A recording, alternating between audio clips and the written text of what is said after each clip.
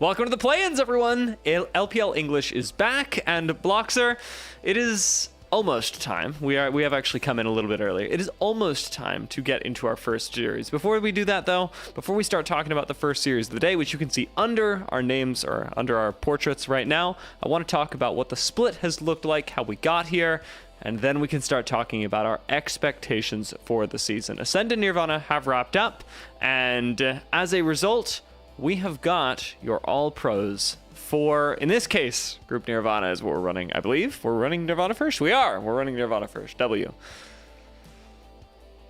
Pretty much what we'd expected, really, with the way that everybody had been playing so far, right? Yeah. Pretty much everything that we could have expected coming out of Ninjas in Pajamas in pretty much every role. We're just going to get the Shy as the all-pro over from IG.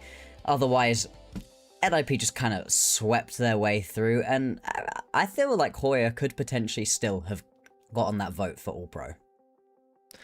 Yeah, I think it's odd to see, like, I mean, you know, as a contrarian, we were just talking about this before the show, the idea of including 4 out of 5 members of a roster, a hard sell, but it is realistic here. NIP have had a very good split, a very short split in Nirvana, which is important, that has gotten them here. So despite the fact that I am poo-pooing the amount of games that NIP have actually been able to play so far, the fact that they have made it here at all is a really big thing for them. It is not the first time they have made it to a promotion series. I remember covering their promotion series all the way back in Split 1. That went super well up against IG, and now we are back here to see not whether they will be promoted or not, but whether they will make it through the play-ins or not, which is quite exciting. We'll talk a little bit about the play-ins, about the playoffs, what this means, and we'll actually start getting into what the matchup is as well. NIP obviously have made it to today's matchup. They, however, will be met not by IG, who were the other part of the All-Pro, but by EDG. Although, we will just quickly mention that, unfortunately, the bottom part of this graphic is a little bit wrong. It should have been Elk here coming in instead of Photic. So, from the community, sorry, not from the broadcast. Okay. From the broadcast, this is correct, but from the community, they liked Elk over what it was that Photic was able to do. So, slight swap around there, slightly more teams represented from the community. It was good to see the community votes and how they differ from broadcast, because they're often quite different from what we decide is actually important in these games. I know that we don't have it. I know that I haven't specifically requested that we have this graphic prepared, and so I'm not actually requesting this graphic. It does make me wonder what the All-Pro looked like, because I did not see the community votes for All-Pro. So, for All-Pro in Ascend. So very curious what that looked like, where we deferred. It is nice for me to see a little bit more love from the community for, as we said, a diversity of teams throughout the split, and hoping that we get a little bit more of Elk later on. However, I did want to start talking about EDG versus NIP, and I'm not awake enough to handle changes to my internal schedule. So we're going to start talking about the playoffs, the play-ins, what this means, because that's where I was mentally before. EDG versus NIP happening right now. Later on, Thunder Talk versus IG. Both, in my opinion, very exciting matchups. Depending on what your taste in League of Legends is, you can agree, you can disagree, but these are best of fives, and it's going to be, to me, a difficult to predict series. How are you feeling about the first series of the day, Bloxer? Oh, I think it is going to be a little bit closer than maybe we imagine. I mean, I would love to be all in right here on NIP, and I feel like I've been burned by this before. Looking at teams that have done incredibly well during their Group Nirvana standings, you know, getting just a ton of wins on the top of the standings. Oh, they're going to be able to beat these bottom feeder teams in Group Ascend, and it doesn't usually come true. We got to see it last split, obviously, with 3 of the 4 teams from Group Nirvana managing to promote. Only the best team in LNG not managing to do so versus what had looked like the worst team in WE. So there is precedent for things to go well for these Group Nirvana teams. Still, all of that being said, NIP have looked so good, so dominant, an insurmountable force during this Group Nirvana split, and I think they are going to be the favourites coming on in, just because they've looked so good, and EDG have had such a rough time of it. Yeah, but before the show, we were talking about, you know, what side of the series we might ultimately be on, whether we think EDG or NIP will take it, but the important thing here is that we seem to be on the same page about it being a close matchup, about it being one that could go the distance in terms of best of 5. I am not sure this goes to 5 games. I feel like this could be 4 games, especially if I want to say NIP are coming out on the winning end of it. I think that EDG may not have enough steam to fight back against something that's going against them, and NIP, I actually think that they could do better in a best of 5, but we'll get the chance to find out a little bit later. We're going to dive into rosters for right now because for those of you who I know are watching only the Group Nirvana games, you might not be familiar. EDG are going to be bringing their full regular season roster into today, and there are a lot of places that we can look for some excitement in this matchup. I think normally when we're looking at EDG, we're thinking about matchups, we're thinking about these individual players, and a lot of them can tend to fade into the background against all of the other competition that we've got in Ascend. Now that we're matching Ascend up against Nirvana, I don't think that EDG have a lane where I'm like, I'm just not going to pay attention to that. It'll be relevant later. These could all be explosive lanes.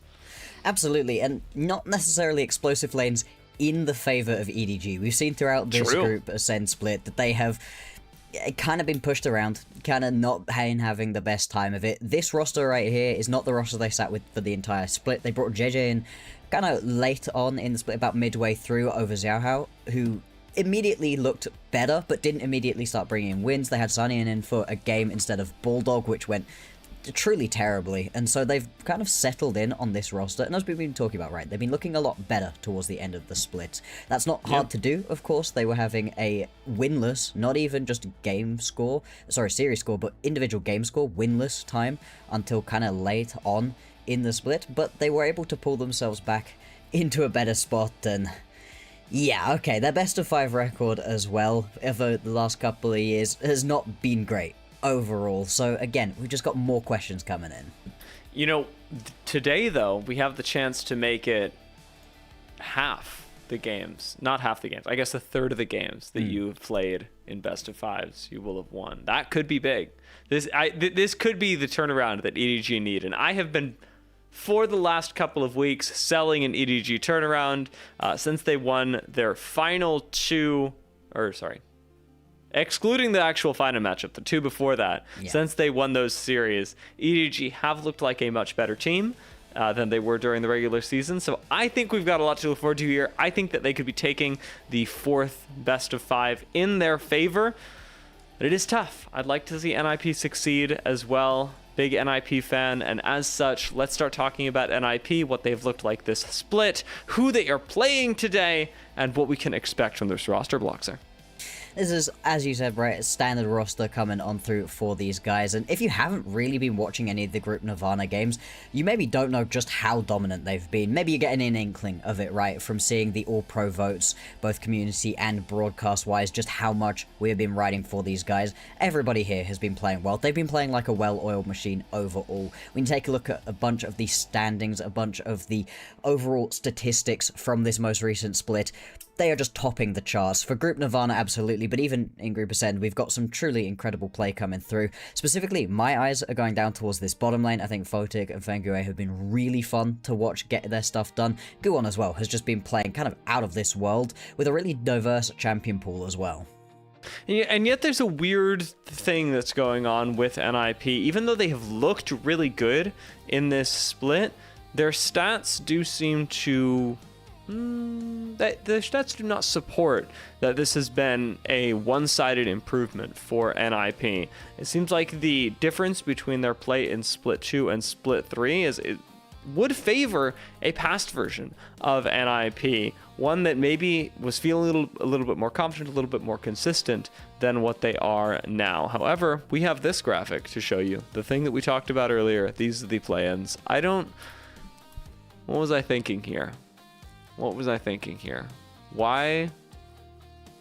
Well, yeah, our split 2, we had these matchups again. We had IG versus Thundertalk, that was match 2 of our qualifications. Same thing for NIP versus EDG. Obviously, EDG came out on top of that one. They were able to get themselves through. It was a 3-game set. A 5-game set. Went all the way, really close, really back and forth. Like you said, this NIP squad that we saw in Group Ascend last time around, they looked pretty strong, but the Group Nirvana teams just came out swinging in that round. Big part of why EDG were able to win was because they had some great competition throughout the entirety of their Group Nirvana split, and were able to upset a lot of those Group Ascend teams.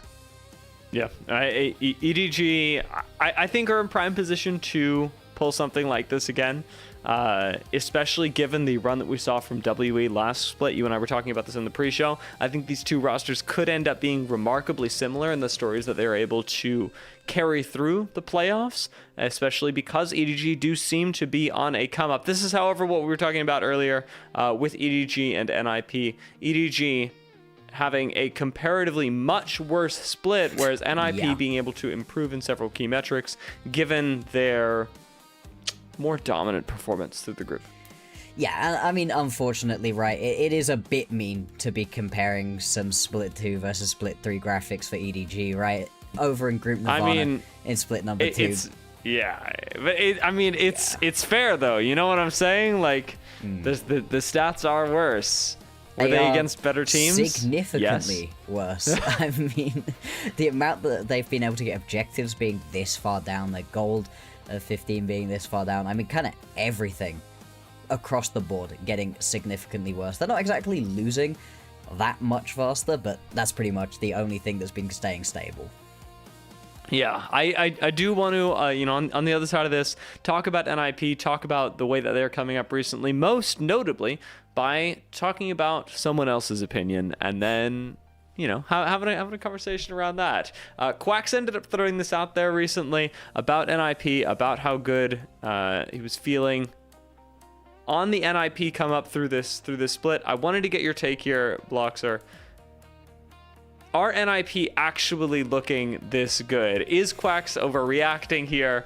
Or are NIP the kind of team that you could see making it sincerely far into this playoffs? Okay, I feel like there's two separate questions here. Do I believe in their ability to get into the playoffs? I do. I think they're going to look better than EDG here. I think it may well be another 5-game set like we saw last split.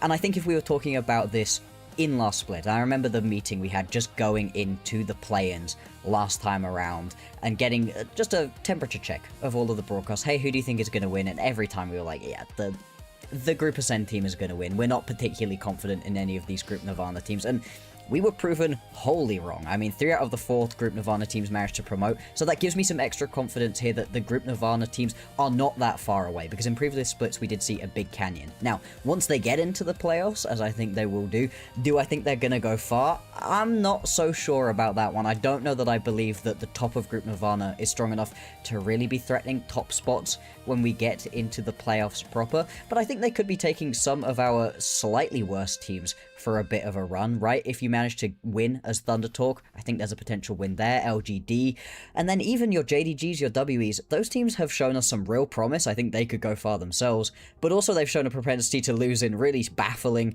and pretty stupid ways sometimes, and so there may be a chance for you to get into round 2, maybe round 3, but I'm not seeing them going all the way, no.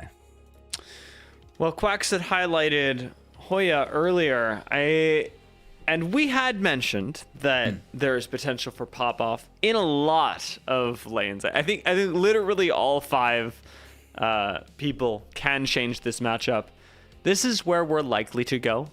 Bulldog and Care are in the center of the map. They are the central focus, or have been the central focus in several games so far. Bulldog having even a really great series just last week. I mean, this is sort of this is, as much as it is the head-to-head, in my opinion, Bloxer, this is sort of the default way to go. This is likely where we're going to end up, but do not take this as a hard and fast rule.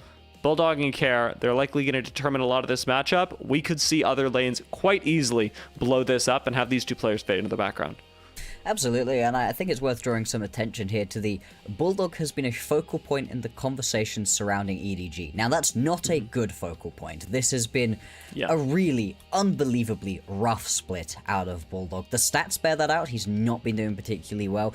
The team's ideas bear that out, right? The fact that they brought in Cynian quickly to see if maybe there was a swap in the mid lane, potentially. I mean, I remember some conversations we've had recently about whether or not Bulldog has had the worst split of any of the Group Nirvana players, and I think he's certainly in contention for it. This is a real opportunity here for Care to be able to put his mark down and make it as much as possible that he is just well and above the better mid laner in this situation. If he's able to do his job here and pull Bulldog apart, this has been a massive problem for EDG. I think that JJ has looked a lot better for this squad, but all he needs is lanes doing their job, not falling super far behind for him to be able to play his aggressive jungling style, and that just hasn't been the case for the most part out of EDG. You know, Alex giving me some flame in the production chat here about, it's playful flame, about how hyped I was on Bulldog earlier. I'm still standing behind this. I think that Bulldog is a really incredible player. However, as his agent at the time, this is also a very emotional player. And Bulldog in this best of 5 is going to be pivotal, not just because of the stat line, not just because he is going to be obviously trying to win his lane and all those amazing things that any mid laner would like to do, but because if he falls behind, man, this could become a focal matchup in a very, very bad way. Bulldog is either going to look very good, or at the very least normal if he's even. But man, if we get great. Yeah, if we get a bad loss, I worry. I worry for the Bulldog that I know and love and want to see succeed, because he can get in his own way. Yeah, he can. Yeah, and he has multiple times. It's also really interesting between these two mid laners. They've got a lot of shared champions, right? The lock going to be incredibly high priority between these two. Now, Bulldog hasn't really been able to do too much with this champion, get himself a lot of wins. Not the case for Care, obviously. I mean, any champion played NIP pretty much has been wins. They've had very few losses. I think 3 individual game losses throughout this split. So they have looked a heck of a lot better. But you've got the Cassiopeia as well, something that both of these mid laners have been moving towards. And so getting into the draft, that is going to be an interesting lane to see if we get any particular bans going on towards. Otherwise, I could see us taking quite a lot of these junglers away as well, right? Your Jarvans coming off of the board, your Nocturnes as well, things that people have been trying to ban away out of NIP, and Guwon hasn't really cared. He's been able to adapt easily, played a lot of the Trundle on the backswing. Yeah. And just talking a little bit about where we could pivot, what champions we could see. You know, we're looking at the sample size for NIP, and you can already tell what champions they feel more comfortable on, what, as you say, with the Trundle, might end up being pulled out in this series, because we've got some games to work with. However, big factor here for EDG, we have more than twice the amount of games to go on this split. They've played by far more games than the NIP roster, and that is the advantage, of course, of coming from the Group Ascent side of this. It is also a huge advantage going into these games, because not only have you played more League of Legends, you've played more League of Legends against, I'm going to use the word objectively, against objectively better teams. Yes, absolutely. I mean, it's the old football adage, right? Iron sharpens iron, right? These players, as much as they have been having a pretty bad time of it, they've got 7 individual game wins. That's 7 games you've been able to pull wins away from your opponents with, and versus good opponents, right? The first win comes against BLG, then they're able to get one off of AL. They damn well should have won that series versus AL. They were in the base, hitting the Nexus, get a little bit too hyphy with it, and end up losing that game, but that could well have been their first series win. And so you know that they have the quality to be able to beat these good teams. It's just been putting it all together. When every single part is able to play well, you can see the quality in some of these EDG players. I know you're riding for Bulldog right here. I think ZDZ has had a couple of really fun moments for this team as well. Mostly been on the carry picks. He's played a lot of Cassante as his tank. Otherwise, wants to get in your face, wants to be aggressive, Olaf, Rumble, all of that kind of stuff. So you've got these individual lanes that when they are able to win, just look so much better. And again, these individual lanes winning is important for EDG because of JJ's jungling style. He loves to play early, aggressive, gank-heavy junglers, and with losing lanes, that style's a heck of a lot harder to play.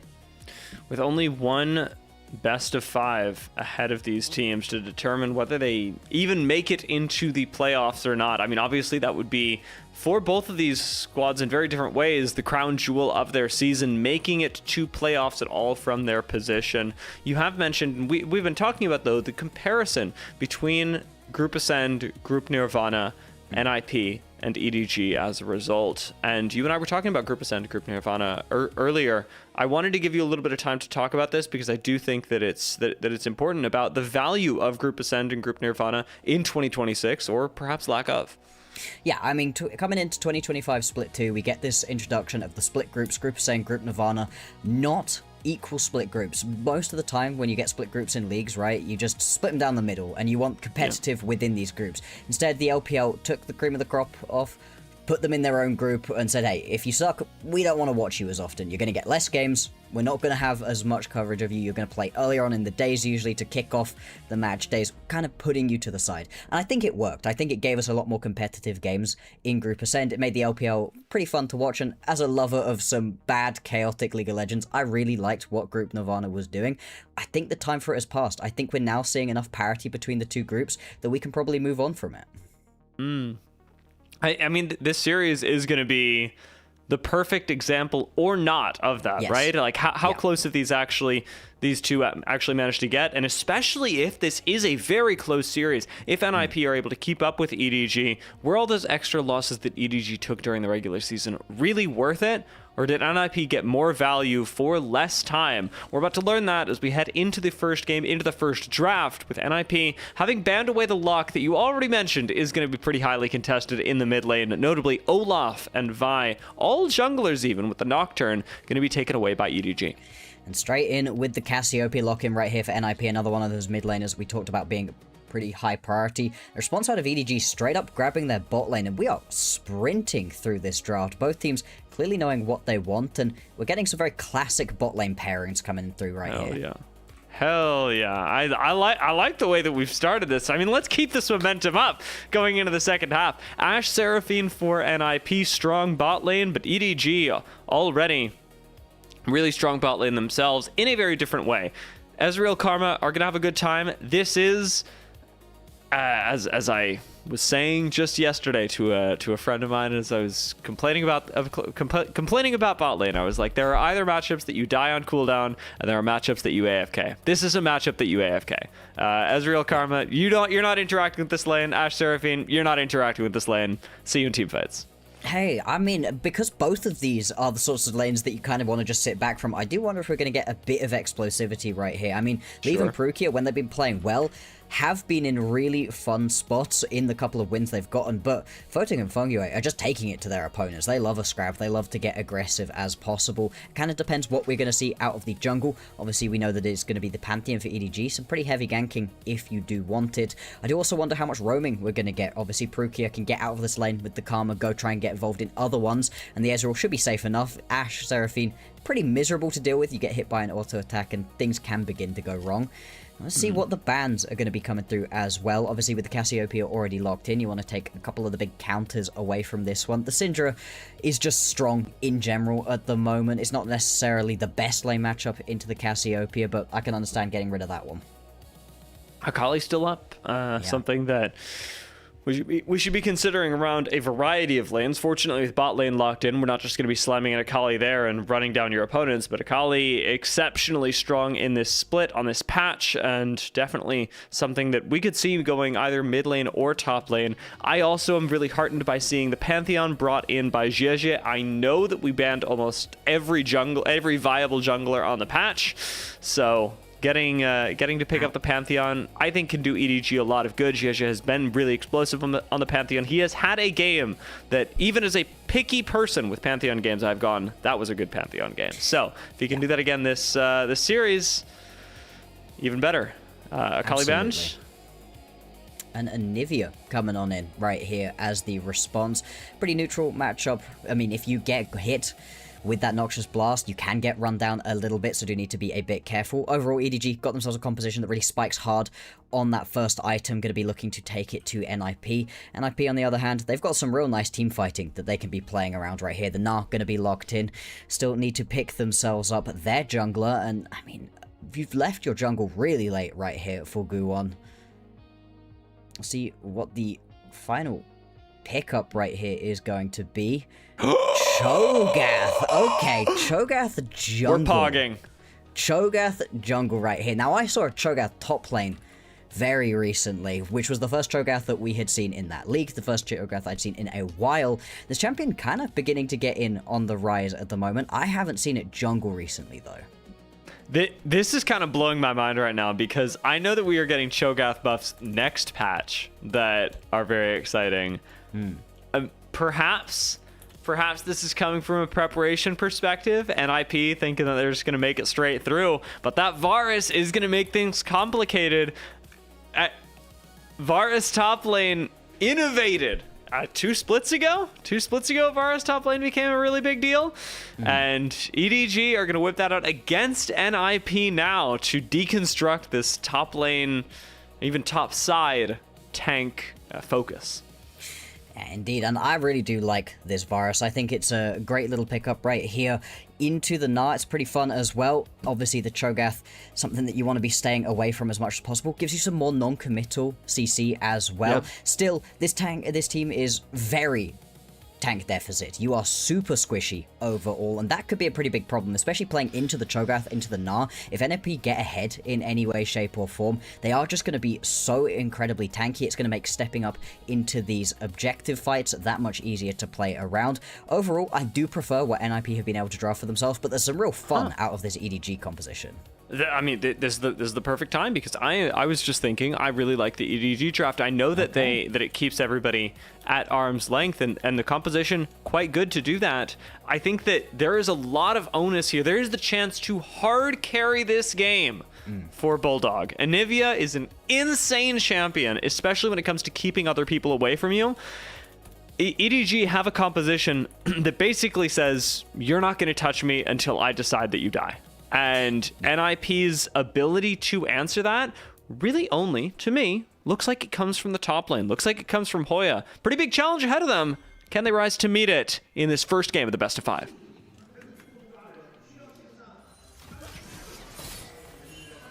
Oh, hang on. Gonna wait for the gyros, but actually we're just gonna get some immediate aggression down on the bottom side of the map. Perukia taking a big chunk of damage right here. Should have to go back to base instantly. That's gonna give all of that lane priority over to NIP. Fans unaffected. They knew.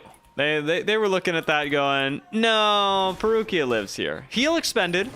So a small win for the NIP bot lane. Gonna get a little bigger as Perukia makes his way back into the lane, but jungler starting on opposite sides of the map is really the focus for us right now and for our observers, as Guwon on the Cho'Gath is going to be giving us a different look at the jungle. Very excited to see what they looked for in this pick, why Guwon has ended up going Hail of Blades Cho'Gath.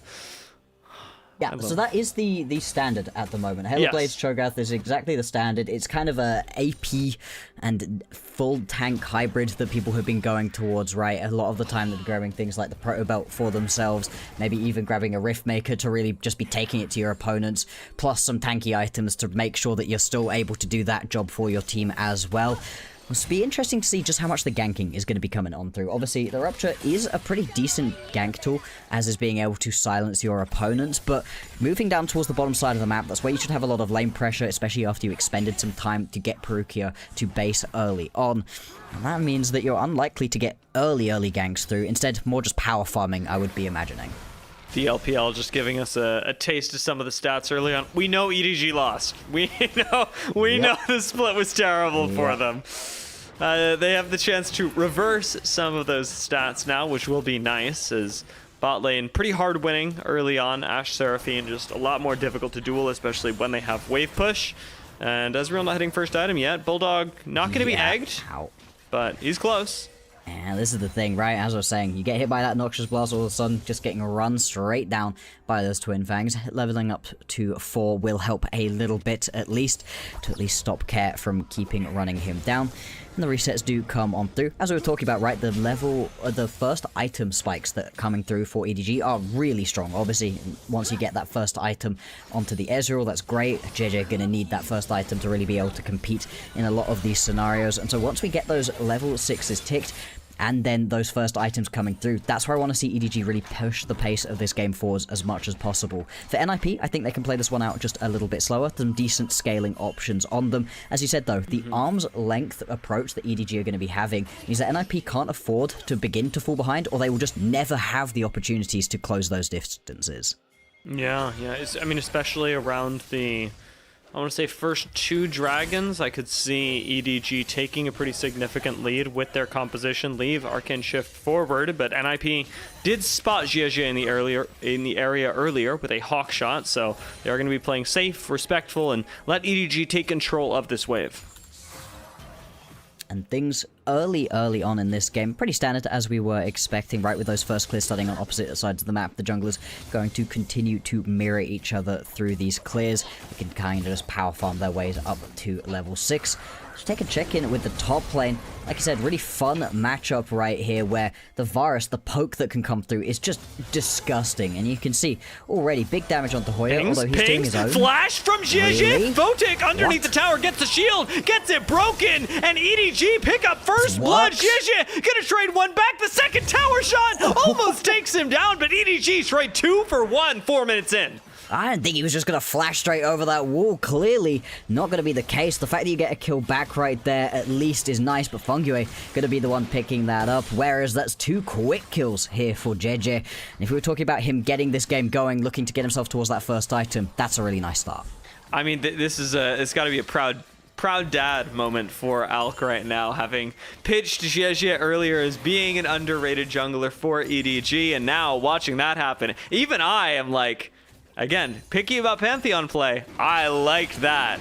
Yeah. GG played that gank like an animal in the best way.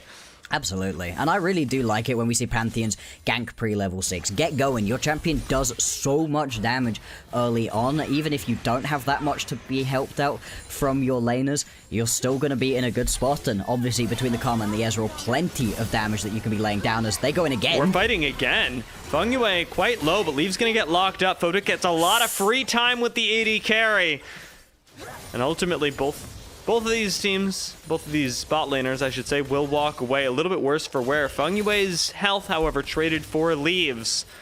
Fungue can afford to throw his away a little bit more on the Seraphine. And I mean, really rough in that trade right there out of EDG, not recognizing the fact that with the lethal tempo stacking up, if you have these trades go long, Photic is going to be in a really good spot to be able to turn them back around. And obviously with all the slows that come through between this Ashe Seraphine combo, if you get slowed up a little bit too much, allow this fight to go a little bit too long, they are going to get chunked out. For this EDG bot lane, they really need these trades to be snappier. Big chunk of damage, jump away, let things reset, do it again, do it again, do it again. The mid lane has been pretty chill for everyone so far. Everybody comfortable to just continue scaling up, but I like the way that Bulldog is playing right now. Has gone for a couple of nice combination trades using the Crystallize. His most important cooldown this game by far. I had mentioned earlier how Bulldog has the chance to hard carry this game with the Anivia. GG has the polar opposite game plan. If GG is committing with his face, man, it's going to be amazing. He and Bulldog do need to be on the same page, and right now, Bulldog is doing a great job in the mid lane of making Anivia look like a champion that can follow up and take you out before you have a chance to get out of the Panth stun. It's going to be really interesting to see once we get to our first couple of skirmishes. Obviously, the first Drake already going over to NIP, but we'll have some grubs to be competing for soon. And JJ having his base come through already. Level 6s ticked as well for both of these junglers. Obviously, going to be really important to get these stacks up as quickly as possible out of Guon. He's already nommed away, I think he nommed away the Drake, it would have been. So making sure he's able to, you know, keep as many of these minion stacks around as possible. Be interested to see what that first Grand Starfall is going to be doing. Could use it here into the mid lane if you want to get hyphy with Bulldog, as you've been saying. And with almost everyone level 6 now, we've got some opportunity for fun in the bot lane a little bit later on. Big Seraphine enjoyer as well, and Fungue can definitely turn a lot of these engagements with a nice use of the Encore. Oh, it's the interaction you talked about. Bulldog's getting run down a little bit. Doesn't seem to have the wall easily available. Takes about half his HP. Indeed he does, and with that push coming through in the top lane, JJ just going to be able to start himself up these grubs.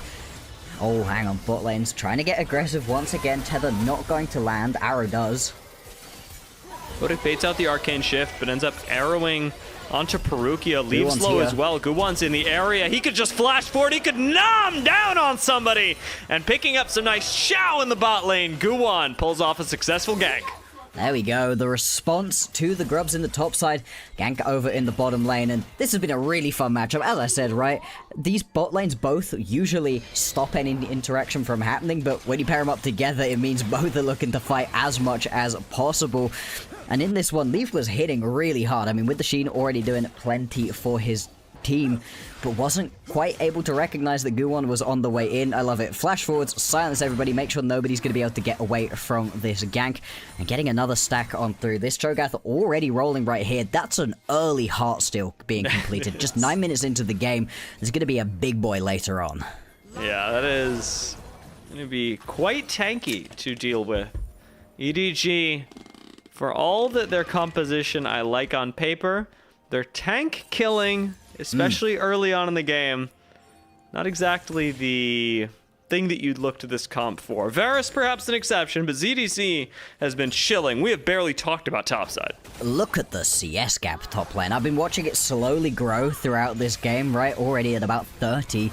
It's a pretty huge gap to be trying to deal with. The pressure that ZDZ's been able to put down as well has been a big part of why you're able to grab a couple of these objectives over on the top side of the map out of EDG as well. And let's see what the next bit of fighting is going to be, right? 40 seconds until the next Drake will spawn. And right now, NIP with push in the mid lane could have a bit of control over this objective, although bot lane as well. EDG, as much as they got killed in that earlier gank, still playing quite aggressive.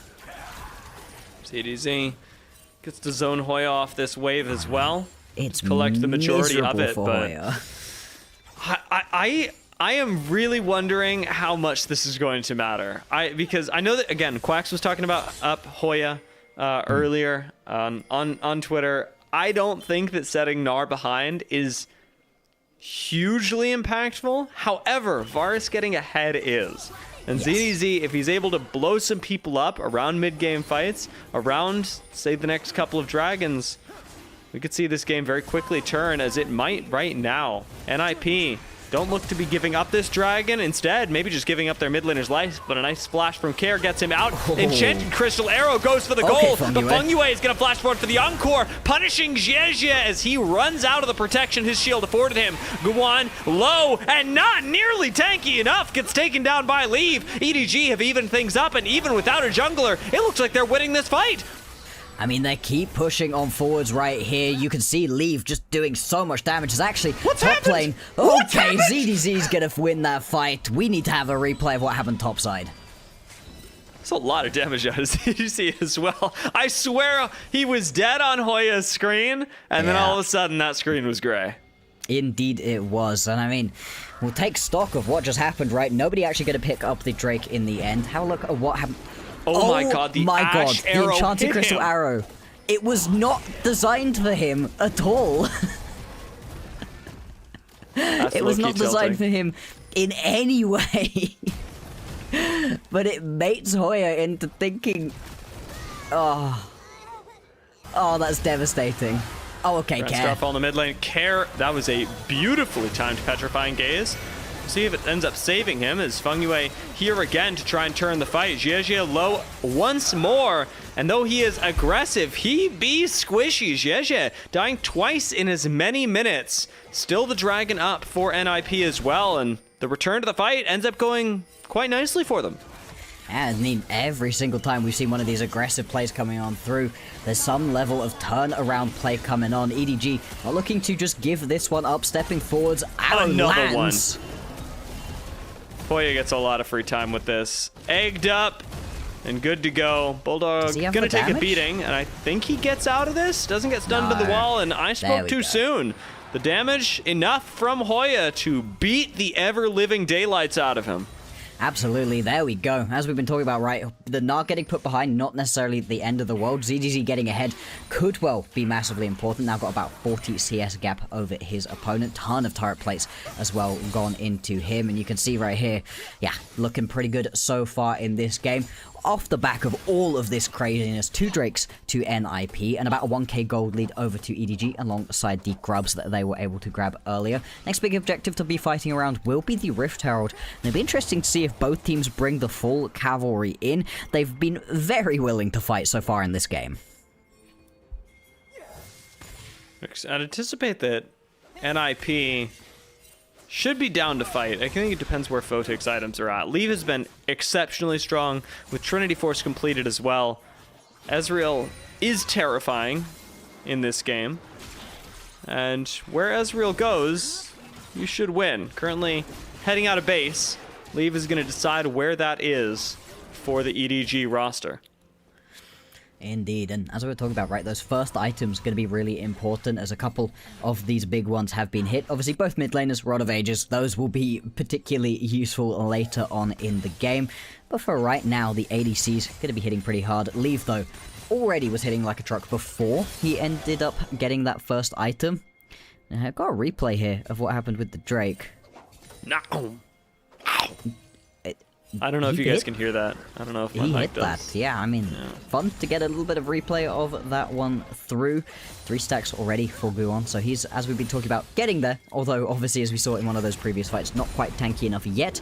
Give him another 10 minutes or so, and this Cho'Gath is going to be terrifying. CDZ gets hit by another arrow, my brother. He doesn't get to play the game. Ow! No. Nom once again right there. Guon going to get his 4th stack of the game. Hoya as well, picking himself up this tower, and this is the problem that we have seen out of EDG. As much as they've had a few good moments, their side laners fall behind, don't necessarily get themselves into great spots overall, and ZDZ, I don't know if it's... Is that really him, though? I mean, we all saw that. Photic is doing that, right? That Photic is an absolute sniper right now, but he didn't even mean to hit that first one, and it resulted in a kill for ZDZ, so I'm not sure that I'm fully counting that one. This one, you gotta be more aware, right? The Ashe is on the map, you know that's gonna be coming on through. The fact he's been hit by so many of them at this point, it's not the hardest skill to be dodging. Making those crystalline arrows look a little bit more magnetic than their icy nature would have you believe. They've grabbed the first tower for the mid lane towers to fall, I should say. And with that, EDG, I want to say take a lead, but they just don't. I mean, EDG, they're ahead, sure, but is this a convincing game in either direction by any means? No. Both these teams playing pretty even right now, and that's where we start thinking about what you had said earlier about the fact that NIP are very happy for this game to go late. NIP have 2 dragons right now, and EDG, well, I don't hate their ability to scale later on in this game. I would be coping if I said that it was on par with a Cassiopeia Cho'Gath. Exactly. NIP have way more, as the arrow finally going to miss. Photic has turned the aimbot off right now. It's turning around on ZDZ! I mean, that would be hilarious if CDT managed to get tagged by it just walking through the jungle. Not even a part of that play. Not quite going to happen, although he might be getting caught right here. That guy's dead. ZDZ does not get knocked up. How do you miss that rupture right there? I mean, how many games of Cho'Gath has Guon really played, you know? That's true. That's true. This is the first Cho'Gath that we are seeing in the LPL this entire split, so you're going to expect a little bit less, at least stage practice, although I'm sure plenty on the behind the scenes. Still, I think even if you land that rupture, it might be a little bit tough to be able to pick up that kill because Perukia is in the area, as we do see Care jumping in real deep here with a teleport. Not going to get anything done with it particularly. Scrapping for position around this Drake though. Soul point for NIP. They definitely want to pick this one up. Enchanted Crystal Arrow going to be off cooldown in 40 seconds or so. So EDG playing very carefully right now. Do you have to worry about how exactly they coordinate? One of the things we noted earlier was that this composition loves to keep you at arm's length. Xie has been on the opposite end of that. Xie has been committing, and he's been, in large part, committing alone. EDG don't seem to have the damage, the timing, whatever it may be to back him up, but now the decision is to fight, walking over the miasma even to do it. Bulldog and Leave, the 2 focal points of the EDG roster, put themselves at risk, but do not end up going down. It is a 3rd dragon over to NIP pretty darn easily. Indeed, and they're going to go try make a mid lane play happen as EDG. They teleported ZDZ up from the bot lane to try make this play, try to fight around the Drake potentially. Obviously, were not able to do so, and I don't think they're even going to get this tier 2 tower. Arrows up. Oda can just toss one of these out. But at this point, he is really tanky, right? 74 stacks on his Heartsteel, getting through to level 11 as well. We're just not going to be able to pick anything up. Yeah, as we've been saying, right, EDG, the onus is on them to accelerate the pace of this game, and NIP are really just having the pick of the litter when it comes to the objectives. Fengyue is just in EDG jungle right now. Having seen Jeje up top lane, he and Care know that they've got all the time in the world. Care going to pick up a few plates here and get to back away. Top lane tower still left standing, as the advantage for EDG might not be big, but it does manifest itself largely around this mid lane tower that we really haven't seen NIP contest. The objectives have been going NIP's way. The game even seems to be going their way, with the fact that these dragons are going in their favor, and they have a lot of scaling, but the mid lane tower has to go down at some point, and right now, it being up for EDG is giving them so much more ability to fight back against an NIP roster that would otherwise be in control of this game. Oh, Death Brush, Perukia. Oh my god, I thought the Enchanted Crystalera was gonna hit. Well, oh my god. It would have if he hadn't have taken that blast cone. If he take that blast cone, obviously he takes himself straight to his demise once again. And you're talking about this mid lane tower. It's going to take a decent chunk of damage right here as well. Photic was just able to complete his second item too. Phantom Dancer coming on in, so he's beginning to rock and roll. As we've been talking about, NIP, they have control of this game with these 3 Drakes, with the late game scaling options that they have, and certainly not helping when Perukia launches himself straight to his demise. No, that was tough. And, you know, for all the mid lane tower giving them control and all that, EDG, it's a pretty close brush to the mid lane. Did not have any vision on it, as predicted by the NIP lads. Baron's up. It's 20 minutes into the game. 2 minutes-ish left until this dragon.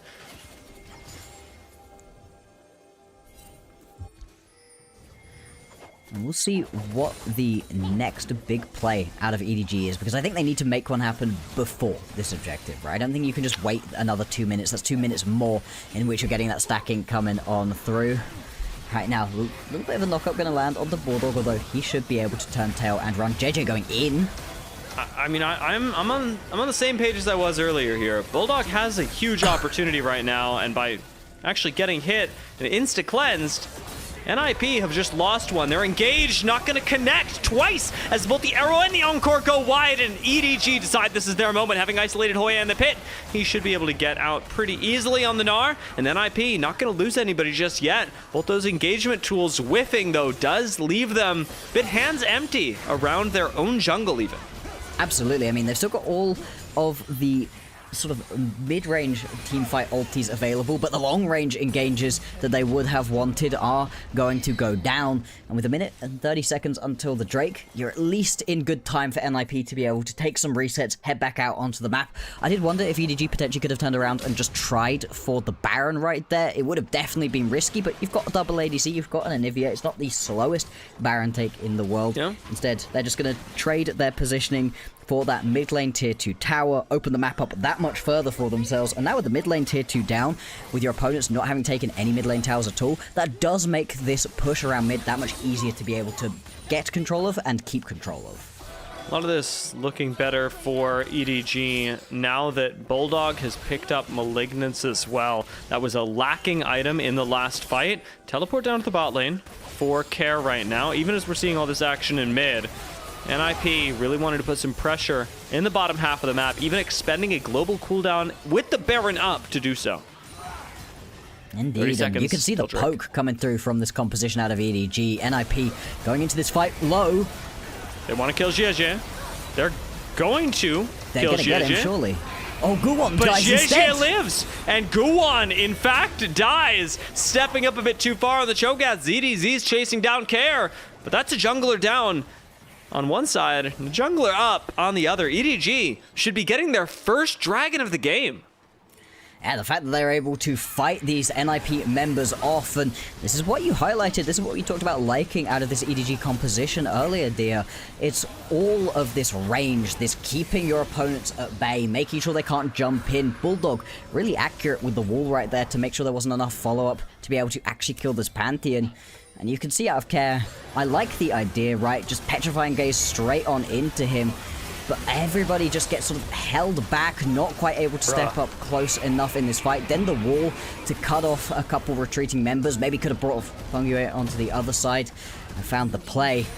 This is a little bit worrying if you're an NIP fan, right? The gold lead is still not majorly significant, but 2K is beginning to become relevant right here. And with them stacking, snapping that Drake stacking as well, EDG beginning to make these fights work. And while you mentioned the gold lead, the thing that should worry more NIP fans is that fight looked like it should for EDG. It didn't look like Zhezhe going in and dying alone. It even started with Zhezhe getting caught, but when that happened, EDG really knew how to navigate this composition that is so good at not letting you touch them. I mean, Zhezhe gets hit by only Care in that fight. Guwon can't walk up to him. Hoya's not in the front line to actually make any follow-up happen. There's a lot of good that this NIP roster can do, but into the EDG composition, you can only do so much when it's played well. Oh, he's dead. Okay, goodbye. He's alive? To leave. Nah, he's dead. He's dead. Wait, no. He's alive? The encore misses, and he's going to be able to walk this one back out. Another arrow lands. Enchanted Crystal arrow lands onto Zhezhe. ZDZ's now getting chased down. Leave. Gotta throw some cooldowns over the wall to help him out, but that is not going to do enough. Leave gets taken out. Bulldog the next up, and he's egged once again. Zhezhe takes to the front lines to try and defend him, but now he may very well be cooked. Hoya almost takes down Leave, who is still alive, by the way. Gets the fight started on him, but while he ultimately survives, the rest of EDG almost all die. NIP going to start up this Baron as well. Go on, no ult to pick it up, but I don't think they'll mind. NIP first Baron of the game off of a great pick find from Hoya. And Leave. If there's one thing he's known for at this point, it's mispositioning errors. Now, this is a really great catch coming through out of Hoya. The fact that the encore misses is really unfortunate. It looks on my screen right here like it should have clipped him, but instead, just about going to be able to get back away. But like you said, ZDZ, he puts himself in harm's way up on the top side of the map. Fine enough when you're playing yourself a bit more of a skirmish-heavy traditional top laner, not fine on one of the ADCs, and a really nice petrifying gaze as well here. Otherwise, this could potentially have been a turnaround. We see how much damage EDG's composition can lay back in, but they get caught up in all of the CC and win themselves this fight. I mean, there are so many coulda, woulda, shouldas in that engagement because we get almost the picture-perfect back-to-back replays of NIP when they're able to play their composition, and EDG when they're able to play their composition, and EDG when they're not able to play their composition. When Bulldog isn't able to kite back, and when something is happening up top lane, Care is going to walk out of this one. I'd be throwing a couple question mark pings out. I mean, that's quite a lot committed to try to get Care whilst you're losing your mid lane tier 2 tower. The Baron push obviously pretty strong at the moment, although looks like things are going to, fizzle out. I mean, Fungyue has not been accurate whatsoever with these encores. Not going to matter in the end, I don't think. Still going to be able to pick this tower up regardless, but do need to be a little bit careful with these. I mean, this is a big teamfight tool that's been going wide quite often in these fights. Yeah. Photic's arrow, though, solved a lot of problems in the early game. Has actually continued to do a lot of work. Connecting onto Zhezhe in the last fight. It's been really, really big right here. And I mean, anytime you see an Ashe, an absolute sniper with those crystal arrows, it does spell good things for the team. Obviously, it's not just been that, though. He's hitting like an absolute truck at this point. 3 items completed. Got himself some anti-heal as well. Make sure that Peruki is not going to be able to do his thing quite so much. Looks like we're going to get a fight right here. Both teams kind of just jockeying position around this mid lane. Guwon's still very threatening in the front line as well. Tanky with a lot of damage to boot for NIP, and that is the real threat off of their CC. Speaking of CC, a little bit gets thrown out at Care, but a Proto Belt to dodge it does help him out. Photic flashing over the walls, EDZ going golden in the front lines, but he is surely getting chewed through by Guwon as Photic is going to be the one to pick up the kill. Zhezhe trying to finish off Photic now is completely alone in the backline of NIP. Hostile territory for the EDG jungler, and as Photic will fall, it'll be Bulldog and Leave left up. Bulldog wrong side of the map, and not much that he can do as NIP are charging down the mid lane. NIP look like they're gonna take some of this, most of this game. Yeah, I mean, I don't think they're going to be able to quite close out the entirety of this game right now. You've still got plenty of wave clear available between Bulldog and Leave, but this mid lane inhibitor will certainly fall, and you can peel back right here. Go pick yourself up Soul for NIP, and they have well and truly taken control of this game. I like this composition coming into this one, and I think they've played this game out not completely cleanly, obviously. Couple big fights for EDG, but they played it slow. They didn't overpush during the early game and fall behind when they weren't strong, and now that their composition has come online, they are running the Rift. You remember when we said earlier that the mid laners could sort of fade into the background? I think Kara's done great. Kara on Cassiopeia has been doing not just his job, but in this moment, even more. Yeah. Really nice right there that he's able to step back away. If he gets caught by those chains of corruption, everything can go wrong. Instead, watch his positioning through this fight. Flashing Force isn't able to actually stun anybody up, of course, with that ulti, but still doing plenty of work, plenty of damage. And then here, he's also just Twin Fangs running Perukia right down, picking up another kill for his team. Like you're saying, these mid laners haven't really disappeared at all in this one. Bulldog as well has been pretty useful for the squad. Care just playing that little bit better. And unfortunately for EDG, this is a position they found themselves in a lot throughout this split. Down by about 5,000 gold, down a soul as well, desperately trying to cling on to the game. Now they do have plenty of wave clear, so it's going to be tough for NIP to close this game out, having not had the Baron in inventory, but that's only a minute and a half away, and they should be able to pick that one up pretty easily. Gold lead for NIP is problematic if you are an EDG fan, because a composition that does want to keep you at arm's length also needs a mechanism through which to do damage. And NIP have a front line that is very willing to absorb a lot of damage. And EDG don't have a whole lot of ways of actually making any of this stick, especially through Feng Yue on Seraphine, who's able to provide a lot of healing through poke. The composition, as you highlighted, for NIP just seems to be outscaling that of EDG in a pretty big way, and there are not a whole lot of plays that can turn that around. EDG would love to find picks, of course, but it's not what their composition is good at. Just dead. It's what Photic is good at.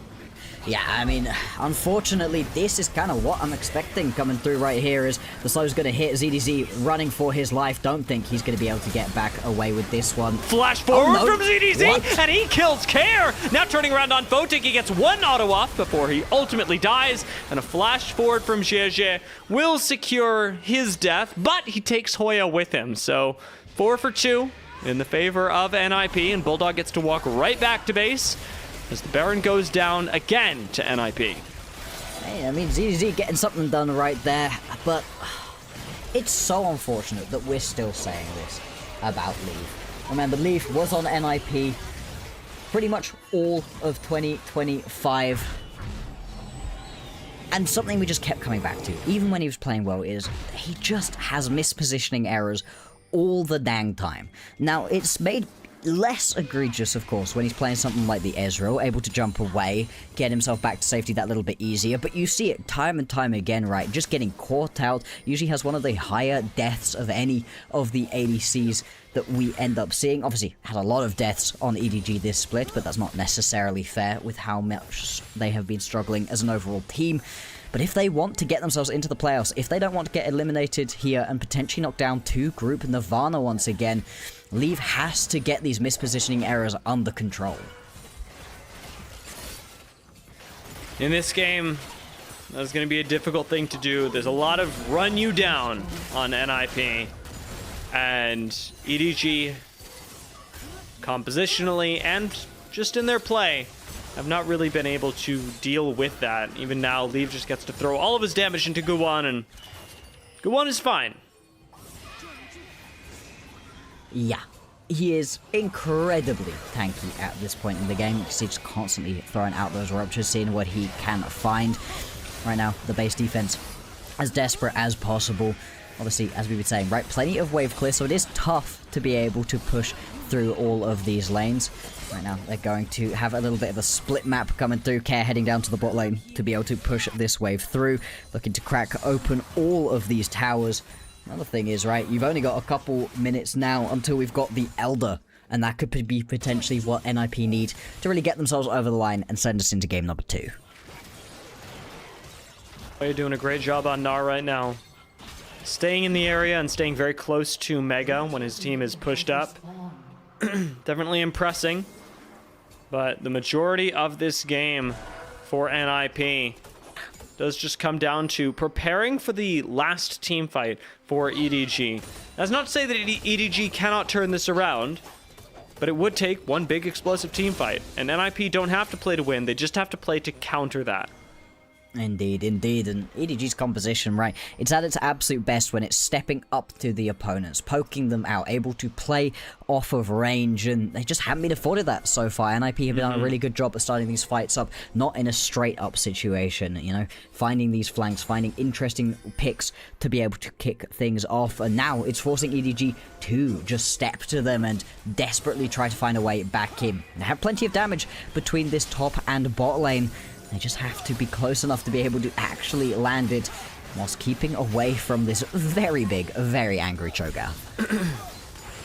Well, he's got teleport. Should it become relevant in, I don't know, the next 20 seconds or so? Elder Dragon coming up.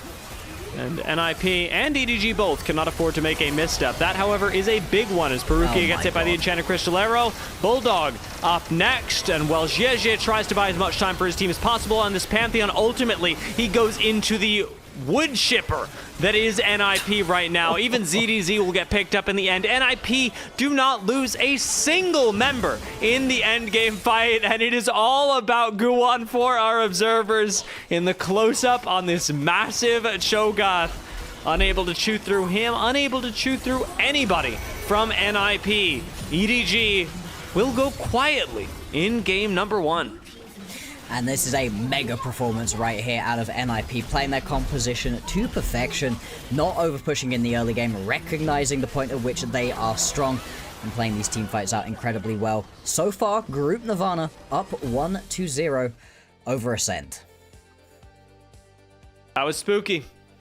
That was real spooky. NIP didn't even make that look particularly hard, and this was off of some good early game plays from EDG.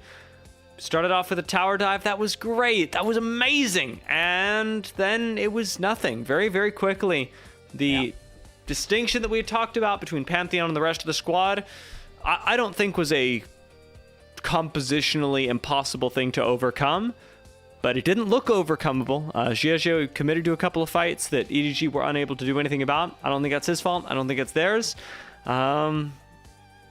And I'm honestly, Bloxer, as much as I'm somebody who is here to talk about the game, I don't know what to say about that game for EDG, because NIP ran that. They have. I mean, if you've been avoiding watching bad games, if you haven't been watching too many EDG matchups, maybe you don't know that this is kind of how this entire split went for them. This is what we had been kind of expecting coming on out. I think Leave getting caught multiple times is so indicative of the way that his career has gone. When this guy is able to space correctly, he's so good. You saw it in a couple of these team fights. Big damage on the Ezreal, super accurate, hitting basically all of the Qs that he needed to, running people down. But he just gets too aggressive. He turns his brain off. He'll, between team fights, wander through a choke point, get himself caught out in team fights, not recognize the fact that, hey, stepping up within range of a Gnar or a Cho'Gath is going to get me killed. And even on the Ezreal, the mobile Ezreal, still not able to keep himself out of harm's way. It was a better look in a lot of ways out of EDG. Their individual lanes don't super fall behind, right? Bulldog, it's rough, but that's kind of what you expect out of this matchup. ZDZ's winning, he's up by a lot of CS, but they don't turn that into anything. They don't pay that forwards into these team fights. Part of it is just so many issues when they come to team fighting. Out of lane, better. Team fighting still bad. I mean, it's not really a recipe for success. There are a lot of ways that I want to talk about this game that are like, you know, because I was expecting a lot from EDG, even in game 1, I want to go, this is what you could have done better, this is what you could have done better, this is what you could have done better. And I don't know that it matters. Coming out of that game, game 2, is obviously the most important thing now for EDG, but I also think that this was just very good play from NIP. The amount of times that we were talking about how impactful Care was, his positioning on the Cassiopeia, the amount of times that we were talking about Photic's arrows that completely turned a mid game that was otherwise pretty good for NIP into really great for NIP, giving them a lot of opportunity throughout the map. Hoya lost, but controlled. Guwon on Shogath, to me, was not the hero. Guwon on Shogath was there, but everything else around this Cho'Gath worked really, really well, with the exception of some Seraphine Encores that, as you mentioned, could have hit a little harder. Feng Yue, I'm not going to give him the free pass through this game. I think he made a couple of pretty bad errors with his ultis, and with it being such a big teamfight ulti, this game could have ended a heck of a lot faster if he was actually able to hit those.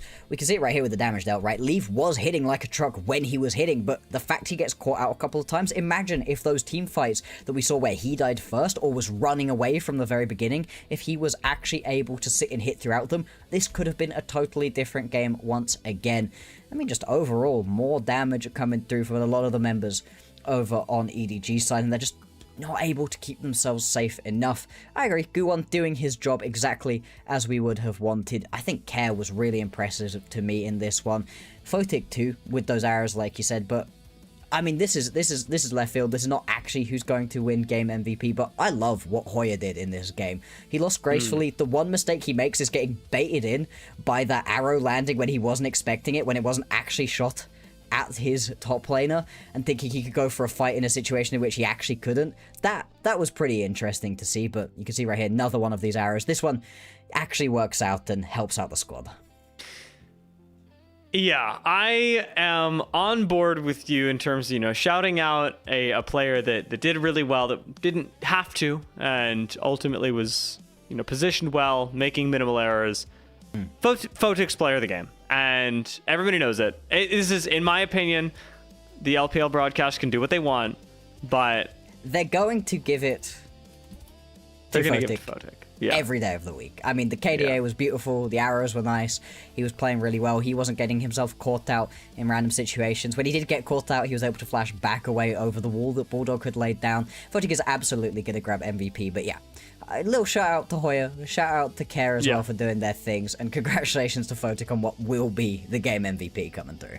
And hey, congratulations to Guwon as well. Like we said, Shogath might not have been the focal point of this game. It could have been, in my opinion, a lot of other champions, but I like that it was the Cho'Gath here. I think the silence was really, really fun, right? In this composition, you don't necessarily expect the silence to be that big, right? Who's actually going to be stepping up to you close enough? But he was doing a really good job of hiding in brushes, finding flanks, and getting into the backline, silencing people up, and then the whole team was able to capitalize on that really effectively. The ruptures coming through as well, and just, he was massive. That's the thing. In these team fights, as much as EDG had a ton of poke, if you're pumping all of it into Guwon, he doesn't care. He's going to be able to heal himself back up, and yeah, you can see it multiple times through right here. I mean, it's just kind of miserable to watch for EDG. Every time you think something's going well for them, like this is pretty sexy out of ZDZ. He had himself a couple of nice moments right here. It just doesn't matter. This is way too late for it to be able to pull back for the team.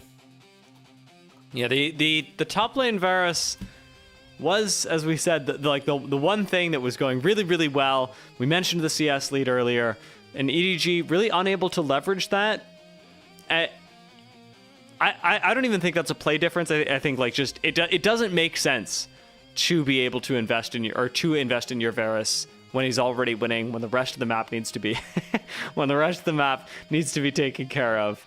But I think it's gonna leave ZDZ feeling a little tilted after that game. And what I'm hoping is that doesn't affect the other solo lanes, because the other solo laner that I am almost avoiding talking about, even as his agent, is Bulldog.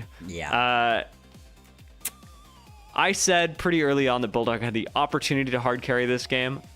Having seen how NIP played, I don't think that's true. I don't think that Bulldog could have hard carried the game, having, what is it called? Post vision, whatever that's called. Flashback. Hindsight, thank you. Being 2020. I'm getting old. Hindsight being 2020. I don't think he could have. It could have been a lot better, though. And I Yeah. think that Bulldog is going to feel like he could have done a lot more. So I'm hoping that he, in the face of this dominant performance from Photic and the rest of NIP, is able to keep it together, because this is a best of 5. Yes, it is. We've got a lot more games to be able to play out. Hey, as we've been talking about, right, these Group Nirvana squads really don't get a lot of games. These 5 games, if it goes to all 5, it would be a significant portion of just the matches that they got to play throughout this split. Obviously, for NIP, they're hoping for a quick 3-0, get themselves into the playoffs, start thinking about the teams ahead of them. A dominant performance for them in game number 1. Pretty split, actually, in terms of who voted for what. I love that the casters both went for Guon in this game. That's really interesting. I think we're a little bit surprised that anybody actually didn't vote for Photic. We know how the LPL likes to vote, and that was exactly the sort of catnip for them for MVP votes. Yeah, everybody's getting baited by the Cho'Gath pick. It's, it's exciting. I'm happy he played it as well, but was it an MVP performance? I don't think so. If you think so, let us know. Let us know what we were missing. Maybe there's some Cho'Gath micro that just went crazy, but I saw those arrows, and Photic looking pretty good. We're going to take a quick break, and we'll be right back with Game 2 of the play-ins here with EDG and NIP.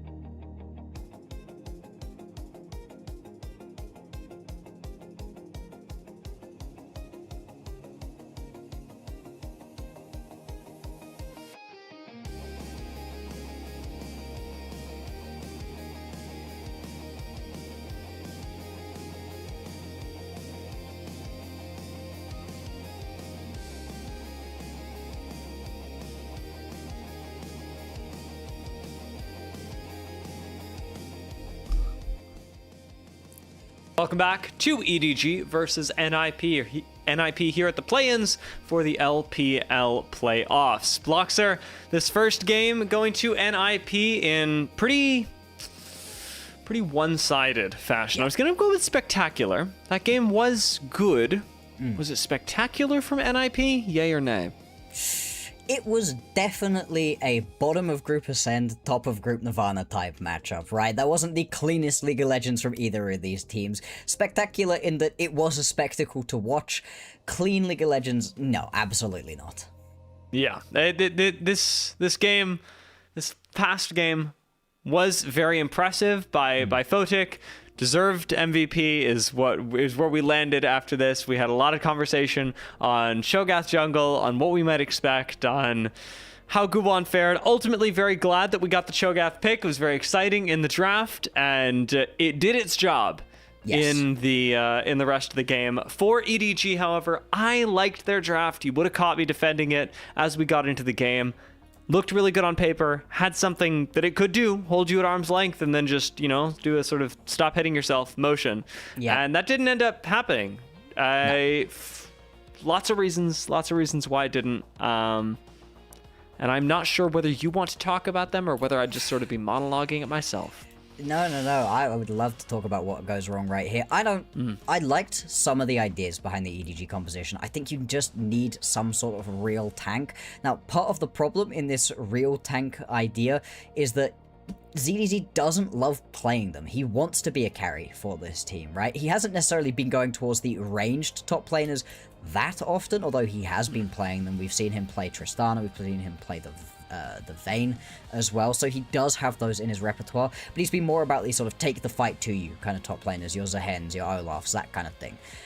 I like all of those champions for him more than I think I would have loved the Varus specifically in this game, because as we talked about, you put a Gnar behind, most of the time the Gnar's gonna be okay, was still definitely useful later on in the game. And so I think if you are going to be moving away from any kind of tank in the top lane, as we've been seeing out of ZDZ, as we've been seeing out of EDG, they needed it somewhere else, and just having the Pantheon wasn't enough. We saw one fight where the Pantheon was able to survive, JJ gets away, they turn it around, find a couple of kills, but he wasn't able to replicate that time and time again, not as this composition out of NIP came online. I think they really have got to go back to the drawing board when it comes to these compositions, but we've been saying that all split long. Going into game 2, I am anticipating a Lee Sin pick for Jie. After that game, a lot of the EDG members, as we mentioned, are likely feeling a little bit lost because the composition should have worked. They should have been able to do something, and everybody individually is likely thinking, well, if only I'd done this, if only I'd done that, if only I'd had more options. Lee Sin is not only a champion that Jie enjoys playing, but is also the quintessential do-everything champion. Get in, get out, initiate, do a lot of damage, tank up if you need to. He may, for all that he falls off in the late game, Lee Sin is incredibly flexible, and you can really take a lead and stretch it. So I'm looking out for that pick. There are a couple of other options in the jungle, of course, but as we saw in game 1, so many are getting banned out. Absolutely, the jungle pool was squeezed immensely hard in game number 1. We lose the Nocturne, we lose the Vi, we lose the Jarvan. All of these premier junglers had gone off of the board very quickly on, and we're going to see the Neferi and the Nocturne going straight away in this game too. Interesting ban of the Vayne right here out of EDG. I think that signals that we might actually get a top lane tank out of ZDZ, which would be interesting to see. Bit of a departure from what he's been playing for the most part, but would be fun as well. The Ryze taken away too. See if they are going to take out the Orianna, or if they were happy to first pick this one up. The Vi as well, banned out in the previous game, could easily be the first pick here out of NIP. Certainly looks like something that they're setting up for. Things like Jarvan also very high priority and left up. The Vi going to be taken out though, a little bit easier to execute, which leaves EDG with the question, do they want to take the last premier jungler left? They do not. Instead, picking the Olaf. Never mind. I'm going to say it. I don't love this because Olaf into Jarvan does suck. Yeah, the Jarvan is totally an option right here. I mean, the Olaf as well. This is super early on to be grabbing this champion through. What?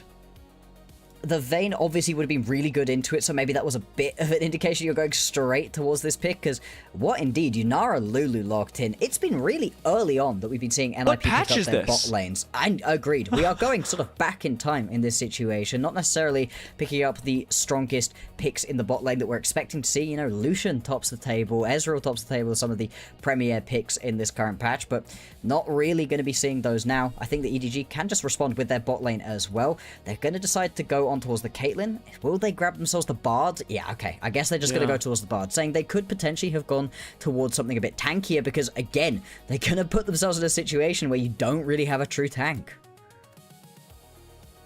What are NIP cooking here? I mean, the EDG composition I disagreed with. NIP, surely you slam a Jarvan here. It's completely free. It goes well with Yunara Lulu, gives your hyper carry a bit of frontline. I don't see why they wouldn't, and yet the lock gets picked up. Of course, the champion that I didn't see. I mean, the lock, we talked about it coming into today. A really big pairing for both of these mid laners. Love to play them. Bulldog played a lot of lock, not necessarily to great success. Care was able to grab 3 games on it. All 3 were wins, I'm pretty sure, and he has just been eviscerating enemies on this champion. It has been a really good look pickup for this guy. Yeah. But like you said, they are cooking right here. I mean, expecting the Jarvan to be banned away out of EDG. If they don't, maybe you do just get it on that second rotation out of NIP. Right now, the composition is very aggressive. Obviously, the Yunara Lulu needs a little bit later to get into the game, whereas the Lock, you want to be getting into your opponent's faces right from level 1. You need a heavy ganking jungler to be able to do that. You want a strong mid-jungle pairing for NIP. And right now, EDG kind of haven't really been squeezing that many of those junglers out. Lock going to work really well into an EDG composition that is pretty dang squishy right now as well. And I say that Olaf included. Olaf is terrifying, but that guy can get blown up pretty darn quickly, especially if presumably ZDZ is unable to find a lead. See what NIP start going with is, again, Jarvan is still up, and we are just, what patch is this? What are we doing? I mean, I like the Trundle for Guwon, although in this composition, right, who are you stealing those stats off of? Who are you getting tanky off of right here? I mean, the Olaf's not a terrible option, but we'll see what the remaining pickups are going to be. Maybe you grab yourself a Galio right here out of Bulldog. It's one of the better pairings that you have into the lock, can just sort of sustain on through. The Aurora isn't necessarily a great matchup. You can find burst kills. Instead, pivot straight away. Zoe going to be the lock-in right here. Now, have we seen this much this split? What are we doing? It's game 2. It's game 2, and the whole draft has been turned completely on its head. EDG, NIP, haymakers back and forth. Lock Yunara Lulu for NIP, and for EDG, a Zoe in the mid lane against this lock. Jarvan the pickup for EDG, going all the way in last pick, having fallen all the way through the draft. GG finally gets his champion, only to be answered by the one thing that we thought GG was going to play. Lee Sin hovered on the other side, and I see no reason not to lock this in. I really like the pairing alongside the lock. It gives you a lot that you can do. Instead, pivoting over on towards the Kiana. Again, heavy ganking damage if you want it. Not so much lockdown to be able to put on through. And let's see what the Jarvan can do, because the Jarvan can counter gank really effectively. I just had a quick check as well. This is the first Zoe that we're seeing in the LPL this split. I knew it was new to Bulldog this split, but yeah, it is going to be new to the LPL right here as well. And crazy drafts are plenty throughout this series so far. If there's a game that I'm gonna curse, it's gonna be this game. I've almost cursed like 3 times in draft. We are incredible. This game is so wacky when compared to the meta that surrounds it. Yes, you can see the logic as we go through it with things like Olaf first pick, very powerful. At no point did NIP really counter this outside of a Trundle. It got flexed to the top lane. Trundle Olaf in the top lane, explosive. Lock Zoe in the mid lane, explosive. You throw in a Kiana in the jungle for good measure. You've got a good 2v2 with the Jarvan, and sure. And then Yunara and Lulu with Caitlyn Bard as well. these two teams have gone, well, for NIP, game one went well. Let's see how much further we can push it. And for EDG, game one went poorly. Let's just throw haymakers at them and see what happens. Indeed, and I mean, for EDG, they've got a composition where that first item power spike is once again really damn strong. You are going to be in a great spot once you get those first items in. A little bit of a power trough, a little bit with the Caitlyn, right, with the Olaf.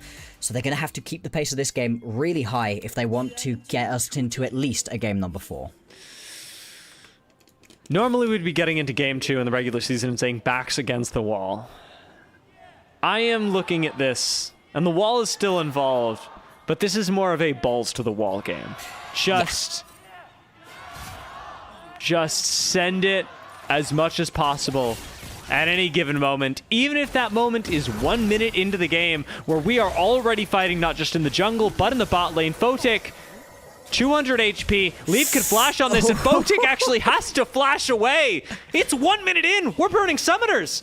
I mean, well, lethal tempo, I mean, the Bard as well does a shocking amount of damage, of course, with that electrocute. As we pan to the top lane, as EDZ also getting his head bonked in right here. Oh yeah, more doing summoners. some big damage. I do like the little bit of swap around coming through, right? To put the Trundle not into the jungle, instead to push it into the top lane. It makes this Olaf matchup a hell of a lot less good than you would have otherwise expected. Now JJ trying to just steal away some cams is actually going to get the majority of these. Needs to be careful not to step up too far, although Inara Lulu kind of weak at this point in the game. Certainly not going to be able to step to a Bard Caitlyn. We saw that earlier. Yeah, and it's especially the fact that they are still at level 1 as well. Bulldog gonna eat an auto from Care, but a good paddle star right back. And Zoe, not the worst matchup into Locke. Far, however, from the best. Locke has a lot of options to burst down Zoe and also to escape from a Zoe that is ahead, that does land a Sleepy Trouble Bubble. Care can get out of that situation pretty darn easily. We're going to see Guwan try and respond to the invade that happened earlier.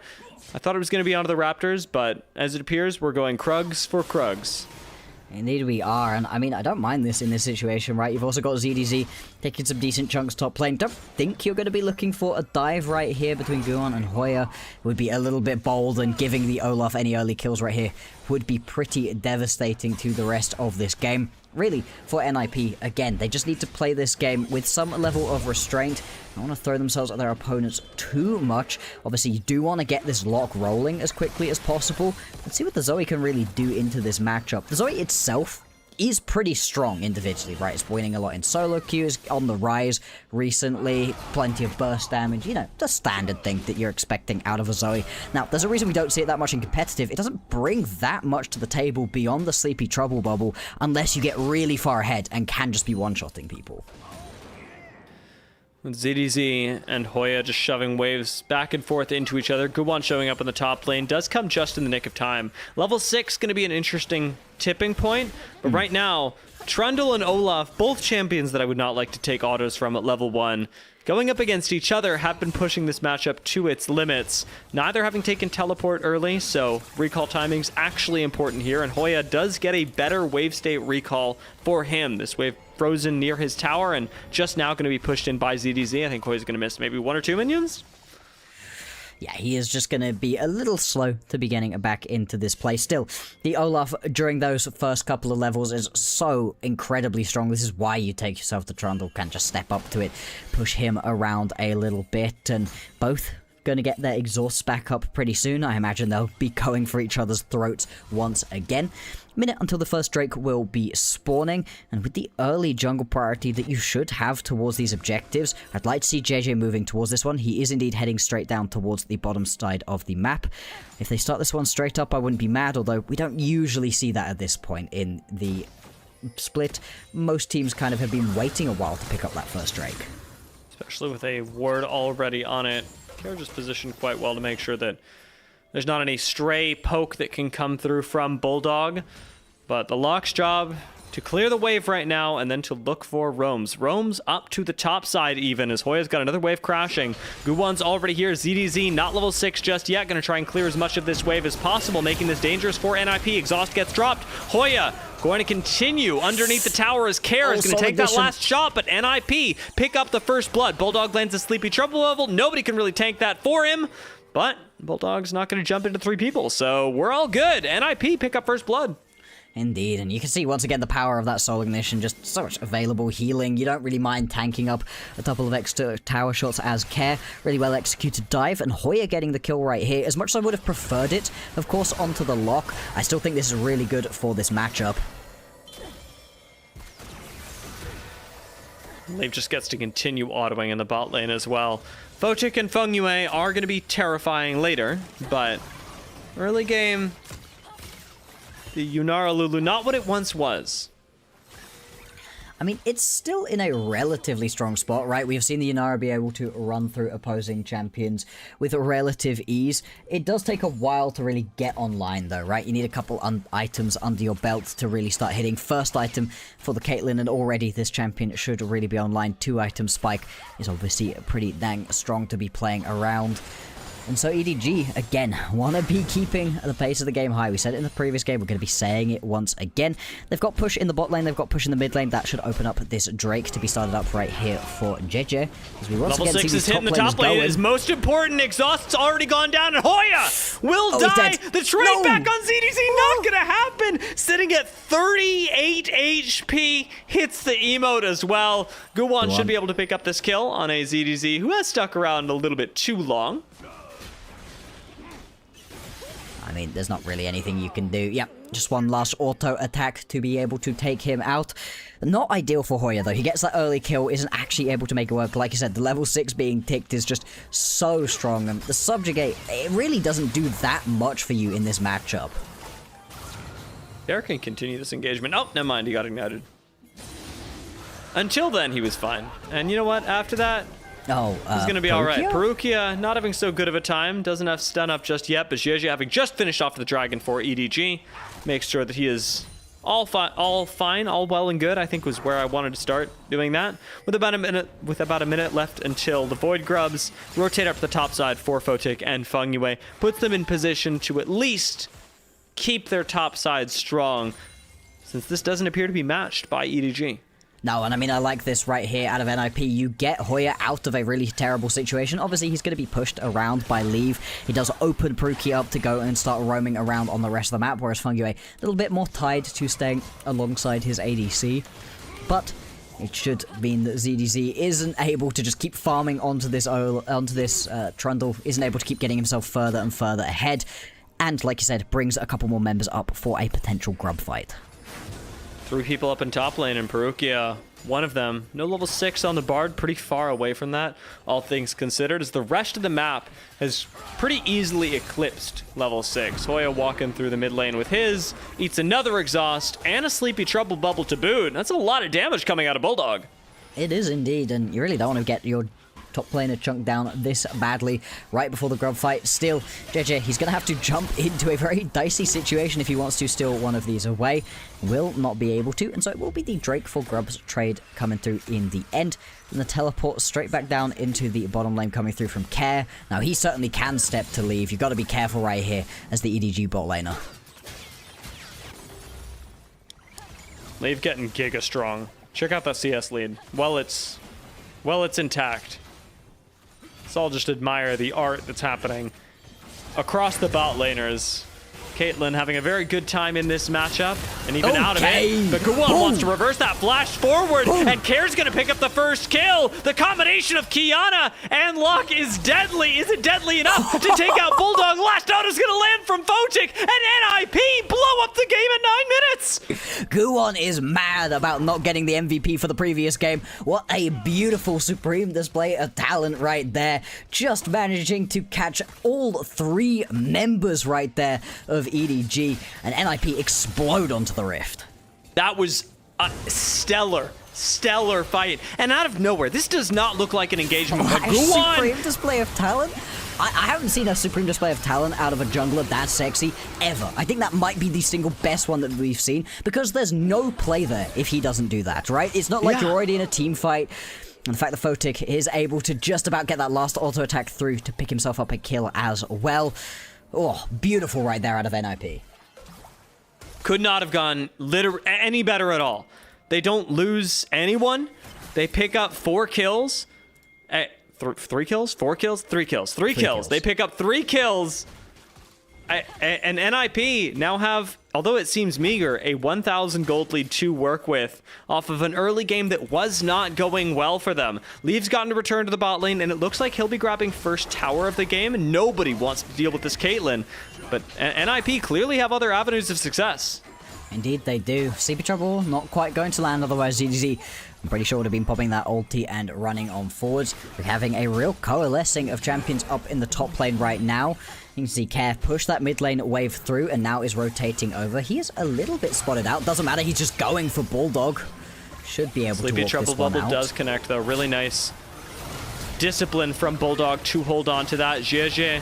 Oh, looks for the commit forward. Supreme display of talent. Gonna connect onto him. Zguwan goes over the wall. Incredibly difficult to punish. Care, even exhausted, is in the back line. Looks for Zhezhe and actually picks him up. Care gets out alive. EDG are gonna get nothing. And 2 minutes later, NIP do the same thing to them, but even worse. Indeed, it's all coming up NIP right now. The discussion earlier, do we still need Group Ascent and Group Nirvana? I mean, this is more evidence to say no.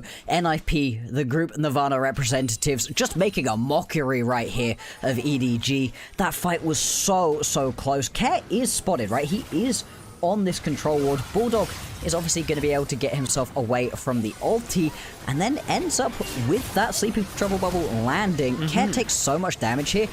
The polymorph is everything. JJ all of a sudden in a terrible spot. Supreme Display of Talent landing here is huge. And then watch Care in this situation. You think he should be heading back away, right? There's no way you can keep on jumping forwards, stepping up to your opponents. No, doesn't care. Action pursuit forwards, landing all of those ritual nails as he needs to. I think you can't fight an NIP right now. I'm sorry. Just walk away. The 1,000 gold lead is one thing. Yeah. When do you get to fight them? You've got yourself a Caitlyn, Jarvan, Olaf composition. If you can't fight them now, when do you fight this NIP composition? Just to be clear, EDG have a Jarvan Olaf composition. Caitlyn has been in the side lane this entire game. That's true. And I'm not even saying that as like flame. That's not a unanimously bad thing, and I think NIP have found a lot of fights. I think it's the right decision from him. I think he needed to sit in the side lane, right? He has his Hexopics. He's got himself a couple of extra components as well. Level 10 has just been hit. He's the highest level on his team. Right? The bot laner is the highest level on his team right now. He's in a good spot. He needed to be on the side lane to be able to get himself this gold together, but hang on. Trap right there. Oh. All good. Goodbye. Didn't need it. Picks up a kill as well. That's Leaf's first kill of the game, despite being, up until that point, 2,000 gold up on his opposition. NIP will answer top side, though, as Care grabs another. Care's so strong right now. I mean, at this point, with the lock, you can just kind of one-tap any of your opponents, right? Has goes towards the Storm Surge as well, so he's just looking for that full burst potential. 10 stacks on the Dark Seal. Let's see if he turns that one into a nice quick Medjay's. And I mean, the fact he's not even gotten Lichbane first, right? Straight towards the Storm Surge. He's looking to just one-tap kids. If we get more fights like this, though, where Leave isn't a part of it, EDG are throwing. And I'm not saying that like in a way where I don't think they can win the game. They absolutely can. But Leave has to be a part of it. And there's no way around it anymore. The lead has extended too long for NIP. And fortunately, Leave is still able to fight against it, as we see there. Photic does look scary. I agree, Bloxer. Leave? Yeah. I mean, I was both scared of him and scared for him in that situation, right? Was getting a little bit aggressive with that one. Obviously, had Fongyu in his back pocket, while Growth going to do a lot to keep him alive. Still, the first items for everybody else on EDG are only just being scraped together now. You haven't got first item for Bulldog. You haven't got first item for ZDZ. Bulldog's down by 1,300 gold just 15 minutes into this game, and dear, it's not looking good for you as his agent right now. I was gonna say, as his agent, let me hit you with it. This is not his fault. This is like so not Bulldog's. I mean, it's his problem. But I've been watching the Zoe game. I'm a Bulldog enjoyer. I'm a Zoe enjoyer. Should we have picked Zoe here? I don't know. No. But hell no. This composition could have loved an Orianna. In fact, I think the Orianna slipped straight through. I think it was. Yeah, I think it was that. up. It did. What? It did What indeed patch is slip this? straight What? through. Like, have we secretly like changed everything about this game and just not told us? Like, is there some LPL graphic that's untranslated that's like, oh, I'm sorry, the current patch broke and we had to go back to last split?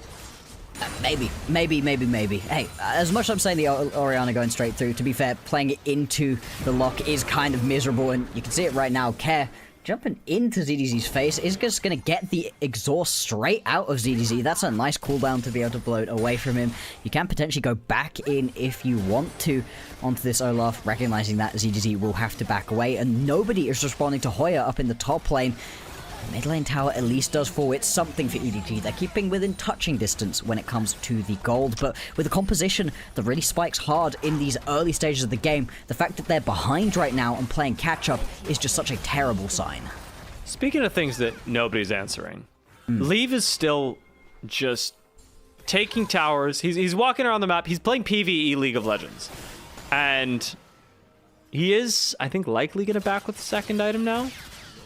Is there a point where Leave, after not engaging with the game, just wins the game? That's second item. I don't know that I'd want to hang my hat on Caitlyn's solo carry, really. Sure. There's a chance, right? The combo between the Bard and the Caitlyn's obviously very strong. You've got plenty of opportunity to put traps down underneath somebody that's been hit with that Tempered Fate. Same thing with Zoe. Hit a Sleepy Trouble Bubble, you can then chuck a trap underneath. That can look really good as well. So there are opportunities. Leave is set up for success in this game, and with his second item coming faster than almost anybody else in this game, he is in a good spot. Still, you can see having to play with so much respect. Is he actually going to step up in this game when there's a lock hunting on his head, when there's a Kiana hunting for him as well? Can you actually step up and not just get pillared back or polymorphed by Funky Way? I mean, I don't know that he's going to be able to carry this one out fully, but he's done as good as he could so far. All eyes on Leave, as unfortunately Tempered Fate is not going to connect. Teleport, however, does bring Hoya right into EDG. Their carries, however, trapped in the river, aren't able to access this fight just yet. Kair's going to get hit by the Sleepy Trouble Bubble. Gets out, however, as Bulldog and Leave go forward. Kair manages to half health Leave in an instant, but he's still cutting Hoya back, as ultimately a chop will end his life. Bulldog is in this as well, even on the Zoe, looking to get fancy with it, and he does! Dancing on their graves, EDG Una reverse card NIP, 17 minutes in. There we go, that's going to be the almost clean ace right here. Leave going to be the only member going down, but he did his job. Big damage coming through from the ADC of EDG. And all of a sudden, that 2.5k gold lead that they were sat on evaporates in front of our eyes. And the second Drake of the game goes down as well. We'll have a look back at this one. The initial engage doesn't really work, but it does blow a bunch of these big cooldowns out of multiple members of NIP. This teleport is just, it's too aggressive, right? You're not really strong enough as the Trundle to not just get immediately jumped. But as we've been talking about, right? Watch Leave. Watch what Leave is able to do. Stepping up, being aggressive, even with getting knocked up right here. He's still doing big damage, and it's enough to draw the members in. Maybe you could count it as a mispositioning error once again from him, but hey, if it works, it works. You definitely can. Just to be extremely clear, yes, EDG won that fight. Yes, hey, Leave did a lot of damage. Your opponents in to kill you. It's good, right? That's true. You know who else was? Thank you, Bulldog, for making yourself relevant. As I was thinking that. You know who else was good that fight? Bulldog on Zoe. Yeah. Played quite well. He and Leave together. Very scary, but also NIP maybe paying them a little bit of disrespect in that fight. Oh yeah, they were feeling themselves way too much in that situation, and nobody's able to find that big ulti to start things off right here. Instead, everything being used defensively to try to fight back, get away from all of the damage EDG was laying down. And I cannot overstate just how much that has erased the gold gap that we were seeing previously, right? Bulldog could barely scrape together a first item not 5 minutes ago. 2 full items now completed. He's also equaling the amount of stacks on his Dark Seal that his opponents are. Just a really good fight out of EDG, and it shows us a sign of life in this series. We may even get another one. Ults. Must all back up. Leave going to be getting his ghost back soon. Sleepy Trouble Bubble will not connect, and a Soul Ignition makes Ace in the Hole completely irrelevant. NIP collect the first standing tower for EDG in mid lane. Actually opening things up for them pretty widely. EDG, for all that even the first game did not go their way, they've done a really good job of keeping mid lane tower standing across 2 games. Indeed they have, and they've been using that pressure decently well, finding ways to steal away a couple camps and just trying to find some level of flank onto their opponents. Hasn't necessarily been working out for them every single time. We are seeing some critical second items coming on in. That's going to be the Runans completed here for Photic. He's going to be hitting really hard now. Lichbane as well, now completed for Care. He went for the full burst build by grabbing himself the Storm Surge first, but now he's just going to be absolutely impossible to deal with if he gets himself some level of backline access.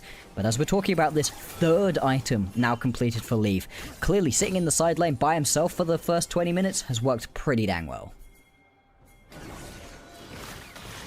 Bungie by looking for a way into the river, but Perukia getting to cut off a little bit of the vision. We get to see the top lane rematch once again as exhausts are going to be traded. Hoya finally winning this matchup that he picked himself into. The Trundle v Olaf is not gonna, it's not gonna shift back. At this point, we've passed the whatever the horizon, and Olaf doesn't get side lane anymore. And I mean, this is, again, quite a defensive Olaf build coming through as well with that Hex play. And I get it. You want your ulti up more often, right? But, it doesn't feel good when your Olaf has to go Hex play first. No, it does not. No, it does not. I can't help but chuckle. EDG are going to answer this. Hoya is getting ganked and should be super dead. If he's not super dead, something has gone super wrong. Okay, Leave sniping onto that one as well, getting that big boy damage on through, and just keeping himself so far ahead, 2.3k ahead right now. This is the Leave that we want to be seeing. Now, if he can keep his positioning tight, not make any mistakes going on forwards, they should be in a pretty good spot for EDG. I had questions about whether or not he was going to be able to carry the team through, but so far, not actually looking so bad overall. Still, with Baron now spawned, that's going to be the main focus for both of these teams. 30 seconds, though, until the Drake is up. It will be soul point for EDG if they can grab it, and with it being an Infernal, going to be a very enticing Drake indeed. The precarious thing about having Leave be your win condition is that, first of all, he's Caitlyn, and one misstep can have you blown up instantly. Yeah. And the other is that it's Leave. And he does that. Yes.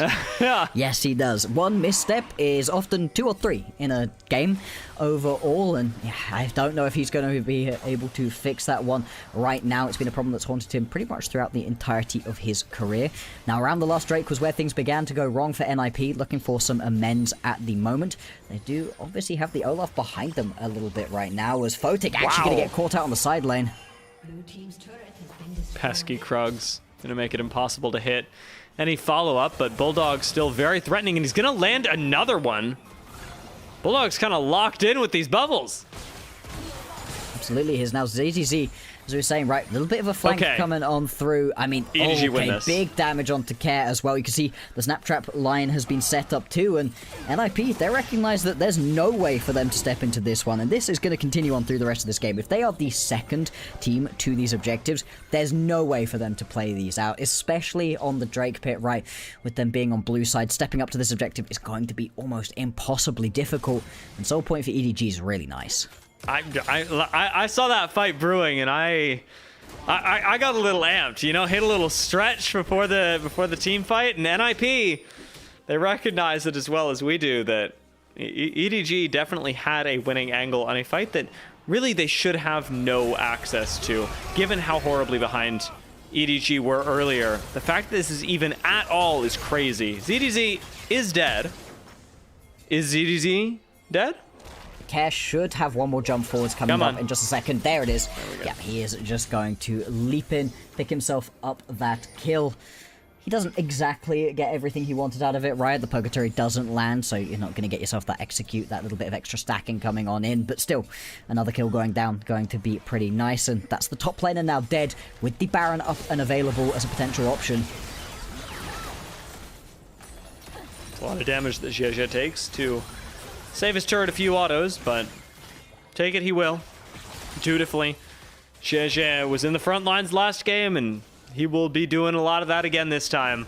Even on the Jarvan, who has been a little, I want to say not the focus for EDG, but as you mentioned in the last game for Guwan, Jarvan's been annoying. Jarvan's been taking up a lot of space, a lot of time, and for an EDG roster that was a little bit behind, maybe a little bit less so now, that's all you need.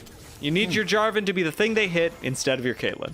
Exactly. As long as the Jarvan's been able to absorb some pressure, same sort of thing with ZDZ on the Olaf, things are going to be looking pretty good for them. I think the other thing you're going to need to win this game overall from EDG is Perukia to kind of step up. He's not been particularly proactive in this game, hasn't been hitting any big tempered fates either.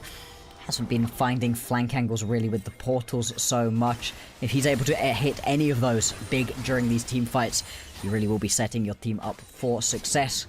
And you're going to have a pretty big opportunity coming up right here. Obviously, the Baron, the main focus both of these teams are looking towards, but the longer they do this dance, the closer we're going to get to that soul being available for EDG. GG going to start walking up. The EDG teleport available is pushing out the bot lane for right now. Just applying a little bit of pressure for EDG, making sure that they have options should this fight not go their way. But at the moment, NIP quite wisely are not going to fall into the trap of trying to start something around Baron and getting it turned around on them, especially with something like a Jarvan Olaf that can run you down after you've been pre-weakened by a Baron. NIP do have the advantage of being able to play quite conservatively, and on your screen right now is a big reason why. The first and second pick, Yunara Lulu, that had my mind exploded, have hit 3 items. And while that is a far distance from the 6 that Photic can complete, it's relevance and certain relevance for Photic and Fengyu. Exactly, I mean, the Lord Dom's going to make it that much easier to get through JJ. Make sure that you're able to deal the damage to who you are most likely going to be hitting at the beginnings of these fights. You can make short work of this Jarvan. It's going to make the rest of these fights a heck of a lot easier. And you can see the vision lines really beginning to be set up right now. The control going over to EDG once again, and this is the big problem for NIP. They can't step to these objectives second, but they don't really have the pressure to be able to step up and put down as much vision as they really need to ensure that they've got easy access paths in. Part of the problem, of course, with a Lulu, you really just need to be on the hip of your ADC, whereas Perukia, he is free to roam around and get where he needs to go.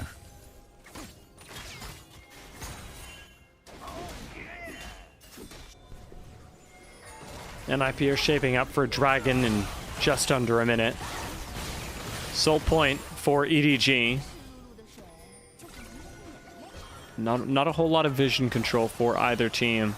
NIP with numbers are going to be first to the objective, something that you mentioned was critical for them. So important. They can't afford to let EDG set up, and that was nearly a certified leave moment. Yeah, that was solved with 190 cal. We've got another missed position in us. Oh, yeah. By no leave. There's time in this game yet, but NIP poised to take advantage of it. Ooh, R4v5 right now. Reset coming on through right here. Out of Hoya, and that's really late for him to be doing that. He's now clearing out a wave mid lane. This is a 4v5. There goes the trap line. Teleport in, but EDG, I think, are going to be able to take this dragon. It might come down to a smite fight, but Hoya, going on a very big flank, is going to try and draw some of the attention. Guwan goes for the supreme display of talent again! The killer instinct out of this jungler is incredible as EDG completely lose control inside of the pit. Photic jumps over the wall, and NIP they managed to find another team fight off the back of Guwon, who plays hero for the squad once again. An ace for NIP. The Dragon, an afterthought as they pick it up. And NIP are looking for the base. They can indeed. It's 25 seconds until anybody relevant is going to be back up and available. You've got this wave pushing in through the bottom side. And with a Trundle on your side, these towers are going to be melted through. 15 seconds now until Leave is back up. First tower gone. Perukia gonna buy a little bit of time by Zanyasing the tower, but not gonna be able to stand in the way of NIP any longer. That is a Guwon game. That comes down to that's jungle diff, and no flame on GG. That game was jungle diff. Guwon, take a bow. Oh my god. Oh my god.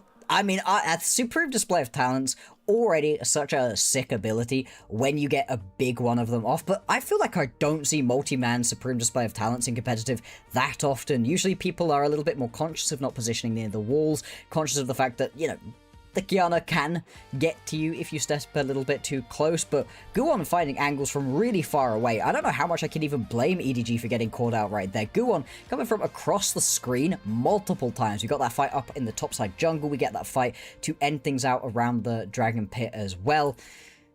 Man, he was, you know, a couple votes for him for MVP through from the casters and stuff we saw in the previous game. This is surely unanimous.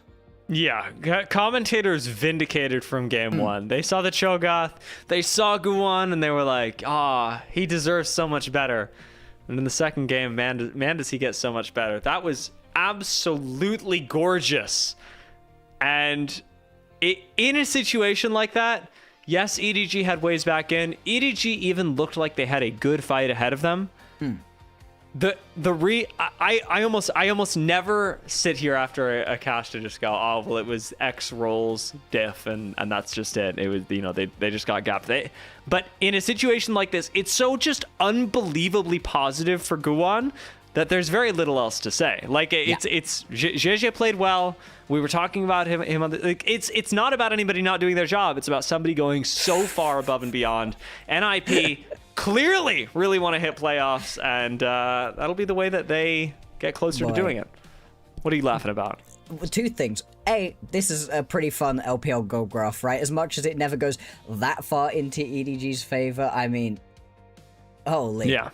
Holy. Over on the other side of things, the fact that the top laners do so much more damage than everyone else tells you what kind of game this was. They were hitting each other 97% of that fight. That's where most of that damage has come through, was from them scrapping. Whereas we just had a couple big team fights coming through. I really like, and what has really encouraged me about this win out of NIP, is that they showed great restraint. In first game as well, with, you know, not fighting too much early on and just fighting when their composition came online. But in this game, I thought they were going to go fight for that Drake. Not the last one that we saw, but the one previously. I really thought they were going to go step up, compete for that objective, and with the way the fights have been going, with the setup that they didn't have around that objective, it would have gone horribly wrong. I love that they recognized that and went, okay, no, we're just going to walk away, let you take this objective, we'll find some gold on the rest of the map, not fight in a bad situation, and then in that next Drake fight that we see, they actually have some setup, they have some ability to step to their opponents, and then they're able to make the fight work. Really, really nice right there. Absolutely stellar. This is one of those situations as well where, in case we couldn't tell by watching the game, you can tell by the way that the highlight reel is edited who the MVP is going to. I mean, who else was it going to be, right? No, I'm just saying this is, you know, one of those situations where they're not dissembling here. This is a very, very clear game. NIP did have a couple of other bright points. The lock actually looked quite good. The early Yunara Lulu ended up doing its job just fine. And this was, to EDG's credit, one of the fights that actually went pretty well for them. Yeah, they had a few moments in this game where I really thought they were going to be able to do it. As we said, right, maybe a bit of mispositioning error out of Leave, but it does bait people in a little bit too far. This composition that they had, if they don't get all hit with the Supreme Display of Talent at once, if they're able to kite out the initial bit of engage and then make the team fights work, it will go well. But when Guwon does something like this to you, I mean, holy, what are you even meant to do about it in that situation? The Supreme display of talent multiple times, landing onto multiple members was nice. Photic here too, really well played to just get himself in the face of his opponents, and that was the whole thing for this composition. Can you actually close the gap? Can you actually get into the backline?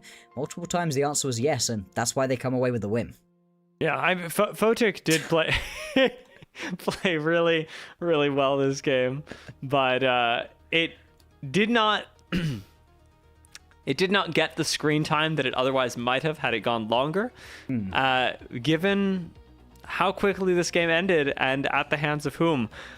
NIP now have won 2 games. EDG, here I was going, you know what? Don't let the game 1 tilt get to you. It's all good. You got game 2. I suspect it's getting to them now. That was actually a very winnable game for EDG. As much as we were talking about NIP looking really good, EDG had a Caitlyn that was scaling up really well. Their Zoe was playing incredibly. They had a Jarvan and they had an Olaf, which compositionally is extremely difficult to deal with. EDG had ways back in, and they lost it to this man right here. Yeah, they did. Guwon picking himself up the MVP of this game, as we expected. You know it's an incredible game out of a jungler when they get 2 kills, and they are still your MVP, right? Usually the LPL voters, they're pretty swayed by the KDA at the end of the game, and, you know, 2 kills, 2 deaths, so it's not necessarily jumping out of the screen at you, but it's really a, did you watch the tape? Did you watch the game right here? Because it was just such an incredible performance out of him to find multiple big engagers. He had to for the team, and on a champion like the Kiana, it's hard for you to be the engage for your team, for you to set things up. And if he doesn't do that, we come out of this game... Correct votes from everyone. Yeah. If he doesn't do that, we come out of this game and we go, oh, I guess they just weren't able to do it. You know, like it's not like he needs to be doing it, and we all know that this is the moment where Kiana's going to pop off. He's finding these angles where on paper you look at it and you go, well, you know, if you don't find the engage, you just don't. It's natural. And Guwon's not letting the game slide by him here. No. Taking absolute maximum advantage of the situation and of EDG's unpreparedness, I suppose. Guwon now takes NIP up to 0 in a huge way. I have so many good things to say about him, but I've said his name way too many times in the past couple of minutes to make any more salient points. So we are going to take a break before we come back and say Guwon's name a couple more.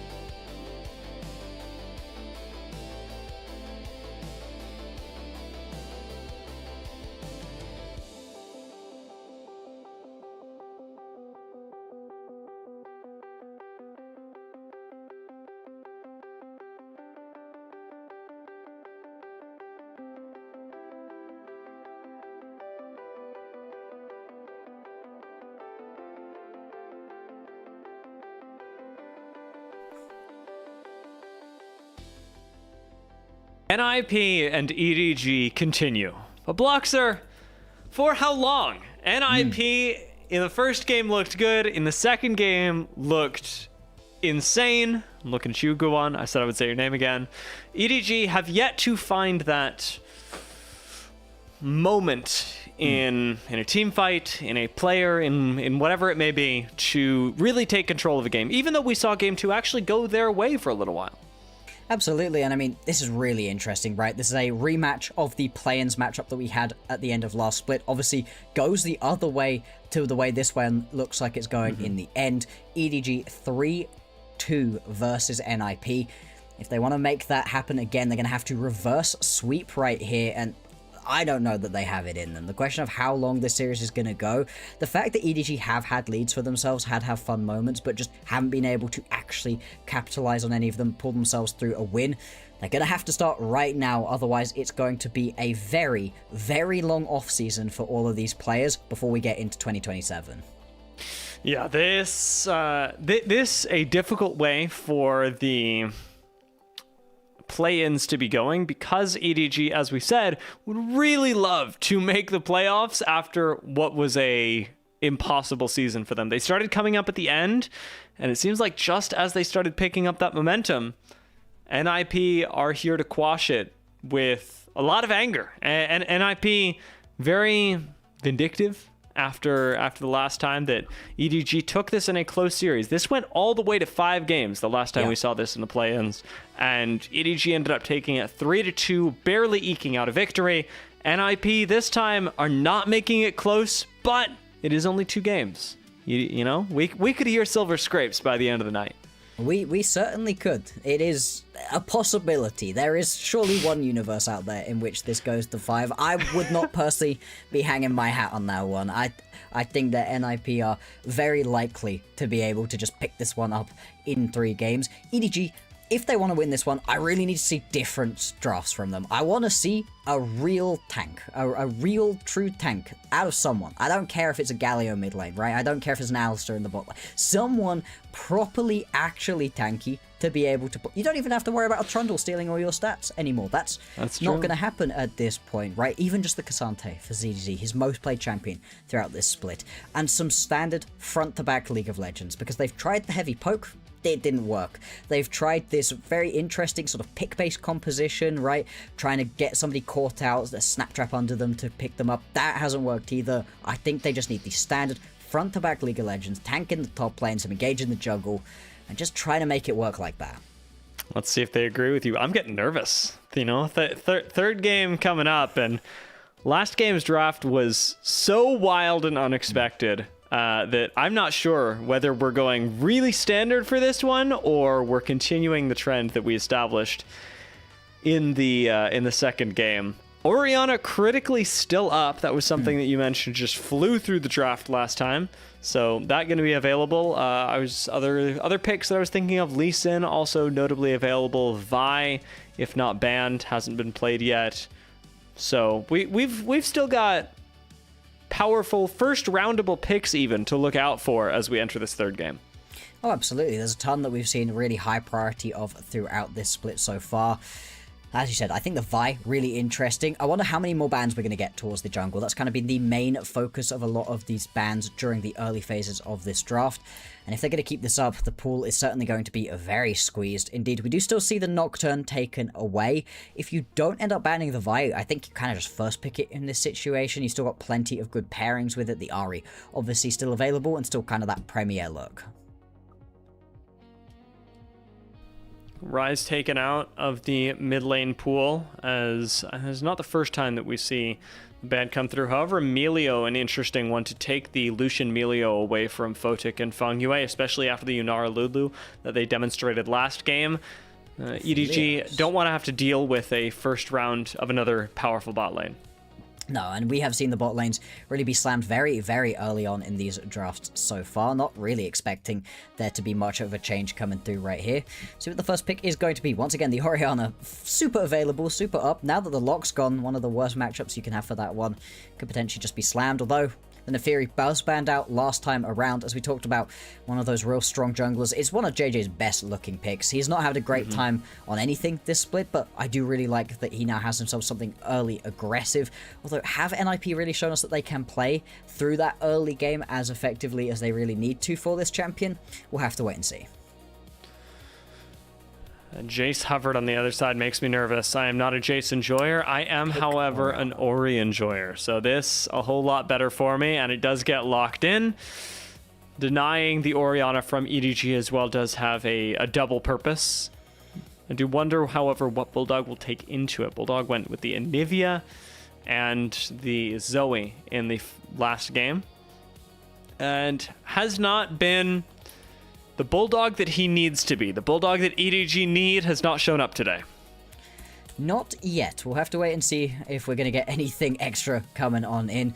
The Orianna is going to be locked in right here. I mean, maybe you could grab yourself a Twisted Fate if you really want to go for some heavy roaming alongside JJ in this situation. I wouldn't mind seeing something very aggressive coming out into this mid lane as well. Although, with the lock gone, you don't really have as many highly aggressive options. Your Akali maybe could be a potential option. Instead, for right now, they are just going to pick themselves up the Rumble. I like picking up the Rumble right here as a takeaway from Hoya, something he really likes to play, that also works very well alongside the Ori. And it is going to be a Jhin locked in here to round out this first round.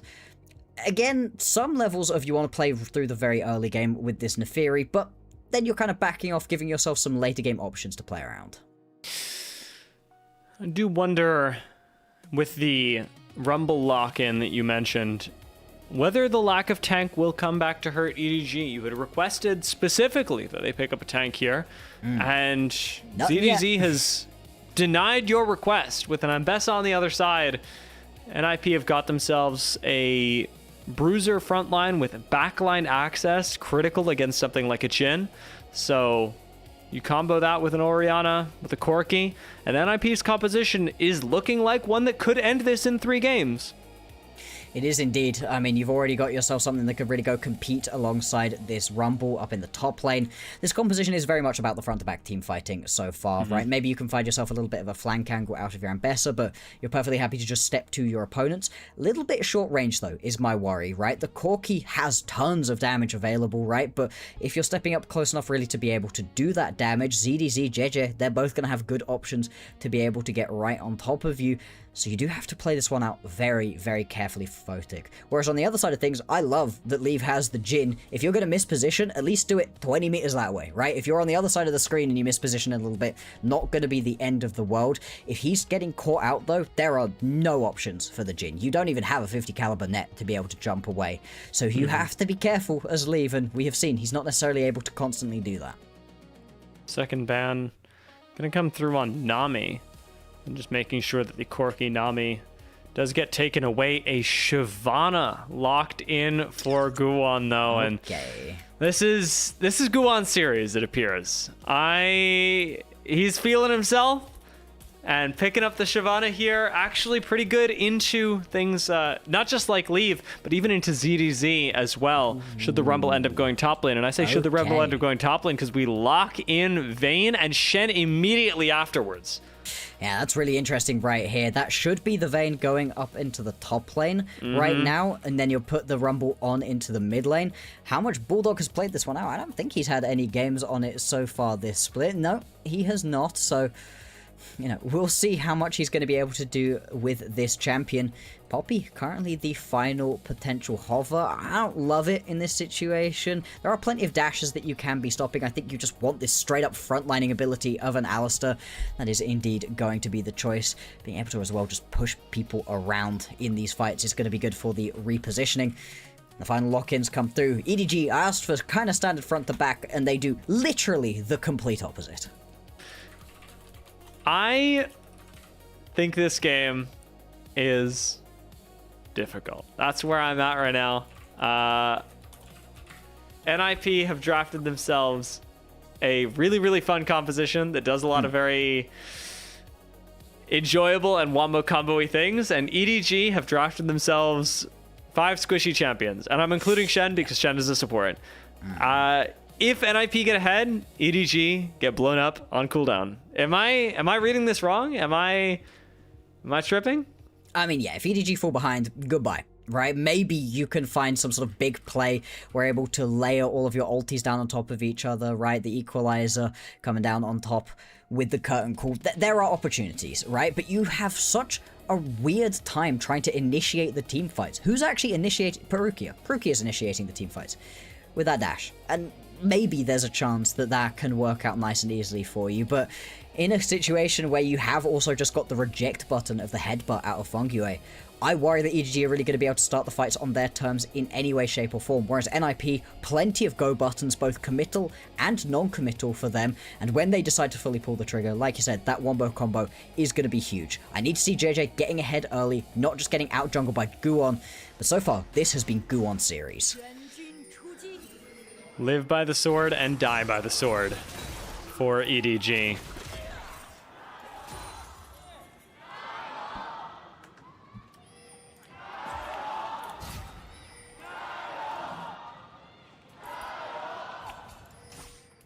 That sword being playing squishy champions. That sword being needing to carry.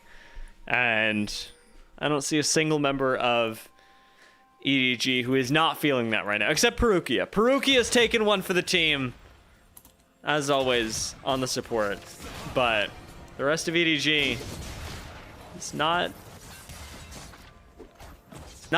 willing, not able to, perhaps towards the end of the split, compromise on their own ability to shine and draft a front-to-back composition that may very well work against NIP. It's possible that we end this series and we never know.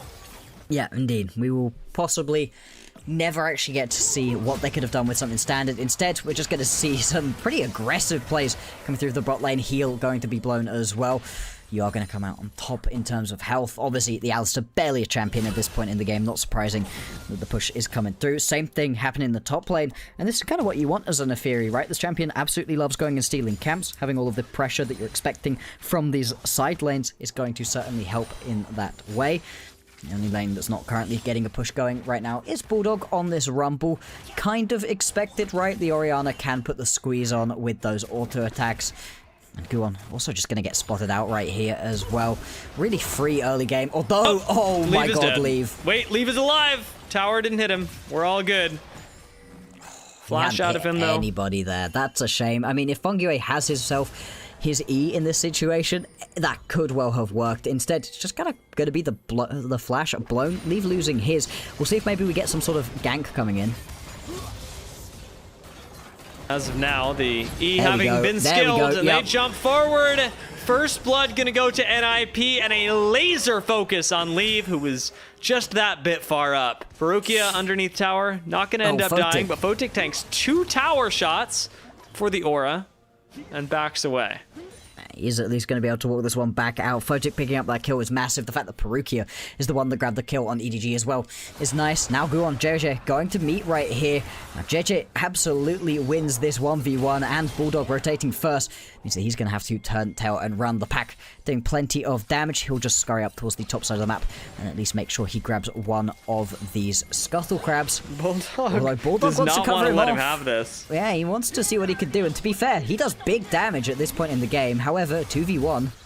Bulldog, yeah, taking that fight. Well, 2v1 on the top side against ZDZ has Guon again foregoing the Scuttle Crab, this time to try and pick up a kill on the Vayne, and he will! A 300 gold burst going to him with the kill, but Jeje gets the double Scuttle, so who's really winning here?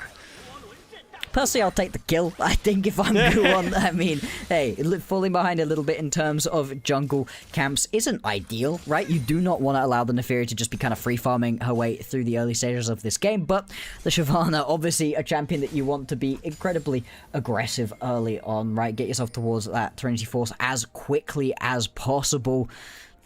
Especially with PTA, right? Just going to be ripping through people if you can stick on top of them. And through the very early stages of this game, we're not even 4 minutes in, right? And we have already had such explosivity. I love the early roam coming through right here. Just immediately Fungue heading towards the top side of the map. Hex flashing over the wall. ZDZ's just not expecting it. He's trying to rotate down to help out the rest of his squad. And this creative pathing comes away with an extra kill for NIP. No real chance for ZDZ to do much. Care, maybe in the same situation, slowed up, does have Guwon here to defend him even underneath the tower. Care not going to get out alive though as the second dagger connects from Jie and Bulldog walks away, still pretty healthy all things considered. Indeed, both junglers able to pick up some early kills right here. Exactly what they would have been wanting. The scaling options are there for both of these squads in part. Really, though, they're looking to fight around these 1 to 2 item marks. And so grabbing these early kills are going to be critical for keeping pace with their opponents. 5 minutes in, no real gold leads or anything have established. Now, NIP looking for a gank onto the bot lane. This looks like a dead EDG bot lane, if I've seen this story before. Leave. Very dead. And Photic just collect no that vision. kill. They've got one little deep control ward that you can see right next to the red buff pit, but other than that, nothing defensively for them. They had absolutely no clue that Guwon was going to be coming down towards the bottom side of the map. They could have had an inkling, right? There is the Drake available to potentially be grabbing. There were no camps topside, as you would have known, because of the pathing towards the Scuttlecrab in the bot lane, then having to turn around and move towards the top lane. So they would have expected some sort of bot lane if they were paying attention to it, potentially. That isn't the case. Still, it does look like EDG are going to be able to pick up this first Drake of the game, the Hextech Drake. Pretty nice one Leave to get as again. an individual, and yeah, like you said, Leave should just once again go down. I mean, Figure is just doing the basic combo every single time. At least, actually, Leave will be able to flash out of that one, exhaust out of that one even, but he keeps losing summoner spells. And thank you to Perukia for making sure to take the extra stun out of there as well.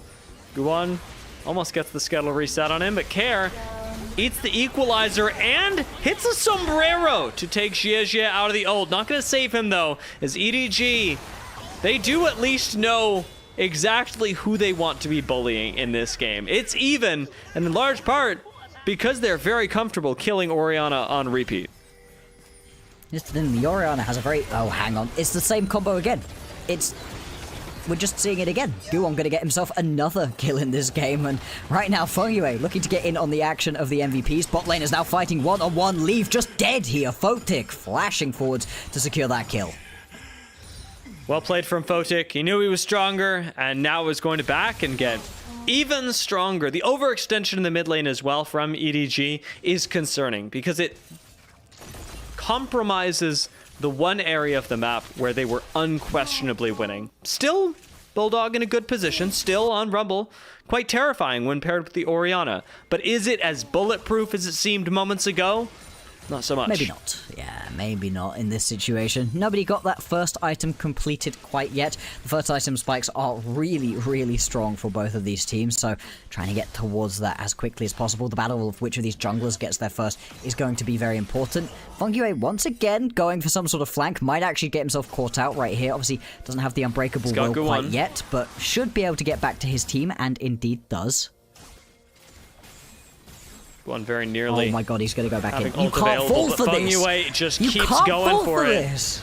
Public execution will go wide, which saves Jie's life, but Photic taking the 1v1 with ZDZ might actually win it. The missile goes wide though, and it'll be 1-for-1. Not what he was hoping for, but you know what? Going 1-for-1 as an AD carry with a top laner, not something you see every day. I mean, not exactly fair when it is the Vayne up in the top lane. Hoya now jumping forwards. EDG gonna have to be careful not to get Leave caught out right here. I would like to return to that mid lane play. A little bit of anti-synergy, unfortunately, that public execution goes wide. As Hoya, you can just kind of wait until you get that headbutt through the wall. Instead, decides to go preemptively and does miss out on it. Still, Fengyue stepping up. He should be dead here. Yeah, steps up a little too far, and really well played from Perukia in that moment as well, landing not just the taunt, but additionally Spirit's Refuge, making sure that he doesn't take the stun. EDG get the one kill, Photic shows up, and that'll be all for the play.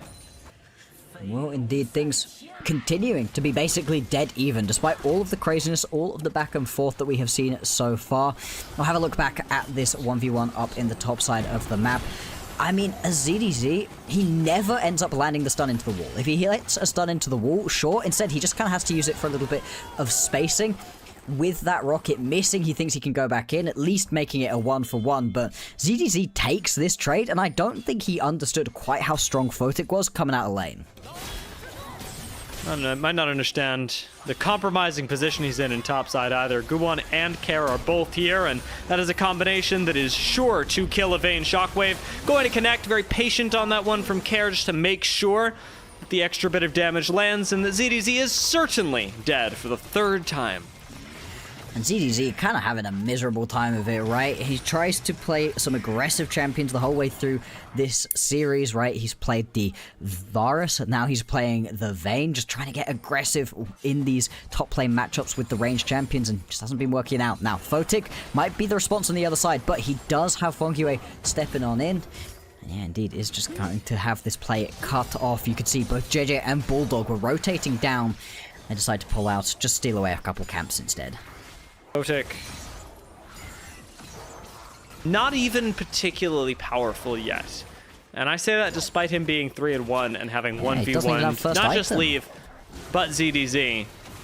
I mean, in terms of the items, Photic is going to get a lot more problematic, especially if stuff like this keeps happening. Leave, forced to flash away. Fongyue, he's turning onto Zhezhe in the river right now, drops the exhaust on him to try and extend and engage from NIP as Hoya teleports down out of nowhere. NIP really want to fight, and Fongyue again is going to find the backline. Leave will fall with a public execution channeled right on top of it. NIP get to back away to the dragon and whatever else they want. Fongyue taking big chunk of damage right here from the equalizer, but the Rumble just not going to be strong enough right now for that full kill to be picked up.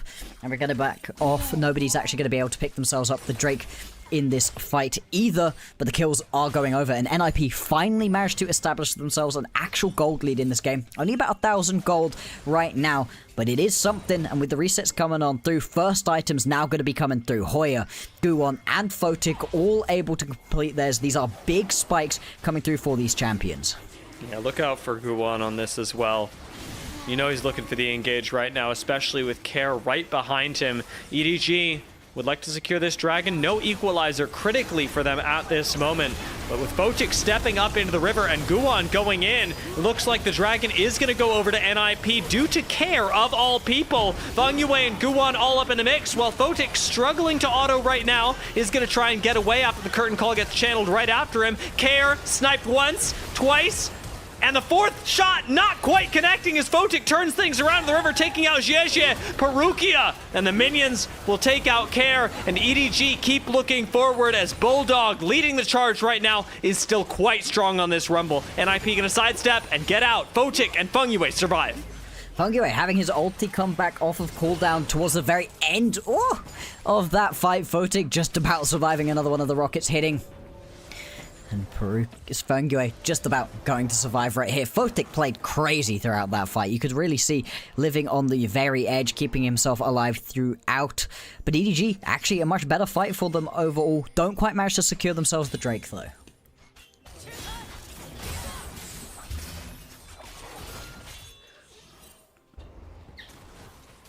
Even after having lost that Drake, NIP, at least from this perspective, from where I'm sitting, are in a really good spot. Bulldog, maybe the one answer to that, as we'll see through this fight, he does a lot of damage. Absolutely he does, and he's had a pretty chill beginning to the game. Couple deaths, but nothing too major to write home about. Kind of a key point right here for this fight is that NIP engage this fight when they don't have a bunch of big ultis available to them. There's no public execution, there's no unbreakable will, and that makes this fight so much harder to play out. Obviously in the picture-in-picture you can see, unfortunately, JJ just going to go down right here, and this has been the main problem for EDG, is just getting caught out between the fights. The actual team fighting has been better for them in certain situations, right? But when you're falling behind outside of these team fights, it makes it so much harder. Fongyue, a big part of that. Fongyue actually, now that I'm thinking about it, if NIP do end up winning this game, Fongyue's got the argument for a player of the game so far. The way that he's played Alistar has set his team up in a lot of situations where they otherwise would not have had an advantage, let alone a play. Yeah, absolutely. So, hey, If you're looking at an MVP on this game and NIP end up winning, absolutely Funguay so far, he'd be having my vote. He has just been all over this game. His fingerprints in basically every single aspect of this one. Very close to having 100% kill participation, but a couple of those solo kills, a couple people getting hyphy without him has ruined that one out. Still, for NIP, now 15 minutes into this game, they're set up for success in this one. The scaling options, really, it's not that important in this game. The big power spikes are coming through right now for the majority of these champions, and you really just want to keep the pace of the game high right now as NIP, not necessarily because your composition demands it, but because EDG just haven't shown any ability to fight back from that. With Rift Herald started up, EDG would like to contest it, but will they be able to manufacture it? Bulldog not quite able to commit to the fight, especially through Funguay. Bulldog has done a really good job of noticing when he's able to walk up and when he isn't, and so in a situation like that, you know, keeping himself safe, keeping himself relevant, and not repeating the mistakes of mid lane past is going to be useful for him. That is a nice public execution predicted by EDG, however, as Bulldog fighting in the top lane does eat a lot of damage, and just as I was praising his positioning too, gets caught completely unawares. Absolutely, he's not going to be able to get anything done, and with Perukia having to go down to the bottom lane to keep ZDZ alive, just leaving his mid laner out to dry. As you said, one of the few bright spots that this composition maybe had was this Rumble, now not going to be the case, and Hoya still stepping up to these two champions sat in his lane right now. With that Eclipse completed, he is very strong. Got Funguay incoming as well. Exhaust gonna get dropped as Funguay finds a double knock up. Stun not gonna land onto ZDZ, has to settle for Perukia, and that'll mean that NIP do come up killless in this exchange. We got an AD carry on the way down though, and Leave, magnetically attracted to the engagement, is gonna show up and ultimately have to walk away from an NIP that absolutely could dive you. And he needs to just be really careful right here. They're going to lose out onto this tower as well. You can see setting themselves up plenty of vision, plenty of pressure around this rapidly approaching Drake. 10 seconds until that one joins us. Not really soul point or anything to write home about for either of these teams, but if you can pick this one up, obviously going to be really good for the Shyvana here on Guwon. With Dragon, second of the game for NIP if they're able to secure it, and same for EDG. It's not going to be determined by a soul, very likely. We'll be waiting this one out a little while longer to see who actually ends up with the advantage in the Cloud Soul department as well. Cloud Soul, really scary for both compositions, but especially into an Orianna, I'd hate to deal with it. Speaking of Orianna, flash out of care. And that is at least something, right? That's a pretty big defensive tool that you are now missing out on. Hoya looking for some kind of flank, is just going to walk straight over some vision, so EDG know to back this one off. They've got no real deep vision to be playing around in this bottom side jungle either, and with the Herald spawning, they could just go. Hoya looks like he's been picked, but he's got a 1v1 with Jie because Guwon is all over his support. A dragon in the front line makes things a little bit more complicated, and NIP gonna pick up this fight win with a public execution from Hoya, who comes right back onto Jie. Who's ulting who? And now you're gonna get a third charge off on this Rift Herald right here. Mid lane at tier 3 tower takes a huge chunk, and for NIP, a couple kills so they can pull back and go grab themselves this Drake as well. Really nicely played out of them. The snap engages are lovely, and you can really see the fun of the combo between the Shyvana and the Orianna right here. Guwon doesn't really have a way to engage these fights, but he just has to step up and get close enough that the shockwave can come on through. You can see it right here, as he said, right? Hoya maybe could potentially have been caught out in this fight, but instead things get turned around on him pretty much instantly. And Guwon gets to sit here and pull Perukia out of tower range with the Orianna ult. I was going to call it a sombrero, but that's specifically the term for when Orianna ults herself. Instead, it's just going to be a little bit of extra rage onto this dragon. And so far, Guwon has played a truly excellent series. I mean, very much in the running for the series MVP. If he's able to keep this performance up, 5-1-6 right now, as Funguay going in again. I feel like we have said that a million times right now. Taking a decent chunk of damage, but Votic, he wants the one-on-one. He's Oh flashing my God. forward on an ulted Jhin, by the way. Jie certainly next. I can't think of a single member of NIP who do not feel comfortable right now swinging their my weight God, around. ZDZ's caught ZDZ, that guy is super dead. Nothing you can really do here as Kara's going to hit him with the slow. Guwan, the fear, and the last hit to follow through. On the other side of the map, Photic is touchable. He is mortal, apparently. Yeah, I mean, I have to imagine he jumped forwards into a rumble with ulti up, so not sure what he was expecting in that situation. Still, not going to cost the team too much. 7,000 gold, the advantage for NIP right now. They're going to grab themselves that second Drake of the game. Quite late on this second Drake. We're going to have quite a while until we actually get to the Soul. Still, NIP, they can just afford to chill out in this game. They put themselves into a great spot right here. Now, with the Baron up and available, that's going to be the next focus. Picture in picture says you were right, by the way. Yeah, That was how that went. And you know what? Photic having a second death in the column, that's one thing, but he'll probably end with another win in the column as well if this game has been anything to go by so far. NIP do appear to be in the position to go up 3-0, and Fungyue finding yet another engage on ZDZ is doing nothing to dissuade me of that notion. Perukia's got a nice flash, but his top laner dies anyway. So these questions, right? Hey, how strong is Group Nirvana actually?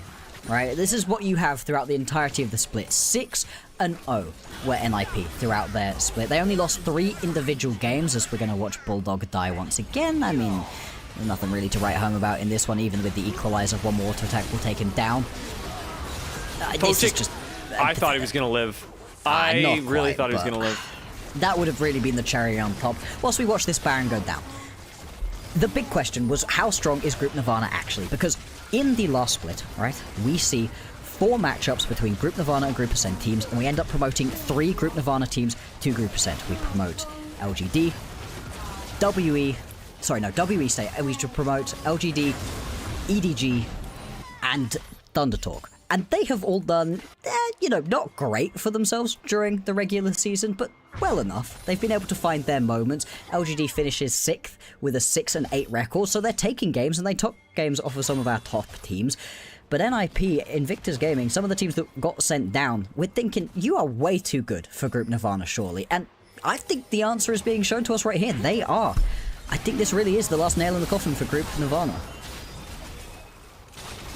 Especially with it being the final time that we'll see these teams play against each other in the LPL with this promotion demotion sort of vibe to it.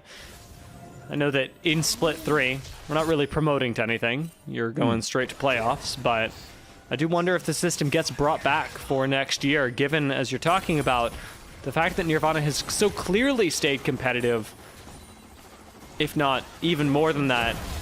Can we really say that it's worth separating the league, that it's worth certain teams getting less playtime based on a good or bad split, when on the whole they are clearly very able to compete? NIP definitely proving that right now, and proving that emphatically, is with the Baron. First inhibitor tower is going to go down, and Fungyue has started yet another fight. Guwan, wearing the ball for a moment, does just get to walk through the tower, leaving Kara alone with Leaf for a little while. And the mosh pit for NIP does result in a kill right outside of the tier 2. Kara gets caught, but Bulldog gets punished for it, and Hoya even rockets into the front line to eat the 4th shot, but pick up a kill in the meanwhile. 3 members of NIP are left standing, and those 3 are going to likely be enough to end the game. Absolutely, they are. NIP, they get revenge for the play-ins last split, where they lose 3-2 and get sent down into Group Nirvana. If this is a Group Nirvana Group Ascend split that we get in the next season, they'll at least be in Group Ascend. But for right now, they get to look forward to playoffs. And it's not even close. That was a convincing 3-0 by NIP. The first game had me wondering. The second game was actually close until Guwan made it not. And the third game, not close at all. No, No, absolutely not. I mean, I feel like after the split that we got to witness here out of EDG, there's not major surprises coming in. I was pretty confident that we're going to see NIP pick themselves up wins here today. The fact that the track records of these Nirvana teams have been looking better and better recently gave me some extra hope, but I didn't want to be too excited for them, right? Because you are playing versus, well, worse teams, but then you look down at the worst teams you're playing against: Invictus Gaming, Weibo Gaming, an LNG that we've been increasingly excited for recently. I mean, there were plenty of opportunities for them to play good teams, just not a whole lot of games overall. And it seems like it has worked. That 6-0 is legit, and now going into playoffs, I don't think you could be underestimating how good this team are. I think that they will be coming in with a potential threat onto whoever it is that promotes through from this next matchup that we've got between Thunder Talk and IG. If you're an LGD, a WE, a JDG, I wouldn't want to face this NIP team right now. They are rolling. Yeah, and very clearly, especially with this series, you got to be careful with this man Guwon coming out of the jungle, because not only do we have the second game to talk about, but the fact that in the other two games he's picking champions that he doesn't have to.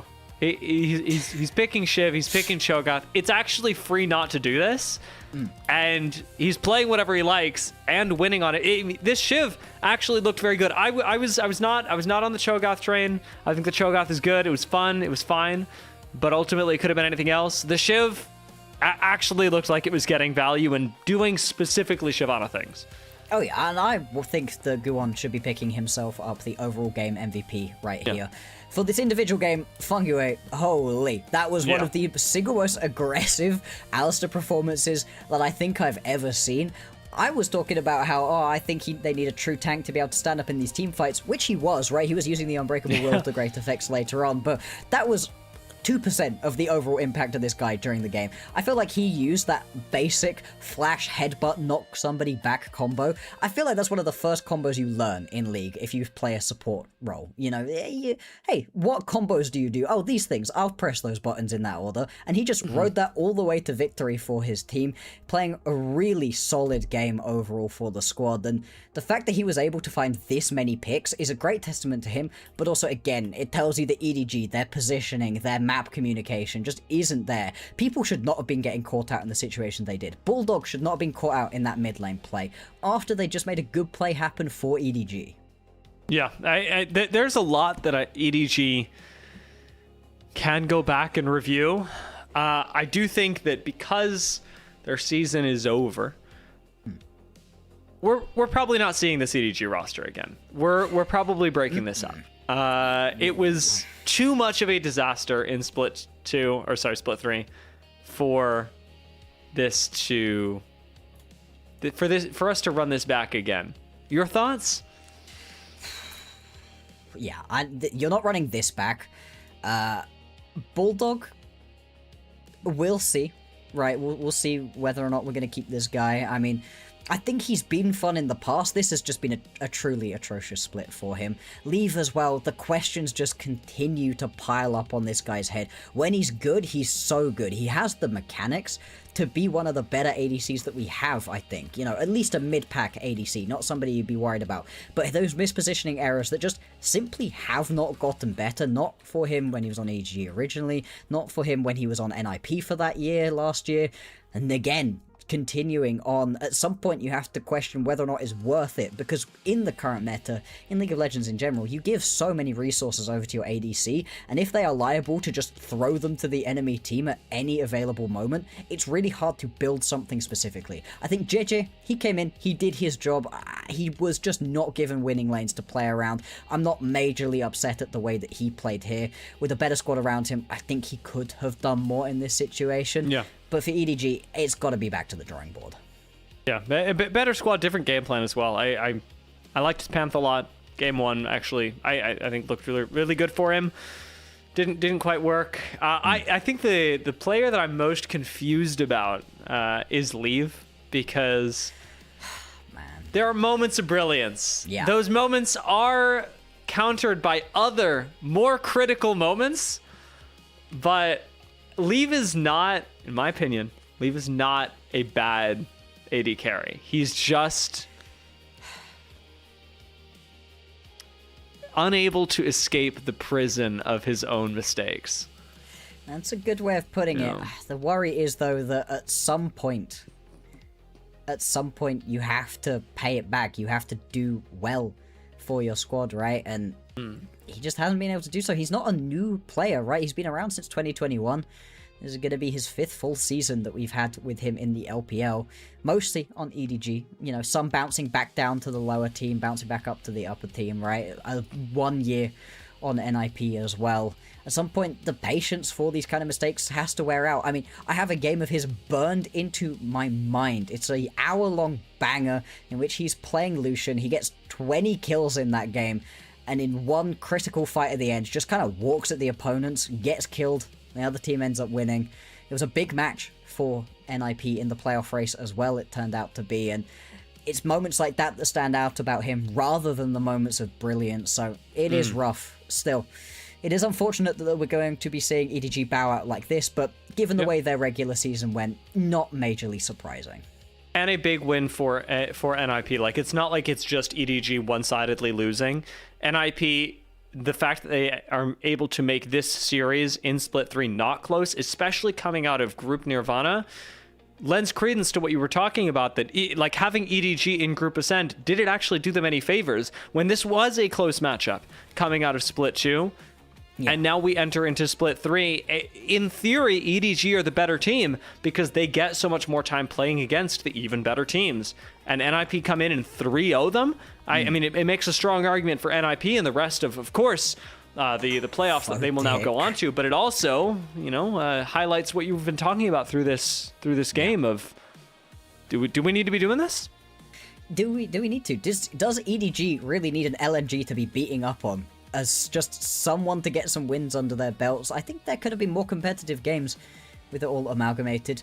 Obviously, looking at the stats right here in this game, Photic doing his job on the Corki. We talked about whether or not he was actually going to be able to step up and do his damage, but because Fungue was being so annoying to his opponents, because Hoya was hitting some really critical ultis, and Guwon was doing his job too, he was absolutely free to sit and do his thing, and you can see it right here. I mean, the game starts explosively and kind of just never stops. I mean, Fungue at no point stops being annoying to his opponents, stops getting in their faces, flashing forwards. He starts. What do you do against that? Like, and by the way, that's not a leave positioning error in my eyes. That is Fungue. Yeah, what do you do? Are you meant to be sat under your tier 2 at this point, right? Like, yeah. Nah. It's one of those things where, like, the way that Fungue was playing Alistar, you can either participate in the game or you can just not get comboed. Like, it's you just don't get to walk up to the fight. I do think, you know, there were fights for EDG that looked like they were going pretty well, especially those fights around Bulldog, who played the Rumble mid quite well. Rumble mid worked as a pivot point, especially into something like an Orianna. Didn't have as much trouble as I think it very well could have, and was quite active in a lot of these skirmishes, but it's a Fungue gap. It was indeed. Fungue really just all over this game, and I feel like it's also worth mentioning that ZDZ just got bodied here. Hoya, we talked about how he was the one member of NIP that didn't get voted for our All-Pro. That went over to the Shy. I think that was a little bit harsh, right? I think that Hoya was doing really well for his squad during the regular season. I can understand. So was the Shy, so, you know, back and forth in this situation. But the fact that he was able to play this matchup so well, because he was handed tough matchups back and forth, right? You're expecting him to get pushed around by the Varus, by the Vayne. Even that matchup into the Olaf could have been a bit tricky, right? He ends up losing out on one solo kill, and I thought that could have swung the matchup, but instead he's able to fight back, get himself into good spots in the game. I think he played really solid overall, not MVP level or anything, but doing his job, which, honestly, from your top laner, 90% of the time, doing your job is all you're asking for. You don't need them to have these major pop-off performances, and I thought in this game, he was absolutely brilliant when he needed to be, doing his job overall. And even in game 1, I think very impressive on the Gnar, as you made mention of. Then just has a knack for not needing, as we were very critical of for EDG, not needing to carry. not needing to be the center point of the game. He doesn't but take resources can- either. That's the thing, right? Yeah. He's falling not that far behind, and you never have to go send your jungler to deal with him. You don't need to send your jungler to get him ahead either, because he's not gonna be your main carry. He's gonna be a piece of the puzzle as he needs to be. Yeah. I'm very impressed with Hoya in this series. Likely not going to get any recognition for it, so it's good that we're able to, talk about him a little bit here because of how important he was to the overall series success and to the drafts that NIP are able to go for off the back of this as well. The drafts this series were very strange. Hell yeah. Hell yeah, they were very That's my strange. goat. Also, thrilled to see Feng Yue get recognition for this game. He was just all over this one, fingerprints everywhere, involved in basically every play that we ended up seeing. Basically all of them good as well. Only one or two little errors that he made, and even then, it wasn't really anything bad. It wasn't him throwing the game away. And I've seen overly aggressive Alistairs throw games away. We saw it kind of recently as well in the LPL, and that's pretty much everybody voting for him. I can understand a couple votes going over towards Guwon. Guwon certainly going to be your overall series MVP, and well deserved in here. Yeah, it's one of those. I'm curious about the AI reasoning. I do wonder, but it looks like we'll be getting that information because I have piqued my producer's curiosity enough that we'll get to know why exactly the AI thought that Guwon should get it. Feng Yue, to me, like so much impact, clearly to the desk. I wonder. I'm thinking about it. There is a play that we haven't talked too much about. Care in the first game. That was probably his best game, right? I would say so. I would say so. I think that he was able to play sort of the most free that he was able to in this series. But he just didn't need to be the main carry. Again, this is kind of what we were talking about overall. Just multiple... You don't have to be that main guy in a lot of situations. The Cassiopeia was really good in the individual 1v1s, but he was still absolutely serviceable on the lock. Like, he had some really big blow-up moments on the lock. Kind of wasn't able to full carry that game because Guwon was popping off so much, and as we talked about, right, picking himself up that game MVP. Yeah, this is something that we have seen coming for a while. So if you're watching us talk over this and going, why are they not talking about Guwon? Please go back and watch game 2. I think it accounts for 50% of our total words. Words. We have spoken about this guy to death at this point, and well deserved for it. Yeah. I mean, very excited to see him play again as well, because the way that he was playing on these champions should be catching the attention of a lot of other players and teams around the LPL, especially as we approach the playoffs. The likelihood that we see the Kiana, I mean, it's almost 100%. The likelihood that we see something like the Cho'Gath and the Shyvana as well, not non-existent. It's something else to prep for. Yeah, exactly. Like you just have to be aware that they have this flexibility. And when you have a jungler who can be this flexible, when you have a top laner who's really not taking resources and is also quite flexible, it opens up a lot of ways for you to be more comfortable in the draft as a whole. You can basically pick for a strong bot side and then go, and our top lane they're gonna be good with whatever. The whole top side of the map is gonna be fine.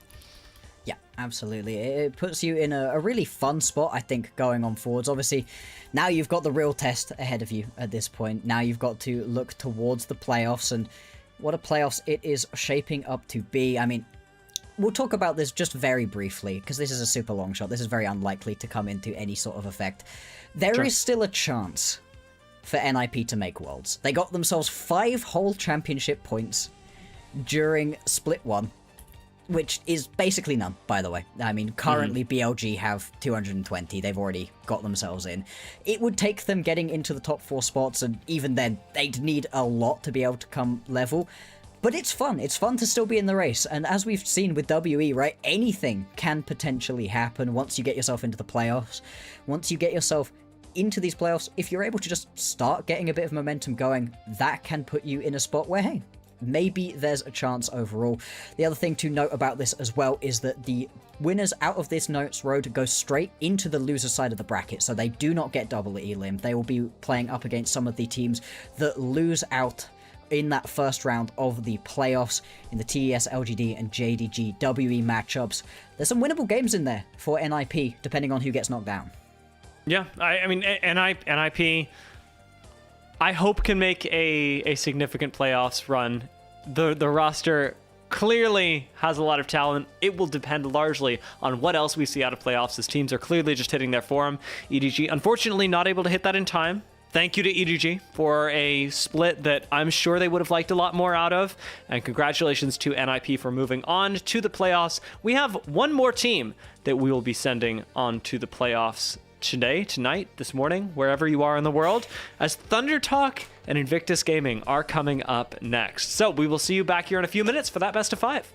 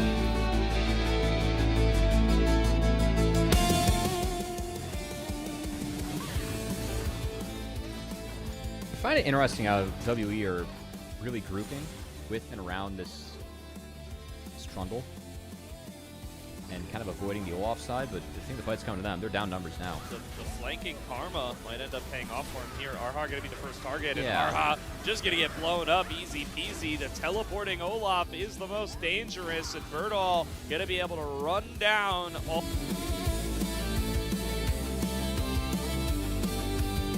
To play this very slow, Bit of action in the bot lane, and here comes a Ghost and ult. Okay. Flashing forward, should be able to kill Bin here, and will. Does not get answered by the tower shot, and that is first blood to LGD.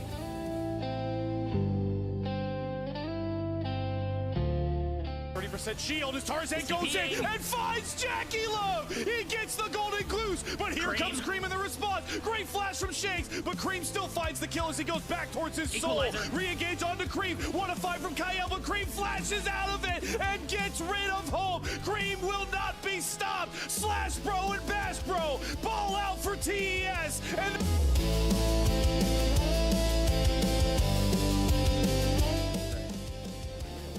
there on the block, cease and desist going to be used. Hijack Purgatory drop through. The Ashen Pursuit going to double dash him towards safety. The Vault Breaker needs to land. Oh my, Care! And Care just flashes over that Vault Breaker. Outplay number one. Number two.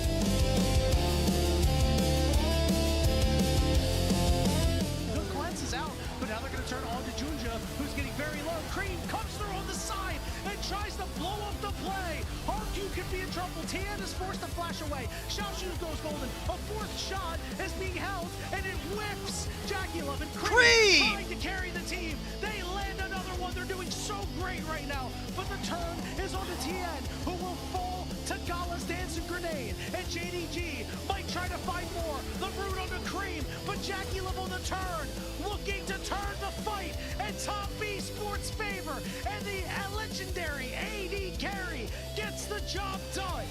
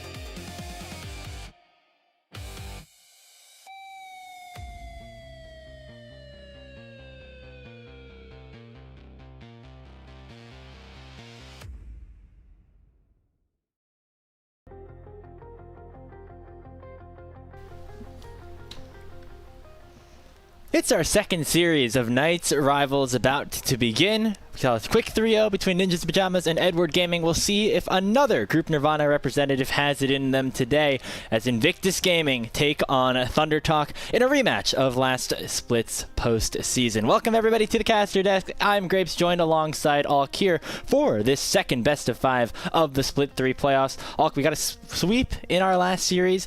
I feel like we think this one could be a little bit more competitive. However, the way Thunder Talk have been looking, maybe not so sure.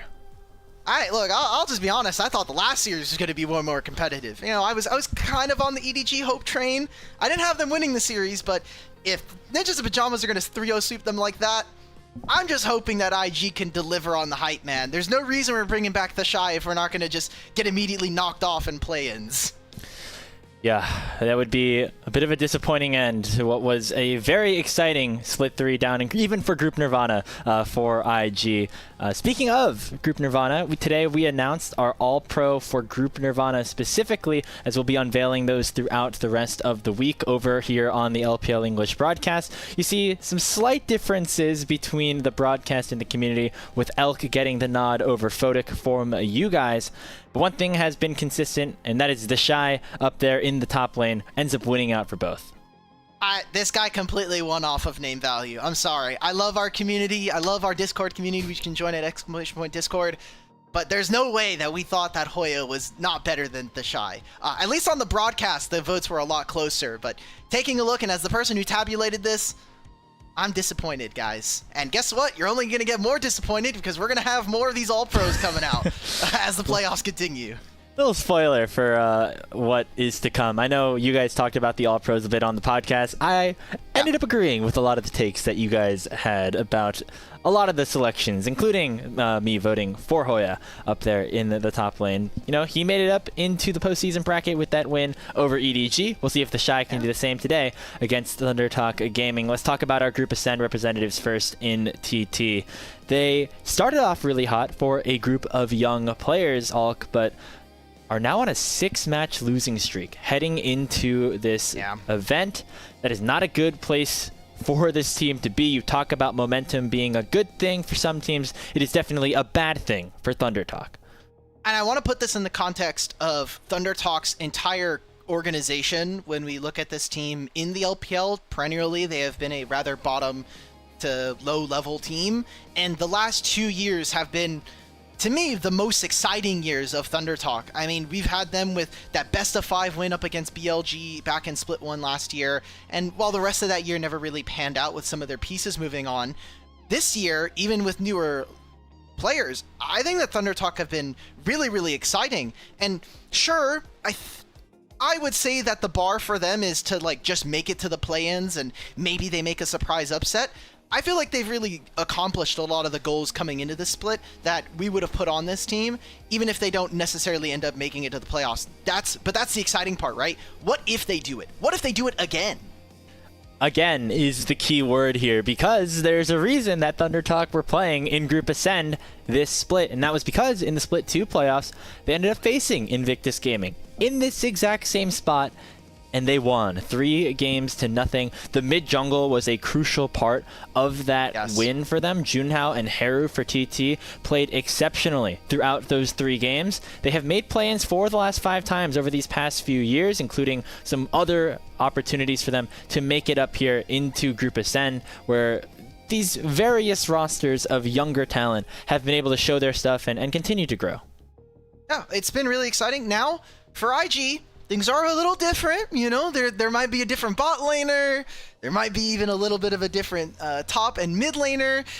Haru was smurfing in that series. He really took both Renard and Nya to task. It was just complete belt over there for him, and I was really excited at what he could do.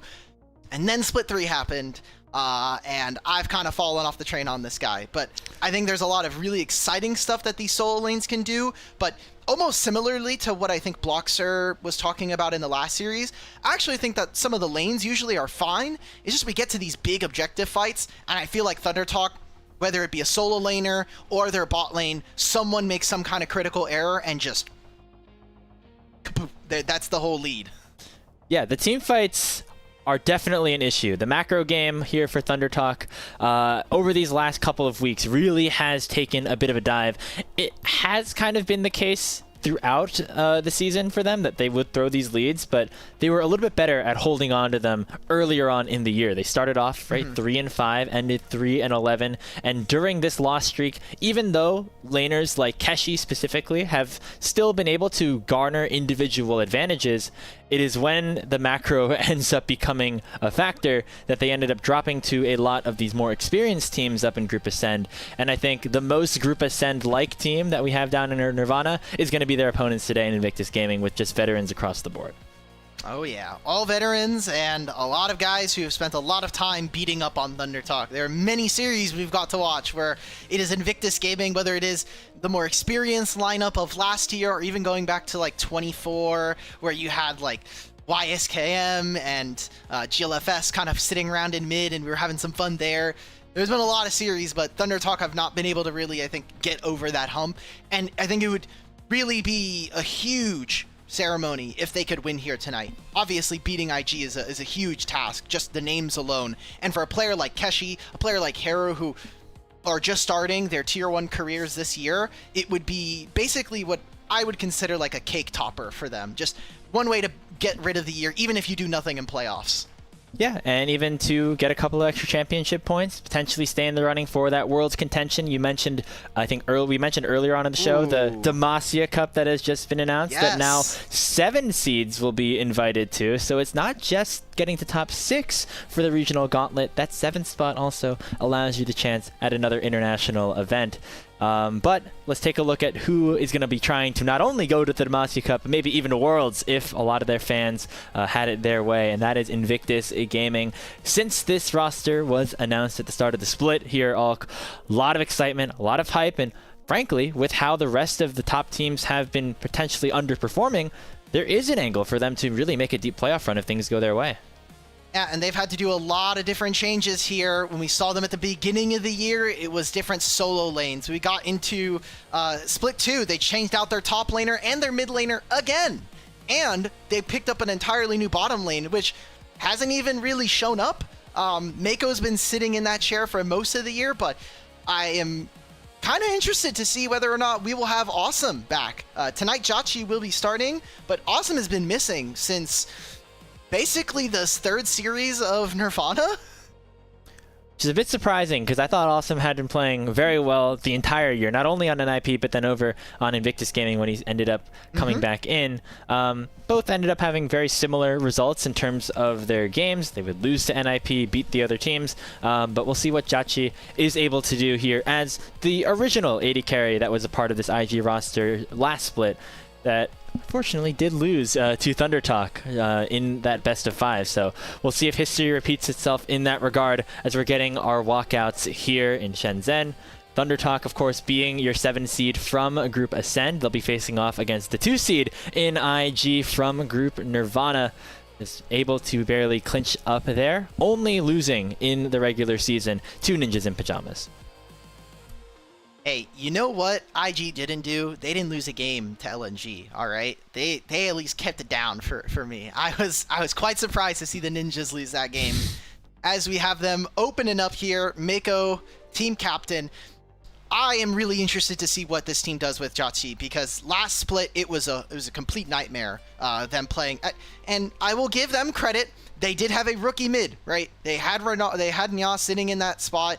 We didn't know whether or not Rookie was going to come back. Soboro/Breathe, that experiment didn't really pan out in the same way. So when I see the Jachi change come in, to me it reads like, hey, we really got to get to the World Championships, and synergy is everything, right? Like, we can get scrims, but we really don't want to split time, and we've already played with Jachi in the game. He knows kind of like what our protocol is once we get on the Rift. Yeah, it's been an interesting year for Jachi, right? Starting off on top esports, then moving over to IG, then getting benched, and now coming back in to try to save this Invictus Gaming squad and bring them to the promised land. It's going to have to be a lot of winning, not just in this series for IG to have a chance at making it to Worlds, even to qualify into that regional finals.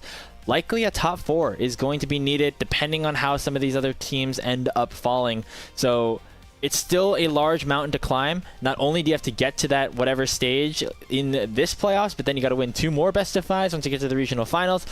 A lot still on the line, but that is what IG were able to do last year when they were able to sneak in as that number 4 seed, going to try to repeat that same placement as they had last season.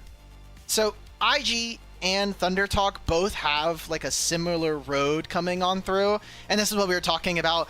A lot of changes. There's also a lot of coaching staff changes that kind of ended up coming on through. We got rid of Fury, we brought in Chang's, and Helper kind of like moved in after Split 2, after winning coaching staff of the Split with Anyone's Legend all the way back at Split 1, which I thought was hilarious.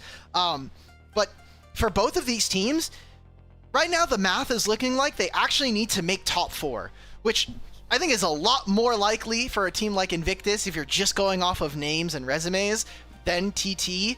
And that's just to make regional finals right now. That's not even including like, hey, what are we going to be playing against in the regional finals? Or, hey, maybe we want to play in Demacia Cup instead, right? Like, I'm not going to say people are going to be prioritizing that tournament, but that is a very, very cool tournament if you haven't heard about it yet. Yeah, more likely than not, some of these teams that you see today will get the opportunity to play against other teams across the world, whether it be from Korea, the LCP, the LCS, the LEC, even the CBLOL, with that newly announced tournament that will be happening in China. I believe the finals actually in this very arena in Beijing. Yes, once correct. We get to the middle of October. So potentially the home for these guys for the next little bit. But there still is some work to be done here for Invictus Gaming. Because they, of course, missed the playoffs in split number 2, they only sit at 10 championship points at this moment, which is tied with teams like Thunder Talk at the bottom of the barrel. So let's remove regional finals. Let's remove even the best of 5s that have to come to follow this.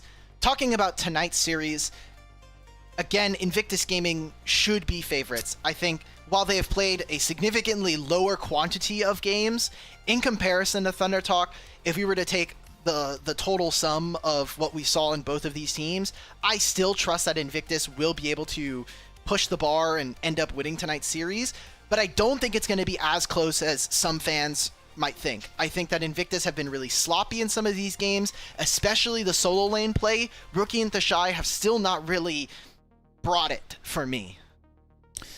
Yeah, I think that Thunder Talk, if they want to win this series, have to take advantage of that sloppiness a bit and really strike hot in the early game. That's what they were able to do last split. That is how they've gotten a majority of their wins, relying on specifically this top side of the map. Junhao in the jungle. Keshi has been able to build up pretty big leads for himself up in the top lane, and you can see potential opportunities for them to get counter matchups, to get good situations for them to really thrive in the early game and then hold on to the lead from there as they try to snap that 6-game losing streak here with the first game of Night's Rivals now underway. Picks and bans here. Thunder Talk opting for first pick while IG over on blue side, and we see a lot of these power picks being taken off the table. Rookies Orianna, Waze, Jarvan, and Nocturne, no surprise. I think IG need to think about, okay, are we going to be the ones that are banning Poppy? Because Poppy has been perennially like the most banned champion so far this split. We also see that there is no games from Junhao this year on the champ, so I think it's a very good gambit coming in. And now, if we look at the most played champions, this year alone, Haru is one of the, I think, top 3 players to play Ryze. He has the most amount of Ryze games, or third most amount of Ryze games of any mid laner in the LPL. Not going for that. Instead, pivoting for the Cassio and kind of asking Invictus, are you going to take the Ryze, take the bad matchup, or maybe we can try to get this really, really strong champion in the meta out of the way in the series? Yeah, see, potentially force IG to save that for later on in the draft and have Thunder Talk get both of these very powerful mid laners. We've seen On play the Cassio as well, but given the fact that we are on this new patch, expecting that to go towards Haru, as the response for Invictus Gaming is that Lulu, likely a Yunara here, as that has really risen in priority as well with the recent changes to the AD carry items. So I do also want to say, guys, I found this out while we were waiting in between. We're going to be playing on 26-16 for the play-ins, and then at some point during round 1, we're swapping over to 17. I don't know when. Nice. It doesn't say anywhere on there, but we're going to be going over to 2617 soon, guys. So I'm really ready for that patch because it's got a lot of really fun stuff coming on through. And I mean, Lulu Yunara seems fine to me. It has really risen in priority after the Runon's buffs that we saw. And I think this is an okay answer from Thunder Talk. Personally, I'm not super excited about playing Vi into Yunara, but I think you kind of need the lockdown. You need some way to be able to stop this champion from winning team fights on 3 and 4 items. So that will be the selection for Junhao, allowing him to have that early agency. And Keshi gonna blind that Olaf, has really become a popular pick in the solo lane.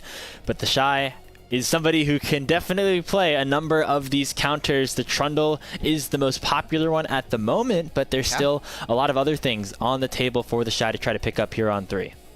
The Shy got baptized in the last NIP series when it was Olaf. He blind picked Olaf, and Hoya was just like, all right, I'll play Anivia. And now you can't do anything, and you're also going to be useless for the rest of the game. So Invictus Gaming, instead, take the Galio. I'm going to be honest, Grapes. I think while your draft is really cohesive, I do not want to try to play Galio into Cassiopeia, and then I look at the team fights, and there's an Olaf, there's a Vi, like, all of these champions just ignore you, and they don't care that you have a heroic entrance. I'm just gonna say, like, whatever, there's a Galio in my face, shoo, you know, like, we're just gonna run past you and kill your Yunara. You need more damage threats here, so what is Wei gonna be pulling out, and what are we gonna get from Tashai, who wants to see the rest of the draft? Like, maybe he wants to see what support is coming out? I feel like that's a very dangerous strategy because of the fact that now Thunderchalk can take away a number of these top laners here in the second phase of bans. The Vayne, definitely one of them that can abuse this Olaf early. And then, of course, we have that Trundle as the traditional counter pick. I would not be surprised to see that one taken away as well. The Shy still has a number of those options available, but it's probably going to have to be something a little bit more out of the ordinary. He's played Jax, which I'm like, I'm kind of like whatever about it. You can play Cassante, which is more of like a, hey, like I'm going to give up some of my lane, and while you might be a better side laner than I am going to just be significantly more useful for team fights here. We also haven't seen him play, honestly, we haven't seen a ton of the Shy play very many marksmen. There's no Varus, even though it's gone unbanned here. That's another answer. So, what's it going to be? We have seen top lane Camille with Ignite, or you take Exhaust in this matchup, and that has been kind of spicy, but it's really, really squishy. Like, Olaf just gets to kind of run over you if you make one mistake on the champ. This is more of a defensive counter pick where you're able to farm and then hookshot away once Olaf like lands an undertow on you. Makes it a little bit more difficult for the all-in potential to happen for this Viking Lord up in the top lane. And then of course you'll have that Camille Galio interaction once you get into the team fight. So that's what Invictus Gaming are going to bank on while leaving their last pick for Wei. TT on the other hand have to finish up their bottom lane. They'll go for this Varus. Nautilus is the typical counterpart, but that's not available. So instead it'll be Feather picking up the Bard to round out TT's draft. Okay, so we have a lot of threat. I think that Thunder Talk are going to be playing a game where if they're there first on an objective, they kind of just get to rush at their opponent, and even if they're second, Olaf Vi just means, hey, like, we're going in. Bard Ultimate scares me, though, Grapes. I think that there could be a spot in this game where Bard Ultimate is going to be really important, and it's going to be coming down to whether or not Feather can actually land it onto Yunara, or lands it onto someone like even this Trundle, who we're getting now. This seems like it's going to be Trundle jungle. It'd be really nice to kind of be able to run over the Vi and be able to attack top lane. I'm expecting for Invictus Gaming to have a lot of focus towards not only protecting their bottom lane, but also taking a look, like, how many angles can we try to gank Keshi on this Olaf and put him behind with Trundle Pillar and Camille hookshots? Right now, I'm looking at this 5v5, and I'm thinking that Invictus Gaming will win if we get to the late game. Thundertalk, on the other hand, have this Vi and Bard that can impact these side lanes as well, try to get a couple of kills and build that early lead that we were talking about them needing to get. But if IG can weather that storm, feels like their composition is very cohesive and very powerful. You have this backline in the Yunara, you have this dive combo in the Camille Galio, and you have a Trundle that's sealing away any stat in the book. All exactly, seemingly, what IG wanted to get. Problem is if they fall behind, it is going to be really tough for them to win fights. You need to protect the solo laners here in this game as Invictus Gaming. ThunderTalk, I think that their draft is very easy to play when it comes to like a plug and play. Just, hey, it's Cassio. You're going to be able to out movement speed a lot of your opponents. It's Olaf. It's Vi. It's not the flashiest thing. It doesn't have to be difficult, right? We want these rookies to be playing things that are a little simpler to play and just let them figure out how we're playing. And this is the culmination of a year's worth of experience for both Keshi and Haru. On Junhao, Feather, they've been playing in the LPL for at least a year now, 2 if we're talking about it for Junhao. This has to be kind of like that payoff moment. Has all of our learnings brought us to this, and can we beat up on Invictus Gaming a second time? On the other hand, it's IG with the Shy as their mercenary, looking for their path to a world title. It's game 1 of our second series of Knights Rivals.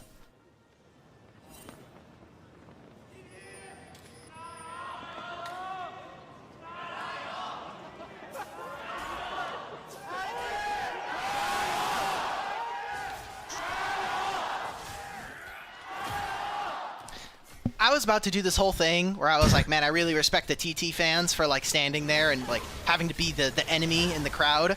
But I also did see the guy that was holding the fan sign low-key like dip back to scream for IGJIO, and I was like, all right, you're a fake. Like, what's going on Holding here? the sign and rooting for the other team?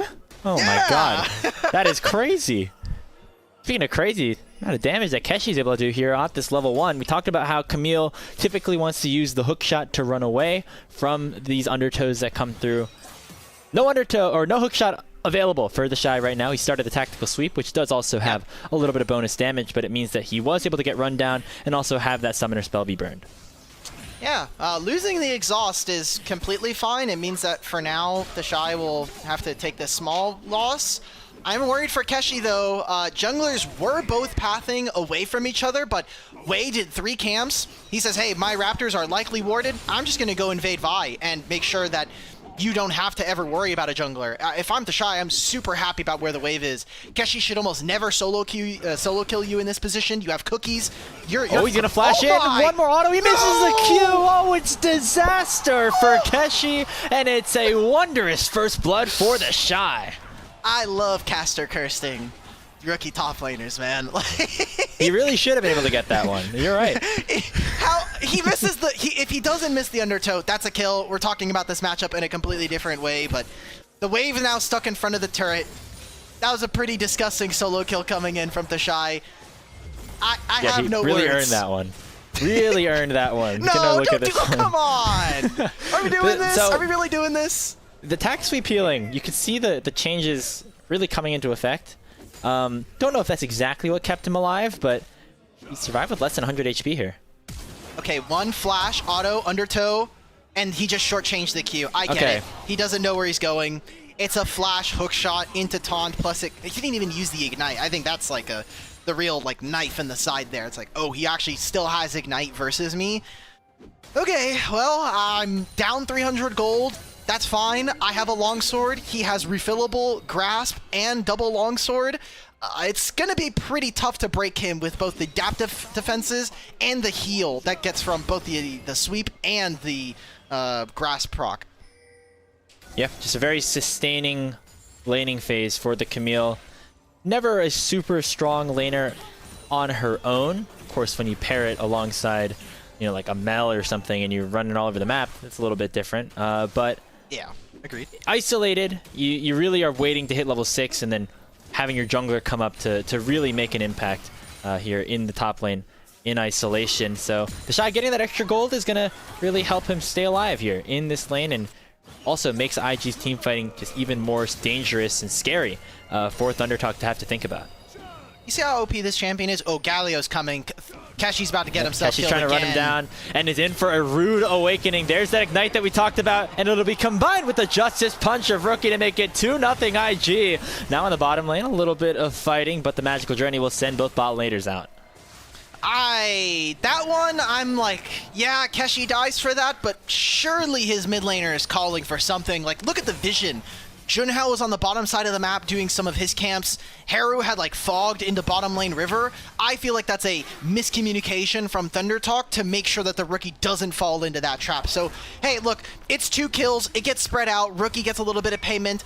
I'm looking at experience, and Keshi and Thashai are actually similar. Thashai has a wave that's in front of his turret, so that might change now, but it's not...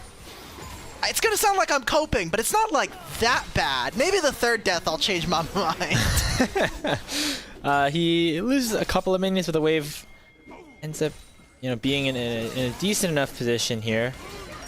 Able to still fight things out, but you can see now the Shy, with that double longsword advantage, really is able to pack more of a punch. This is a matchup that the Olaf should be able to win when you're just punching each other back and forth. But now that the Shy has that item advantage, gonna really skew the matchup in his favor.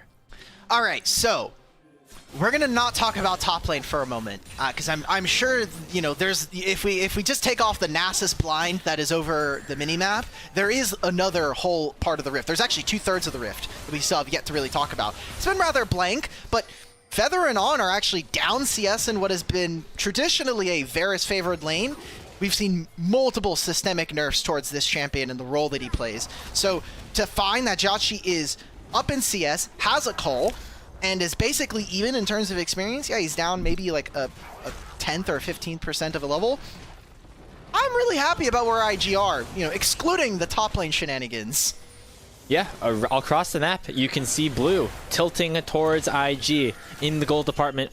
For all 5 of their players. We'll also see Wei starting up this Cloud Dragon. Junhao on the Gromp. Not level 6 just yet. Gonna want to have that ulti before he even thinks about going for a play, and it'll be too late at that point. So Wei should be able to pick up this first Drake with push going IG's way, and now maybe they can look for a little bit more here in the 3v3.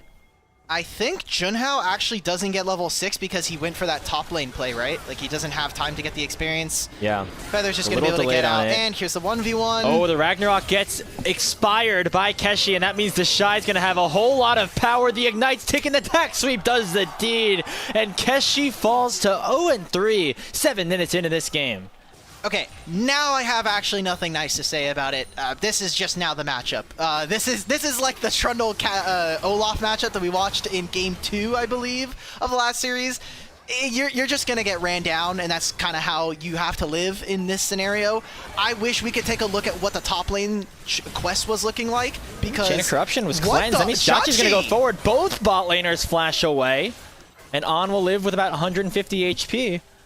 Very dangerous situation. Somehow the IG bot lane winning without having an ultimate. Yeah, Invictus Gaming are just styling on their opponents. Maybe they try to make an answer here. Junhao's going to get paid if he finds this. There's that cease and desist, but Jotchi has the wild growth on top of him with the help of Mako. Now they have their ultis, and the Transcendent Jotchi's going to be able to take down Junhao for a 4th kill on Invictus Gaming's side. Rookie's on the way as well with a full HP bar. Going to try to at least cancel that back of On, or at least slow Feather's pursuit down. It'll just be the Bard on the run. No more mana available, and Rookie should be able to back away without having any more damage be done.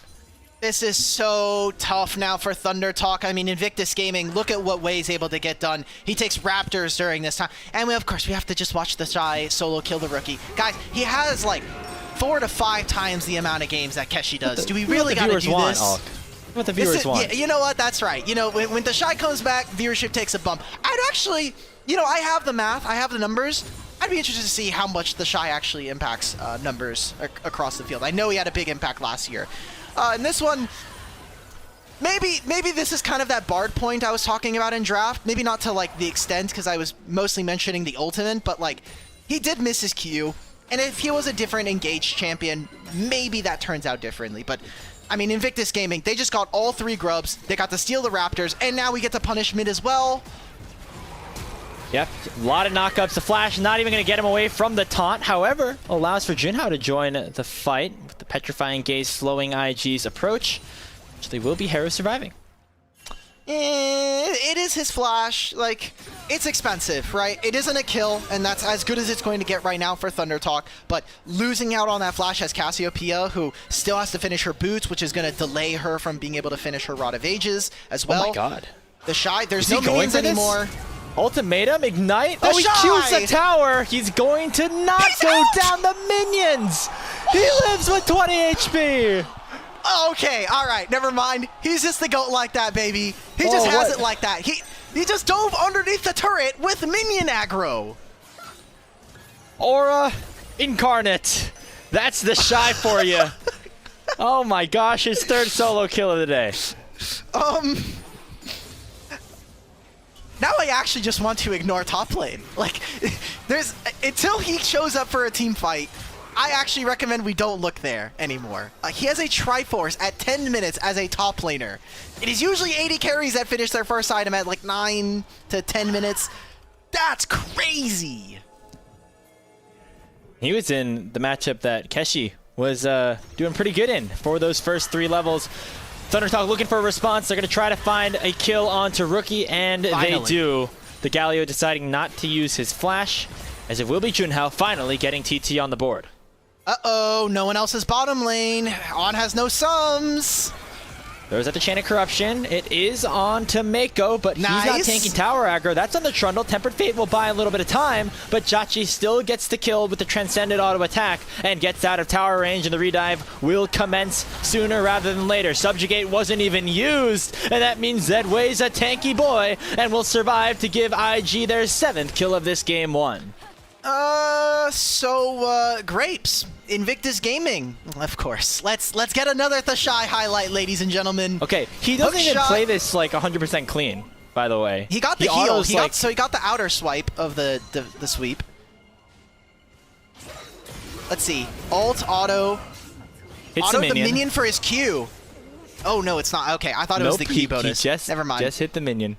14 HP, bro. He's 2 levels up at top lane. He's about to finish his quest. He might actually be 3. Okay, he just got his quest. He's almost level 11. And he's looking for a dive again. Junhao's looking Ignite to try up to in catch 15. him with his pants down a little bit here. See, that's one of those instances where you actually do get the full value of the Camille buffs, right? Like normally, Yeah. these buffs are very marginal, but having that little extra damage on the W probably did a little bit there, as well as the shield bonus. So, you know, there's a little bit of a good. Oh, okay. Use Well, case if there we're gonna for do that, the buffs. let's move back top lane. Observers, I need you to go back to Camille. I know she's They hitting a can't hear turret you. right now, but I need them to go top lane because I want to see what a skill order is. Because if he's maxing W second or first, I would agree with you. But if he's just doing Q max, or if he's doing even like some freaky like hook shot max, then I think our point kind of falls flat. Okay. Real quick, 2 dragons for Invictus. A dragon. He's doing hook shot max second. All right, so our point about the W changes really Never doesn't mind. matter. He just makes the champion feel more powerful with his nameplate on it. That's what we're gonna go for. He's just Yeah, it's he's not even just his so world cool. skin. True, actually, it's all junglers. That's actually a great point. That was just not fair. What is it? man. IG, You're it's IG 2 Fiora, levels. right? Yeah. That might have actually been. No, that wrong? might be his. I think it is his. Because Duke is. I'm trying to remember what the. Wait, I can just turn around. I have them. Oh my It god, was he's going oh, to wait. 1v3. Here's Dude. the ultimatum. There's the precision protocol, and that's a kill for the Shy. There's 4 people trying to take Look him at him. down, and finally he will fall. It's going to be on to get a big shutdown, but the Shy just aura farmed a little bit more onto Keshi. I saw Thashai in the player cams. He's like, guys, they said 4 for me. Like, what do you want me to do? I already killed one of them. He's I got in all my chat 1v4. right Yeah, he's like, guys. 4? He's like, Question guys, mark? I'm 34 years old, guys. Do you need to send this many people? Smile. Enter. All chat has been deleted immediately.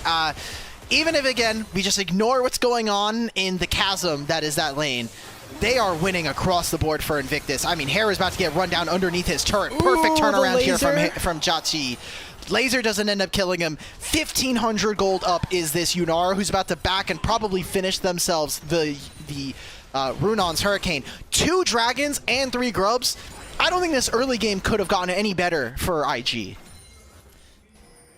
Man, so it turns out Group What's up? Nirvana just got hands this split. Like, I knew we kind of thought that going in because of all the skilled teams and the fact that we did have to say goodbye to OMG and Ultra Prime. But it seems like they got put in some sort of cryogenic time chamber, IG and NIP. Remember, these guys both lost to these exact same opponents in pretty devastating fashion, specifically for IG. They got 3-0'd by ThunderTalk, which is the exact same roster of 5. But it seems like Rookie and the Shy clearly having a little bit of an impact here, as Rookie going to get targeted once again by the cease and desist. Tempered Fate finds just the river, which is not what you want to hit. Now in the bottom lane, it's Wei popping the subjugate, allowing for the Shy to go in. He Cho'Gath ults on, will be able to take him down again.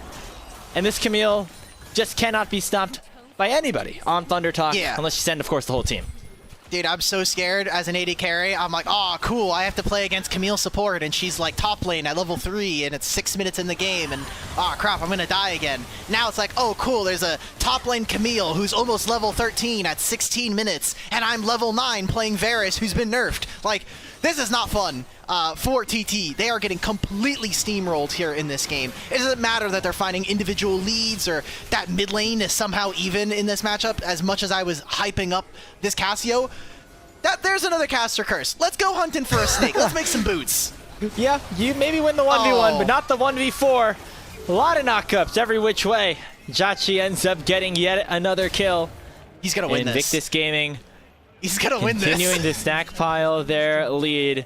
3 members on the Shy now on the bottom side to try to make some sort of response, but don't think they're going to be able to try to finish this dive. So they will head back to base. Wei will pick up the Rift Herald, and IG have a 7,000 gold lead 16 minutes in. All right, Junhao, what did we get? Let's press tab.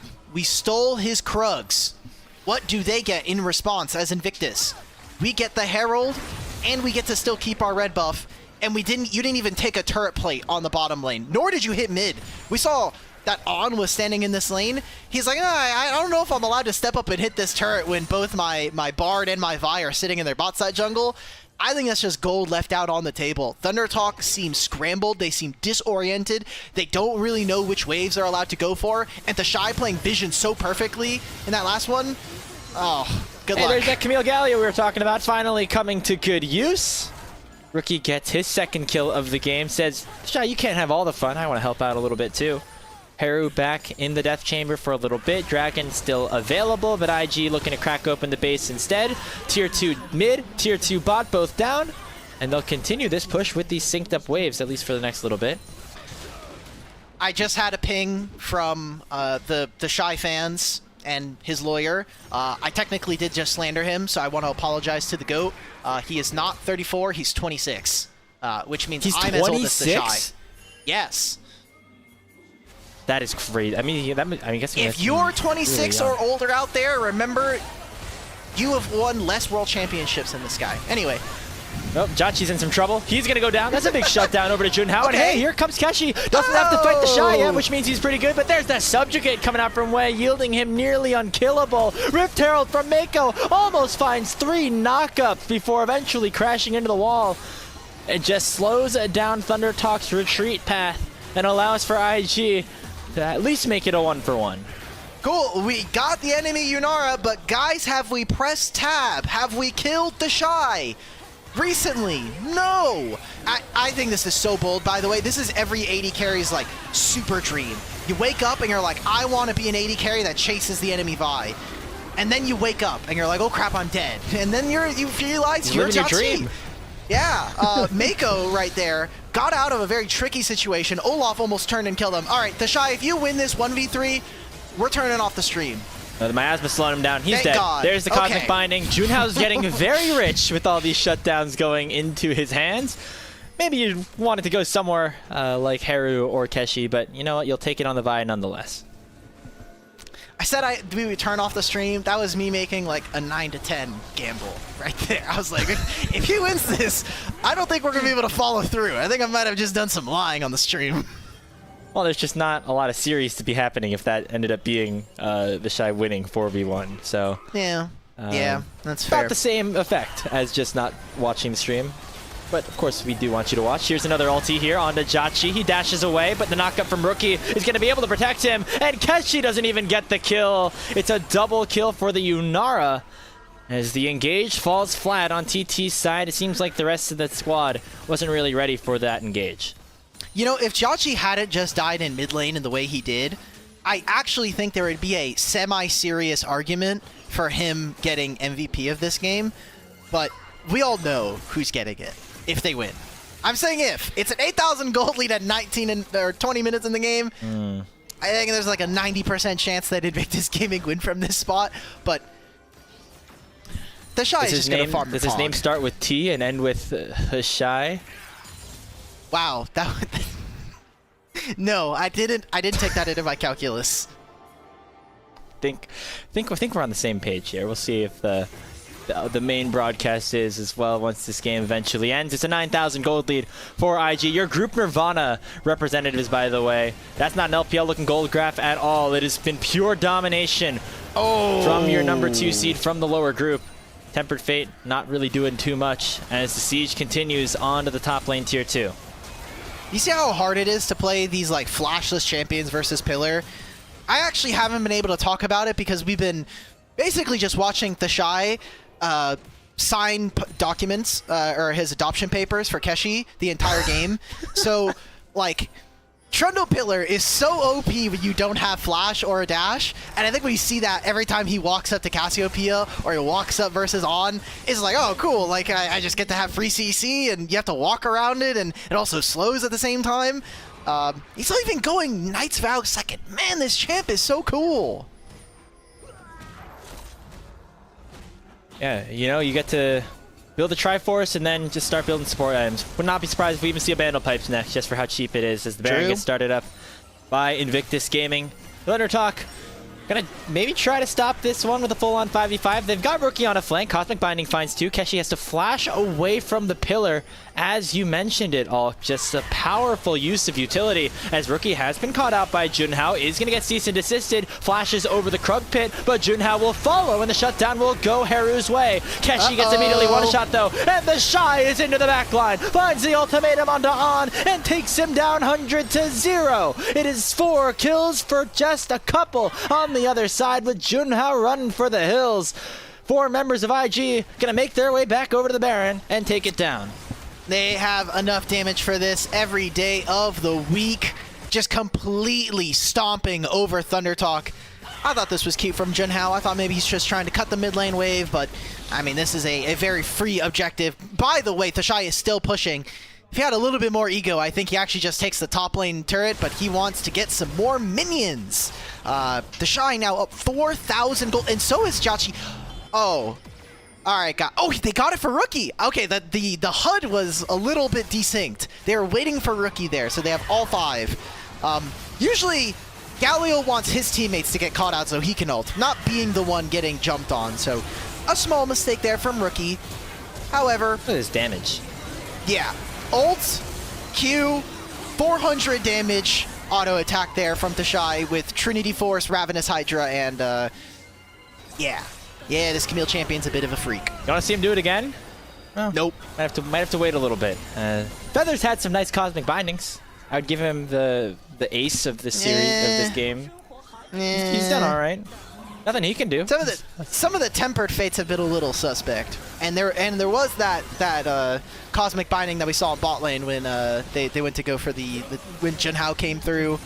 I'm keeping my eye on Feather. I'm not super excited about this Bard, but if we talk about the series as a whole, this is a rather expensive Fearless draft. Cassio's out, Olaf is out, Varus is out, a lot of scary champions.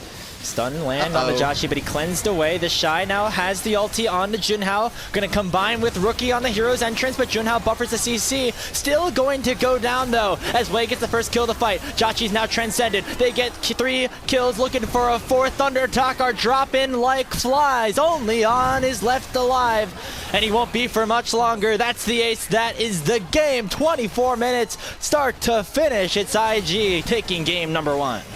7-2-4, 7-1-6. That is the Shy and Jachi's score lines for the game. Crazy stuff, and we saw it on the mini-map there. Grapes, 3 turret plates taken by Thunder Talk. All game, and all of them in the top tier 1. Not good. not great. Not good. Not ideal here for Thunder Talk as their struggles do continue. Remember, they ended the regular season here in Split 3 on a 6-match losing streak. It really felt like they were struggling to even take a game off of even some of our weaker teams. You know, they lost to Edward Gaming, they lost to LGD, both in the latter half of that losing streak. And now they're losing to Invictus Gaming. And I think, of course, if you're an IG fan, you should be pretty excited. But, yeah, of course, this is a Thunder Talk team that has been struggling as of late. Just for a little bit of context for how this series could potentially play out the rest of the way. I mean, sure. Yeah, also it was a different Invictus Gaming roster, right? It was Breathe playing, it was Renard / Nya, actually. Nya played the first 2 games, and then coaching staff was like, Renard, we need you. Haru is destroying our mid laner. Please come back after getting subbed out halfway through the season, and that didn't even work. He couldn't save the sinking ship that was Invictus, but time in Nirvana? Maybe this Nirvana group, sans LNG, maybe they had hands. And potentially Weibo still have an opportunity to sneak in to some more postseason play, even though they've already been eliminated from playoffs. We'll get into that a little bit later on this week as we take a look at some of our post-game stats. The Shy did over 1,000 damage per minute on Camille. That's not something that you see every day, and that is very that's impressive. Crazy. That's nuts, man. I mean, look, I have been very critical of the Shy this split. I think that some of his laning phases have been kind of wishy-washy. I think some of his team fights have not been up to the par of the excellence that we expect of this player. But this game, if he's going to play like this all split long for playoffs, I'm about it. I'm ready to see the Shy put hands on the rest of these top laners, because one criticism we've had this split is, especially with Bin not being in form and not even playing games, top lane pools looked pretty weak outside of a player like Zweon. So I wanted to see someone else step up to the challenge. Look at the fans so excited about the Shy's return to the postseason stage. And yeah, it will be very interesting to see what the Shy looks like against some of these higher level top laners once he gets into the postseason bracket, if they're able to win this series, of course. Still a lot left to play. But that was kind of the game plan for this team once they were knocked out by Thunder Talk at the end of split number 2, was get the Shy back and get Rookie back after his hiatus. They added an AD carry, and Awesome too, although he didn't play in this specific game. But it looked like, although they were in Nirvana, the level of play was just heightened by having these 2 experienced, teammates that have gone all the way to a world title before. So I also just wanted to check on the actual numbers. Earlier, I said, hey, I think, it's not necessarily in great taste from Invictus to have the Shy doing this to a guy that has 3 to 4 times the amount of games. Do you actually want to know what the real ratio of tier 1 games that the Shy has in comparison to Keshi? So what, the Shy's career started in 2017, 2018, so played 1, 2, 3, 4, 5, 8 years. I'd say it's 8 to 1 or 9 to 1. It is 10x. Whew. The Shy in tier 1 has played almost 760 games all time. There's some Demacia Cup games you can maybe get rid of 15 or more, 15 to 30 games if you really want to be super nitpicky about it.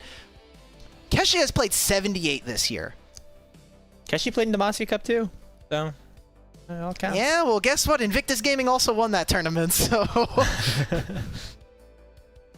That's crazy. I mean, we talk about the difference is in experience. Of course, IG coming in with this full veteran roster. I mean, talk about the Shy having experience. If you look at Rookie or Mako's tier 1 games played, that's even going to be more crazy compared to some of these other players.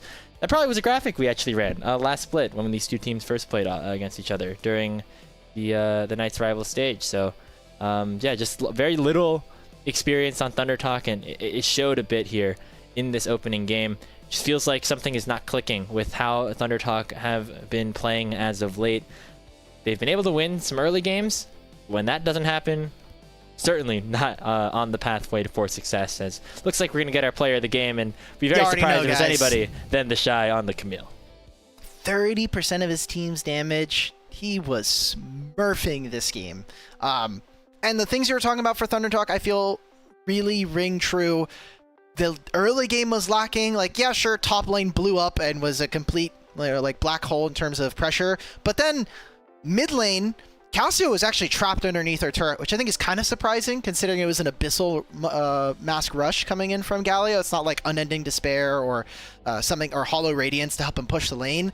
So that was kind of surprising to me. And then secondarily, this bot lane just did nothing. Like, Jachi and Mako completely handled this bot lane coming in from TT, and usually that is a strength, or at least something that we can usually pivot to if this team is a little bit behind in the early game, is that On and Feather are typically going to be at least serviceable when it gets to the early game in some of these team fights. Didn't have a lot of time to do much in that game as Invictus Gaming took it in 24 minutes. It's a 1-0 series lead for them. On track for a bit of a shorter night here in the first day of Night's Rivals, but still Thunder Talk with the ability to try to come back here and make their way into the postseason bracket. We'll be back with the draft of game number 2 of IG against Thunder Talk after this short break on LPL English.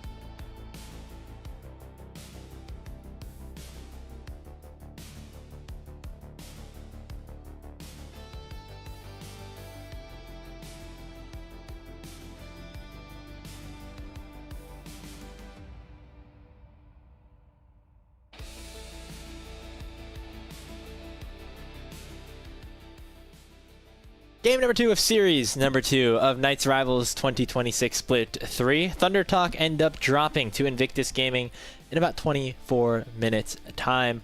The Shy is fully back and is looking like in playoff form, Dimitri. 1 game sample size, guys. I don't want to be a 1 game Andy, but damn, did they look good. The draft was a bit simple, right? Like, I don't think that I think against a better team, your first 3 of Yunara, Galio, Lulu is really punishable. Thankfully for them, nothing bad ended up happening from it, but I'm worried. I still have my concerns for Invictus Gaming if they do go further into the bracket. Yeah, I mean, the road is not going to be easy. I would argue that any of these top 6 teams in Group Ascend would pose a pretty large threat to IG if they end up facing off against each other in a playoff series. And a reminder that IG and NIP, if they both end up making it through Knights Rivals, will be starting in the lower bracket automatically, just due to the nature of this postseason format. So only 1 life for them to play, and IG are going to basically have to win 3 best-of-5s in a row in order to have a shot at that World Championship regional qualifier. So have to start with this series, and they were able to do step 1 pretty successfully. On the other side for Thunder Talk, there's a lot of eyes that go towards Keshi most likely. He's been a very volatile top laner. I think you saw a lot of that here in this game. He was so close to getting a solo kill in the first 3 minutes against the Shy, and then ends the game 0-9. Kind of the story of his season so far. Man, if he just didn't make 2 mistakes, that lane is so good for him. Like, yeah, does it suck to die when you're going for a 1v1 underneath the turret at level 3? Yeah, but he almost got him, right? Like, if he just lands the Q, it changes. And if he doesn't walk into Tribrush, he doesn't die to Galio there. But he's a rookie. Yes, he's been playing for this full year, but man, just these small things have been what have eaten away at Thunder Talk's win percentage. It's these small mistakes that bigger and better teams are just not going to make, or at least the ability for your team to punish them is going to be a lot smaller than IG's is. So I don't think there is a reason to believe that suddenly Thunder Talk are going to have a revelation and be able to turn everything around. You just need to kind of stick to what is going to work for you in the short term, and any fixes you make along the way are going to have to be band-aids, as you're kind of now stuck in the river. There's no going back at this point. You can't take a break. Yeah, I mean, I feel like TT all season has been a bit of a streaky team, right? Where they will go on these spurts where they'll look pretty good, like the start of split number 3, this playoff series that they had against IG. I think they went 5 games against LGD or something in the playoff bracket as well. So they've had moments where this team really has come together, but not for consistent enough amounts of time for them to really be poised as a true threat at the end of this 2026 season. You know, for developmental rosters, you always come in with different goals. Sometimes the goal is to make it to Worlds with some of these rookies at the helm. I feel like that's what Top Esports was more thinking. To me, Thunder Talk at the start of the year was a roster that you look at and are like, if they can make it to top 8, that would be a pretty big win for them. And you could pick and choose which pieces end up succeeding and look for that core to go into 2027 with this full rebuild. And honestly, again, at this point, it feels like TT have already accomplished that goal somewhat. I mean, look, they made the play-ins in Split 2 and Split 3. Already kind of a checklist for me. Like, we did it. We got a best-of-5 win versus another team. Even better, right? Like, they've hit all of their goals. Now it's like a game or something that you're like buying online on like Kickstarter. Yeah. And like, I'm thinking of like stretch goals, right? It's like, hey guys, if we hit this much amount of money, we're gonna add this feature into our game or our board game or whatever we're selling to you. Hey guys, if we make playoffs, that's like, you know, the baseline. But what if we like took a best-of-5 win versus another team? That would be kind of legendary. And they actually almost did in Split 2. I think they were also a team that went to 5 games versus LGD in that playoff bracket. Down in the lower bracket. So they were very close to even clinching a top 6 spot in the league, which would have been even more impressive kind of for how their season would have gone, or just how that individual placement that would have gone. That would have been better than anything that the previous Thunder Talk even was able to do from last year, which had players that, you know, you look at them in 2025 and you're like, oh, this team isn't that good. But then you're like, oh, Hoya was on that team. Aishwan was on that team. 1xN was on that team. Like, that's not too bad, all things considered. And to see that Thunder Talk team basically be matched by this current iteration in 2026 is not a bad thing for this group of young kids. I cannot believe the sentence that just popped into my mind, Grapes. If you told me start of 2025, in 2 years' time, the only player to make it to Group Ascend and be a Ascend level player is Hoya, like I said on the podcast, I'm banning you. I'm banning you from the server. But he's the only one that's done it. 1xN failed all of this year. Feather is stuck on TT, so but he's a support. He made it to Group Ascend. It doesn't count. He's a support player. Hoya didn't make. Hoya lost. Hoya lost last Hoya split. just won. Hoya just won. Okay, we're rewriting history here. All he's right. the best-looking player out of those lot five. Lot of recency bias is what I'm hearing as we head into this game number 2 draft. Thunder Talk opting to stay on blue side to try to turn their series around. Not over just yet, Alk. Remember that there's still 3 games that need to be won by Invictus Gaming in order for them to make it into the playoff bracket. So they got to lock in just as much as Thunder Talk can do to make sure that they take care of business here. A lot of bans being changed here already. We've got the Rise ban coming out. Jarvan is sticking up. We also have Nocturne and Poppy. So wanting to kind of eat away at some of Wei's champions. 3 jungle bans already on the table, not including our Fearless system. So what else is in the pocket? And what is our first pick going to be here for Thunder Talk? Are we going to go back to picking Ambessa here for Keshi? Are we going to go for a Jace blind here as well? Or are we just going to be taking a look at one of our mid-jungle kind of duos we've been seeing? No, it is the Karma instead for Feather. Yes, Karma lane, really powerful in the 2v2. You can also pair this alongside a Jhin if IG want to pick up the Ezreal for Jachi. That's kind of been the question when you lock in this Karma B1. Do you respond with the Ezreal Seraphine, or do you pick something else that can match in to the Ezreal Karma, like an Ashe Seraphine, which has also risen up a bit more in priority. Ashe, another one of those champions that can take advantage of the Runon's Hurricane buffs. We'll see what exactly that looks like in a more 2v2 dominated field. I think you gave us the answers there. Like, you know that there's no Seraphine now. Just take the Ezreal or take the Jhin. I think generally people are going to feel better about taking Jhin, but I see a Nefiri, and I think Thunder Talk want to say, like, we might just want to get rid of Annie, right? Like, do we really want to have that? To me, it's a little surprising to see that Rise is taken. I know I was talking about that Haru has the most amount of, or some of the most amount of Rise games here in the LPL, but he also has, I think, a negative win rate on the champion. He has 20 games of Rise this year. I'm not going to be too pressed about it, even if you are going to be giving it away with a Nefiri angle. So with the Ezreal to finish off the bottom lane, no Rise available for Haru this time around. Maybe later in the series it will go unbanned. Likely a jungler here. You saw the Lee Sin hover. That has been one of Junhao's most played this season. So if you want to get him onto a bit more comfort, that could also be an option at this stage in the draft. There it is. Jungle bot lane locked in here for TT. All right, you're going to have some aggressive poke. Just have no lockdown here in this game.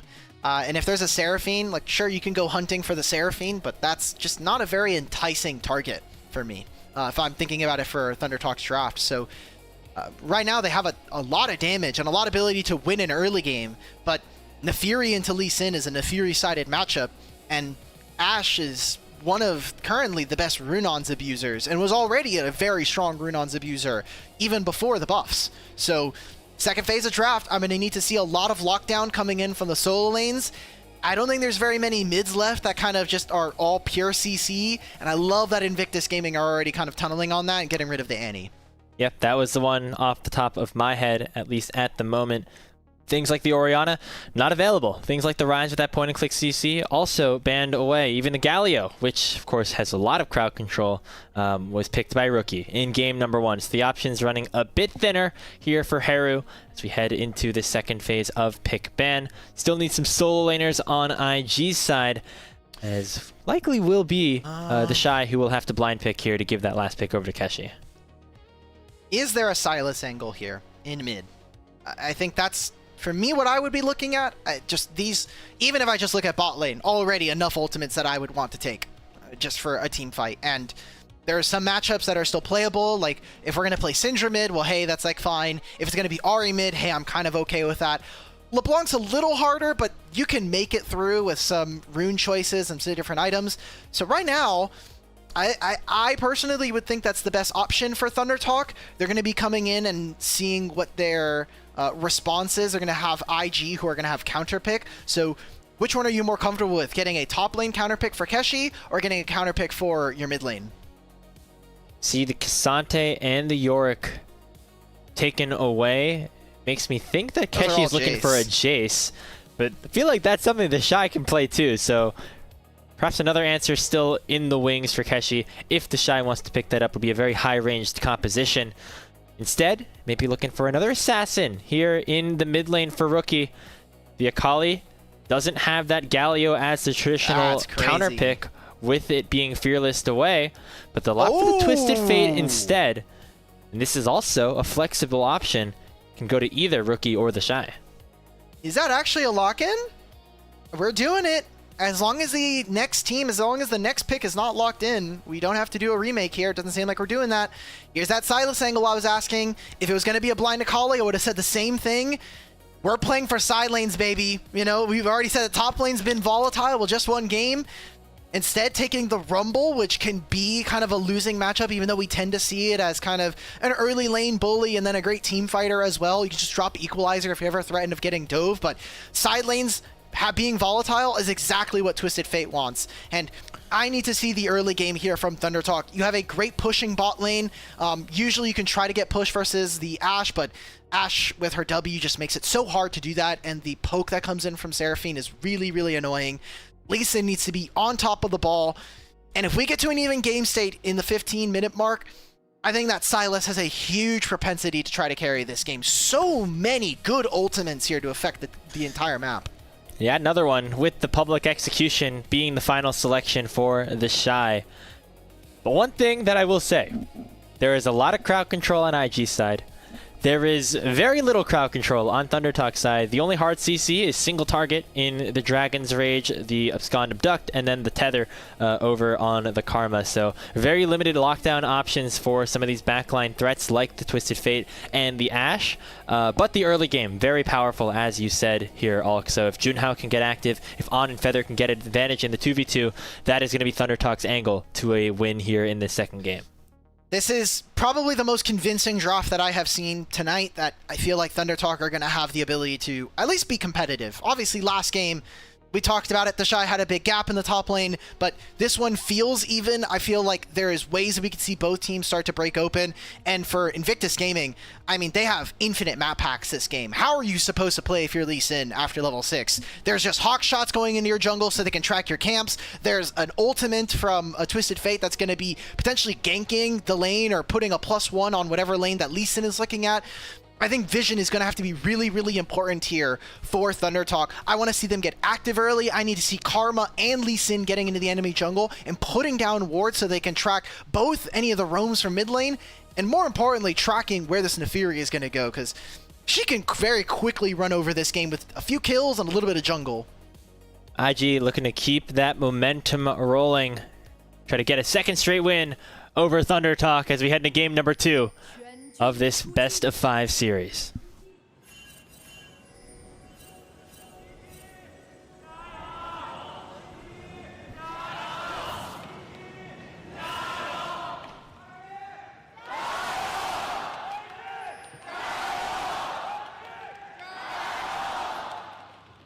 I think you can tell which team is more popular here today, Alk.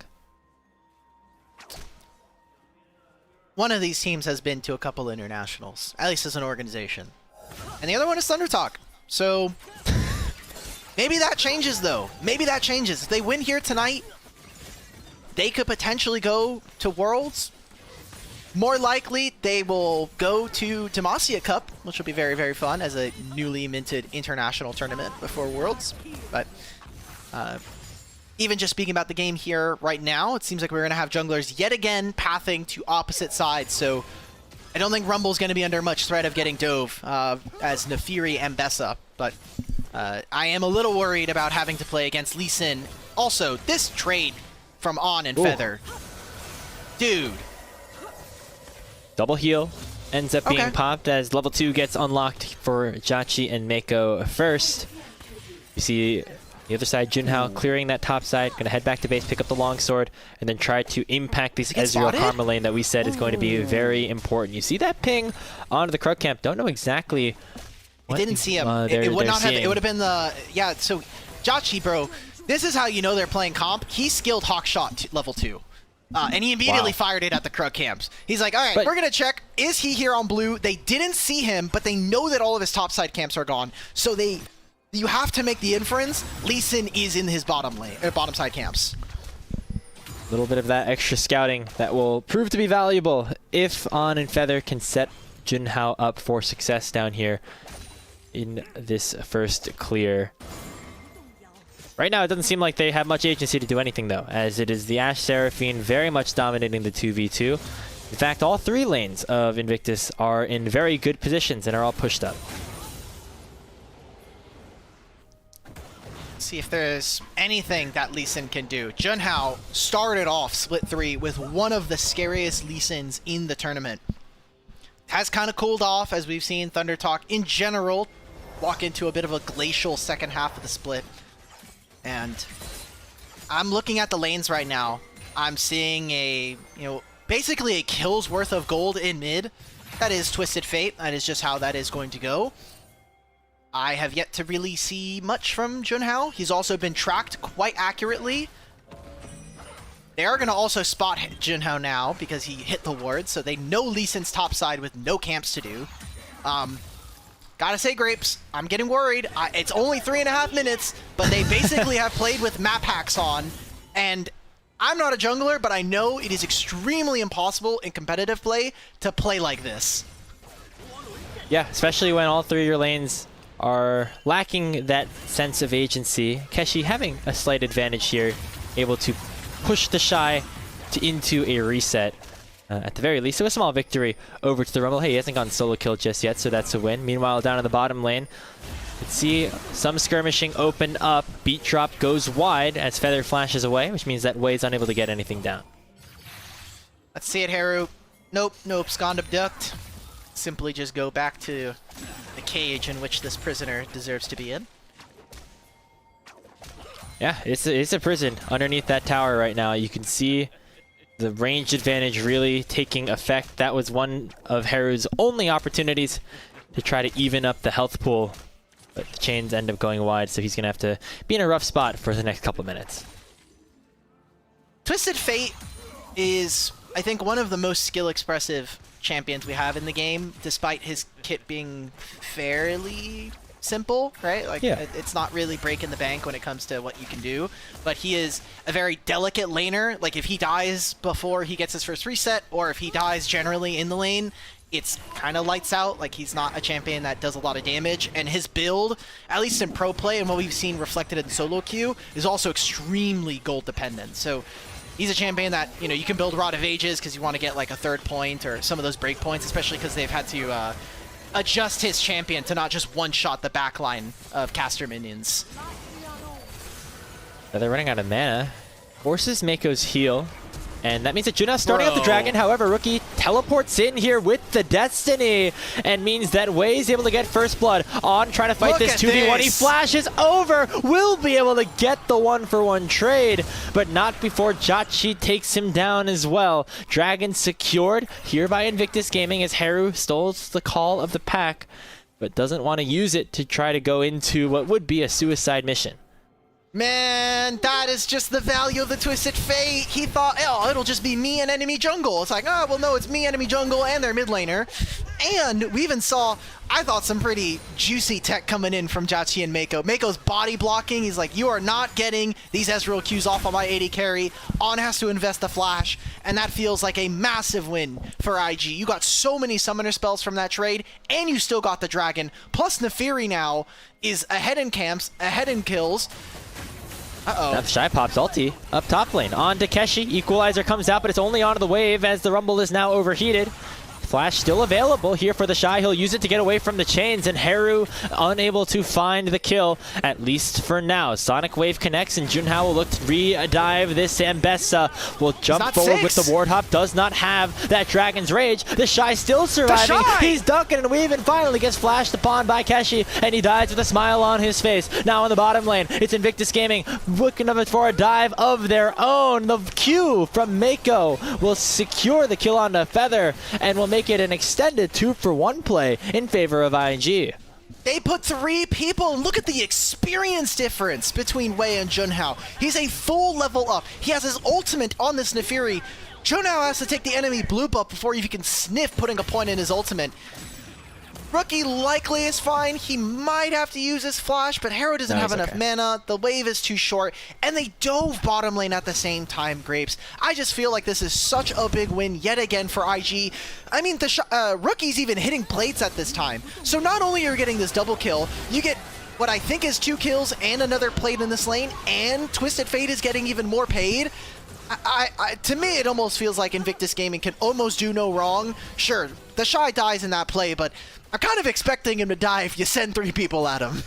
Yeah, surprised he didn't die even sooner. As that was a really nicely executed dive for IG on the bottom lane. Just navigating that turret aggro perfectly.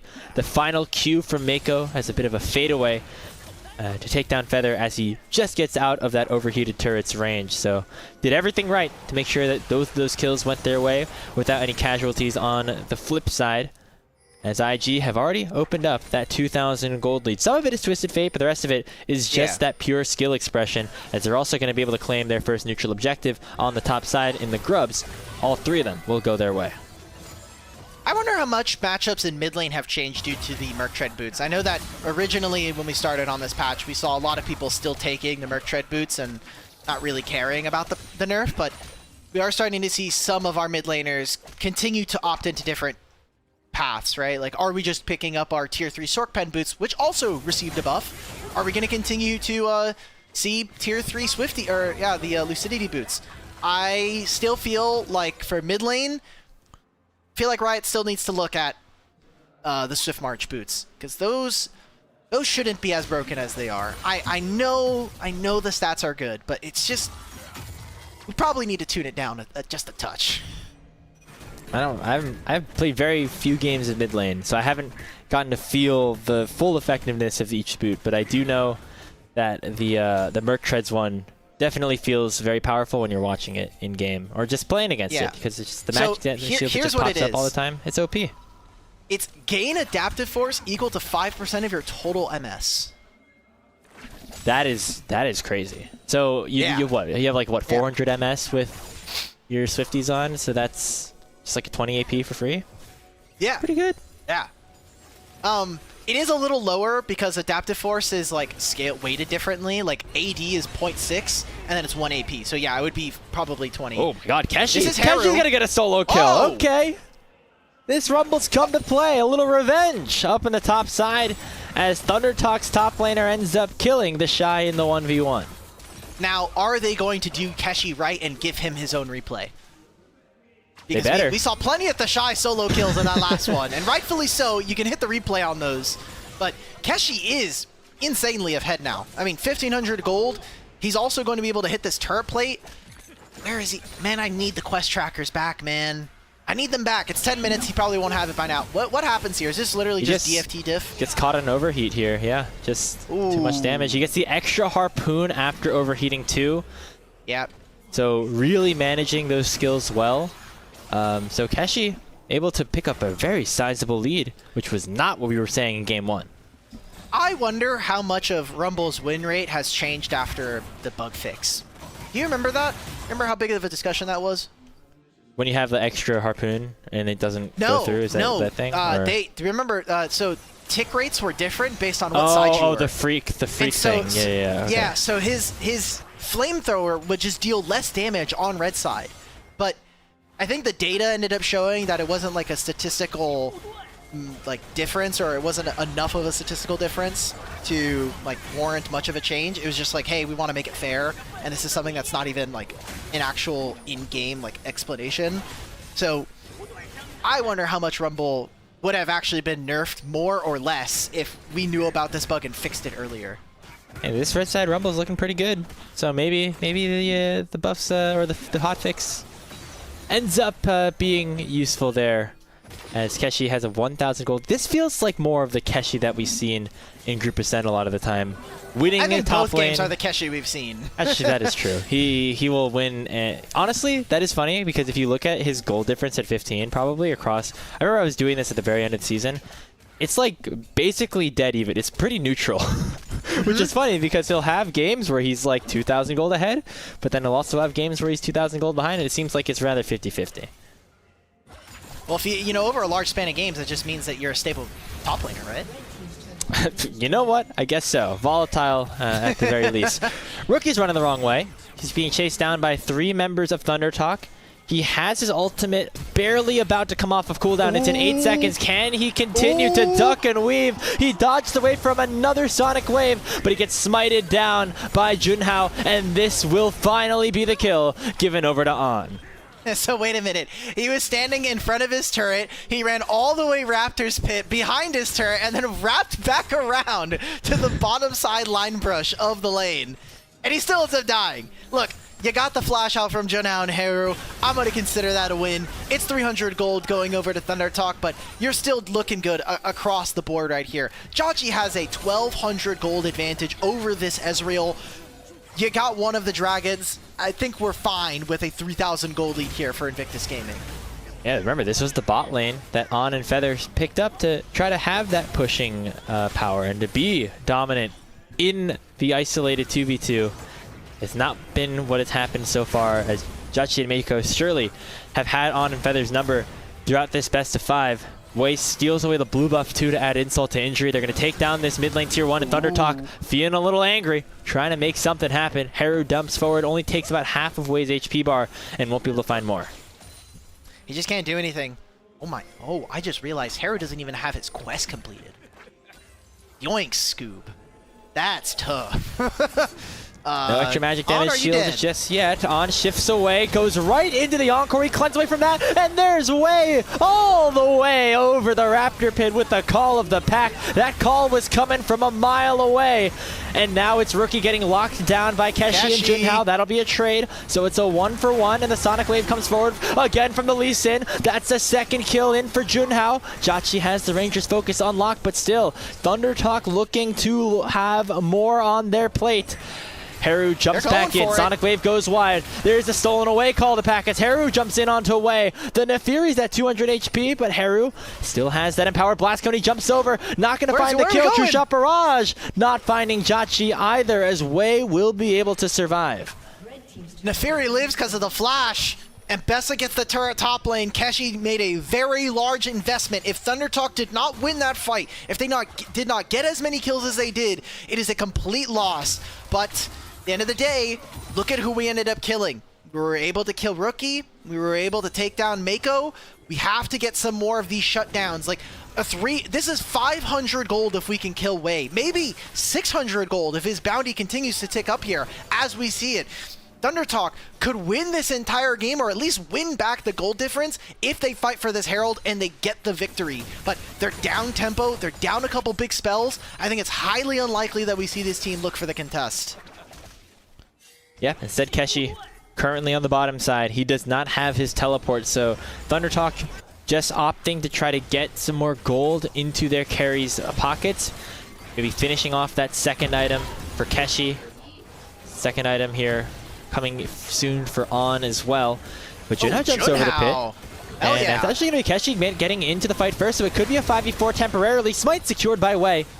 And so it will be Shelly collected. Rookie Destiny's into the mid lane to make sure that he's able to match the tempo of the Rumble. And so Thunder Talk end up running up to the top side without finding anything. And now they just, end up losing a bit of a timer. Yeah, Rookie ended up using the top laner's Destiny, which is I press TP, and I show up in the lane. But true. Yeah, it's the same thing, basically. They're both useless, and...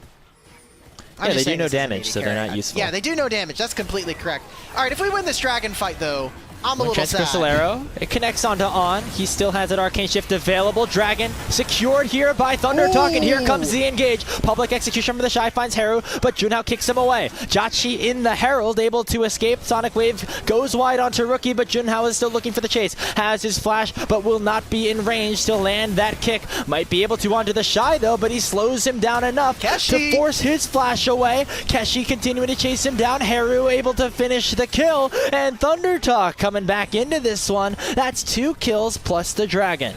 Yeah, Thunder Talk, they got the Dragon, and essentially they killed Jachi because Jachi jumped in the Herald. He did no damage during that fight. There needs to be someone else who has taken the bus, okay? We can't send our marksman champion into the Rift Herald. That just seems like a mistake to me. He has all of your consistent damage. You have all of this burst thanks to Twisted Fade or thanks to this Mbessa, who land an incredible ultimate here from max range over the wall onto Haru. But look at my Ashe. Where's my Ashe going? Where is she going? Going to the bot lane. She does no damage. Did get that wave though. So okay, yeah, no, you're right. Small You're victory. right. I should have. Yeah. Hey, Ooh, Thunder Talk not Renons. out of this one just yet, as No. Jachi opting for a little bit more of a single target focus build. I gotta say, Grapes, I'm really sad. Now, you need the attack speed, especially if you're gonna go for Hex Optics first, but you can see that Invictus Gaming, if they are even, if they don't already have the jump. Keshi, you gotta be careful here, buddy. Ooh, gets his back He's canceled. not able to get it. And there's the arrow for a little bit of extra hurt. Still has the equalizer up. And Keshi actually still alive. Gonna force the flash out of Mako to land the encore, but Haru has an encore of his own. Says, play it again. I'm gonna jump in and steal your kill. It's a double kill on the other side though for Wei. And the public execution comes in from the Shy. Forces On to shift away. And now it is Junhao flashing underneath his tier 2 turret. Jachi continuing the chase. Wei with another Darkened Dagger should be able to finish off a kill. And there goes Thunder Talk. 4 more for IG as they'll break open this top lane tier 2. It just saves me so much breath from going on my diatribe about how Thunder Talk could fight back in this game. Hey, it's only 3,000 gold. It's not that big of a lead, but they just don't have the damage right now. This Ezreal, who is supposed to be this 2-item monster, just isn't there because Jachi's already beat him to that point. Rookie is both tanky and also really flexible in what he's able to do. And because they focused out Haru first, I don't really care that they're killing Jachi here. It's 500 gold going over to Haru, but there's no objectives to play for. Baron doesn't spawn for another 45, and we still have Dragon spawning in 2 minutes. Once you get rid of Keshi, the game is actually more like 7,000 gold in favor of Invictus Gaming. This was just very clean. They spotted him with the Hawk Shot. They get the kill. This is a 2-item Nefiri. She does so much damage with Voltaic, plus the Black Cleaver. And Haru tries, he tries to look for something. He tries to get the hero play. He only lands it onto Mako. I thought this snap onto On was really clean. He flashed in place just to get to the E to get him over the wall. That's how desperate we are as Thunder Talk. 2 dash is better than 1, but 4 kills definitely better than 1 as well. That's how IG are feeling after winning that last fight. Gold lead still only 4,000. The way their composition is set up, the 5v5 certainly looks very strong. Next objective that we will likely see a fight over is this Chemtech Drake in 75 seconds. Believe we have that second item in the Muramana completed for On. Not there just yet on Junhao and Haru. If they can get those item spikes, might be a good opportunity for Thunder Talk to go for broke. But they need to buy them now, right? Like, it needs to be within the next 20 seconds because then they'd be second to join the play. And I think it's tough to try to break open this IG team. Sure, there's not very many tanks, but then you're walking into Seraphine and Ashe and even the Twisted Fate, who can basically stop you from engaging. I think as Thunder Talk, you might just say, hey, let's not try to fight this, but I could see the argument that if we don't fight this dragon, well, then we're kind of just too far in the game to really be able to fight or do anything. To me, anyway, I think that Keshi has final say. I think Keshi has shown that he is ahead in this game. He has shown that he is a pivotal piece to whether or not Thunder Talk will be able to win team fights. So if he says he can move, then I think Thunder Talk are going to look for it. He's got his wave in a decent spot right now. It's Dragon now spawning in 15 seconds. You can see IG controlling the pit. There is the gold card onto Junhao. He safeguards away, though. and now forces Wei to pop the Hound's Pursuit. There goes the ulti Keshi. on to Keshi, and the main carry for Thunder Talk is down. Wei jumps forward for a double kill, and Rookie Destiny's over into the back line of TT. It's 4 kills, soon to be 5, as On's able to barely shift away. But IG say screw the dragon. They're going to look to wear purple yet again here in this game number 2. This series is just feeling like Twisted Fate's Ultimate. It is the gate before play-ins and is IG's destiny to 3-0 Thunder Talk at this point. It is just too damn clean. They are running over Thunder Talk with a bunch of rookies, and for Invictus Gaming, they're just doing it with 1. And that's just his name. He's been in the league for like 12 years, so he's not really a rookie at all. My favorite was when we had Renard and Nya playing, and I got to run this graphic of like IG's rookies, and it was like not the name. I felt I was really clever. I felt was good about good. that Yeah, one. I mean, I've put tried that to one make... on the fridge. Yeah, the rookies on Thunder Talk not doing well against the rookie on IG, as you already said. He's got 3 items with that rapid fire cannon, 10 stacks on the Dark Seal, and is looking to put away this game to send Invictus Gaming up to match point, where they will head into the lower bracket of the grand finals, as they call it, the Split 3 postseason. They get the Siege. Invictus Gaming have too much setup. This Seraphine. I like the combination of what we're getting from Invictus Gaming, from this composition. Like, Rookie is too tanky, and now he's hit 3 items on Twisted Fate, which kind of feels like the sweet spot now. Doubt we're going to see 4 items in this game, but if we do, is likely going to be a mandate. Okay. Hera's in some trouble. Yeah. Dodge over the Darkened dead. Dagger, but still will eventually get taken down by Jachi. So 1-0 underneath this bot lane inhibitor tower. And this might just be the icing on top of the cake. Rookie uses that TP to force TT's remaining members back into their own fountain. And they're not going to get much further than that before their base eventually crumbles. Nexus Tower's under fire. Jachi still very strong with that Ranger's focus. And there's not much that TT can do. Juna's going to have to pull the trigger sooner rather than later, or this game will just end. Maybe waiting for Hera, who respawns in 8 seconds. But it's another last-ditch effort that will prove fruitless for TT. Junhao takes a big chunk of HP. Another stun lands onto the Ezreal, and Nexus will go down in just as quick of a pace as they had in game number 1. IG smashed Thunder Talk in game 2, and will go up to match point in this best-of-5 series. 24 minutes, 5 seconds. That is the end of game number 2 here. I really have nothing else to say. This is just a speed run coming in from IG. We might be out of here before the sun comes up over on the West Coast. We might be out of here before Lennon's internet comes back. I hope. Yeah, hopefully all that ends up getting sorted out. But yeah, it's it is a crazy sight to see.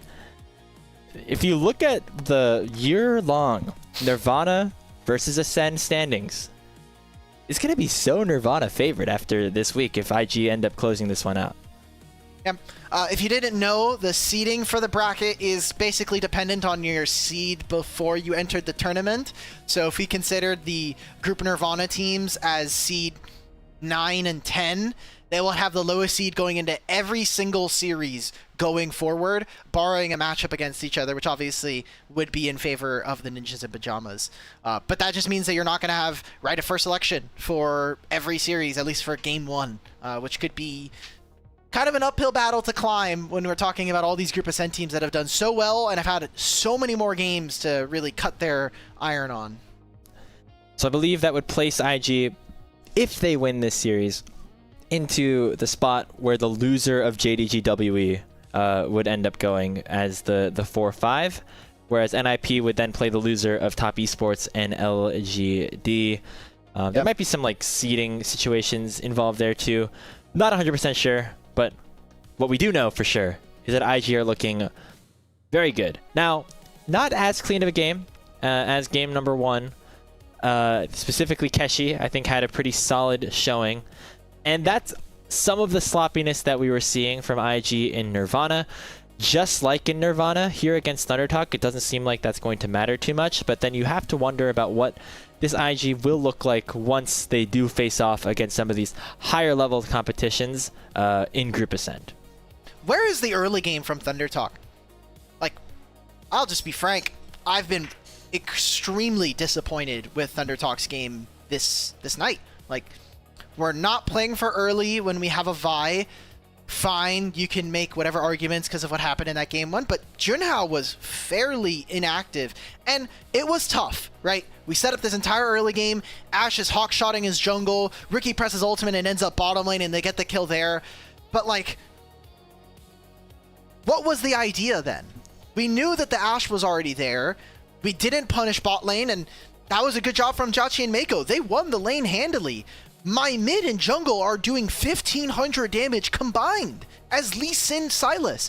This is not a duo that we tend to see, because usually Lee Sin likes a little bit of setup, or at least likes a mid laner that does a lot more damage. And Sylas is neither of those when his mid lane counterpart is Twisted Fate.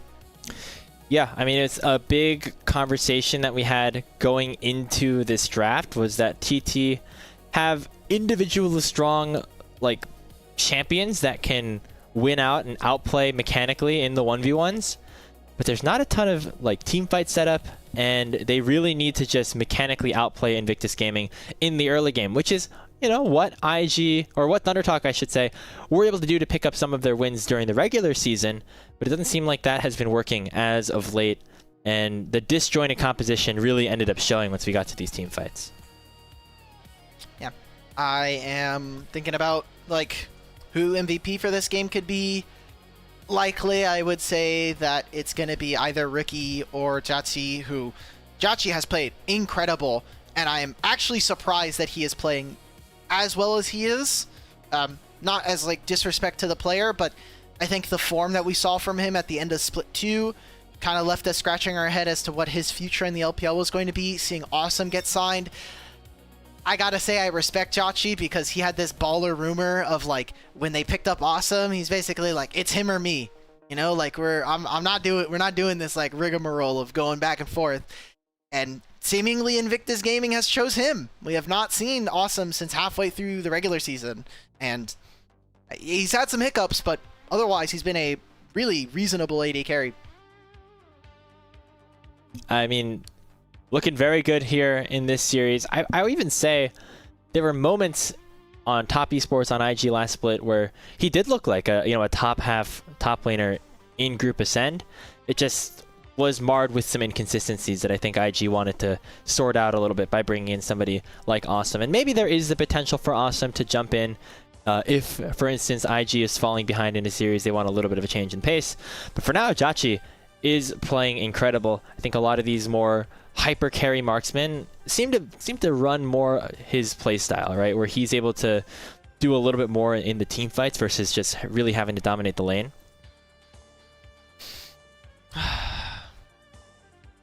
This is just making me sad, Grapes. Just what can Keshi do, man? He loses so hard in game 1, it's a little demoralizing. He wins part of game 2. It's like, well, we can't win. So what am I supposed to do now? Do I just play Cassante and just hope that my team doesn't lose in the opposite side of the map? Because I think right now the biggest canyon in the game is jungle. Like, Jauchi and Mako have been 2v2ing on and Feather off the face of the planet, but Wei actually is making things happen, whereas Junhao is waiting for his order to clear out so that he can go back to full clear and do it all over again. Which is an interesting dichotomy, because Junhao really outplayed Wei, it felt like, in the last matchup between these two teams. Part of it could be that mid lane disparity with Nya and Renard in there instead of Rookie, who just won our player of the game. But Junhao really has not been up to snuff over these last couple weeks, but definitely here specifically in this best of 5 as well. And if they don't turn things around quickly, their season is going to end here in Beijing on this very stage. Yeah. Good job, Rookie. Thumbs up. I've got very little to say. You played Twisted Fate. You roamed to some of the lanes. Again, not the flashiest champion, but this champ is really, really good in a controlled environment. And What did we say? Hey, it is impossible to play competitive jungling if you just have insta-map hacks for all of the game. And that ended up being true, right? I have a lot of criticism of Jinhao, but similarly, it is a very tough game for him to play. Yeah, a large part due to Rookie and also due to Jachi with those hawk shots on the Ashe. So Invictus Gaming up to a 2-0 lead. They're one map away from locking themselves a spot in the playoff bracket and keeping their chance at a World Championship berth alive. Thunder Talk gonna have to reverse sweep this one in order to have the same said about them. We'll see if the sweep does end up happening. Game number 3's draft coming up after this on LPL English.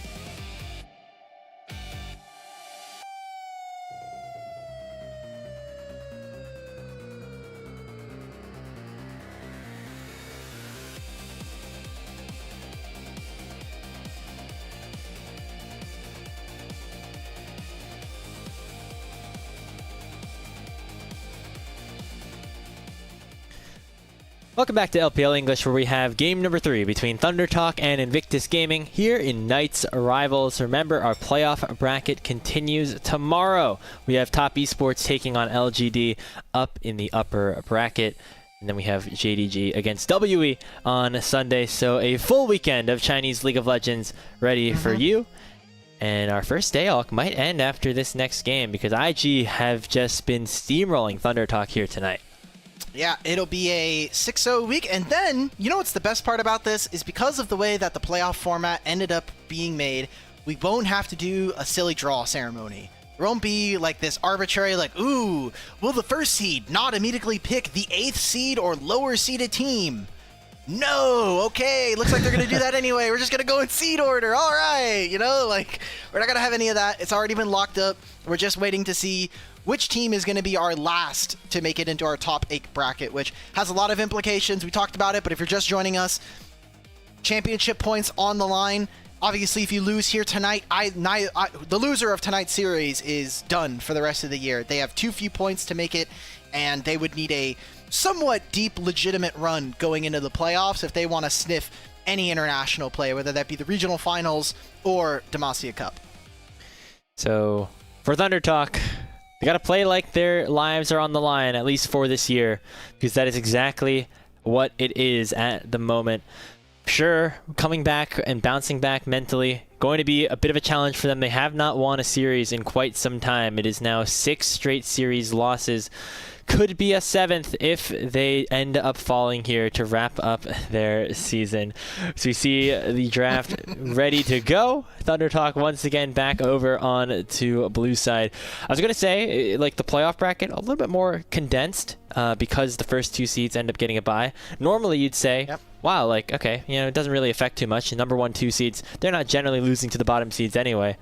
But last split, that did end up happening with BLG losing to WE, so maybe they get a bit of a free pass. LPL was like, all right, we're not having that again. We're not having potentially BLG get knocked out in round 1. So we're just gonna nip that in the bud, and we're gonna say, hey guys, if you make top 2, you don't have to immediately get bounced out of the tournament. But it also doesn't matter.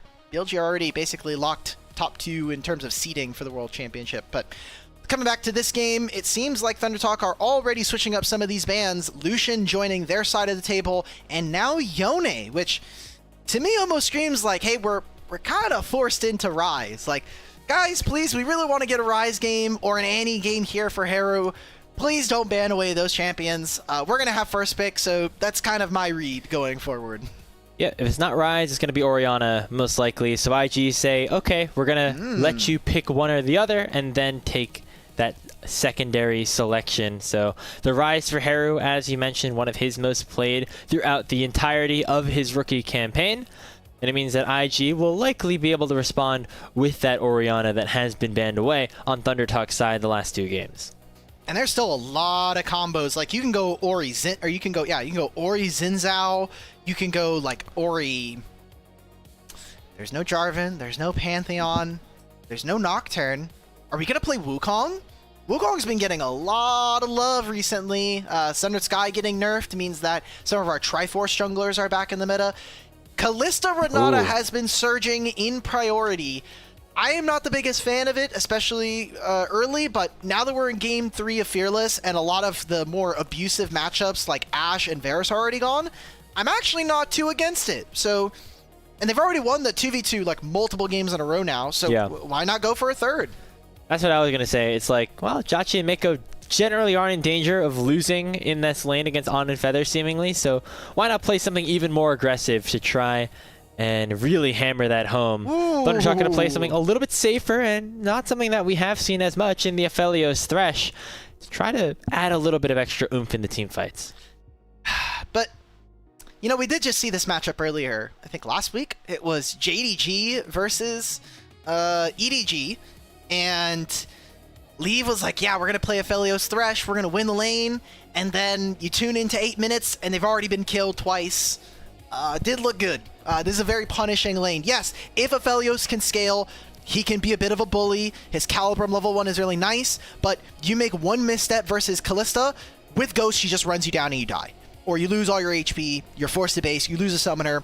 The Cataclysm there is really, really bad. So we get in the second phase, and I want to see heavy ganking junglers. My criticism this season, or this series, has been that Junhao has been inactive in these early games. He needs something that is going to be present and available to help out his bottom lane to help win this matchup. That Poppy that has been very popular, still available here for Thunder Talk to try to take away. Always good into the Kalista specifically, who has dashes in basically every auto attack that she ends up throwing out. See also the Wukong, the Nidalee both taken away, as well as Keshi's Jace, which has been a very strong threat all season long.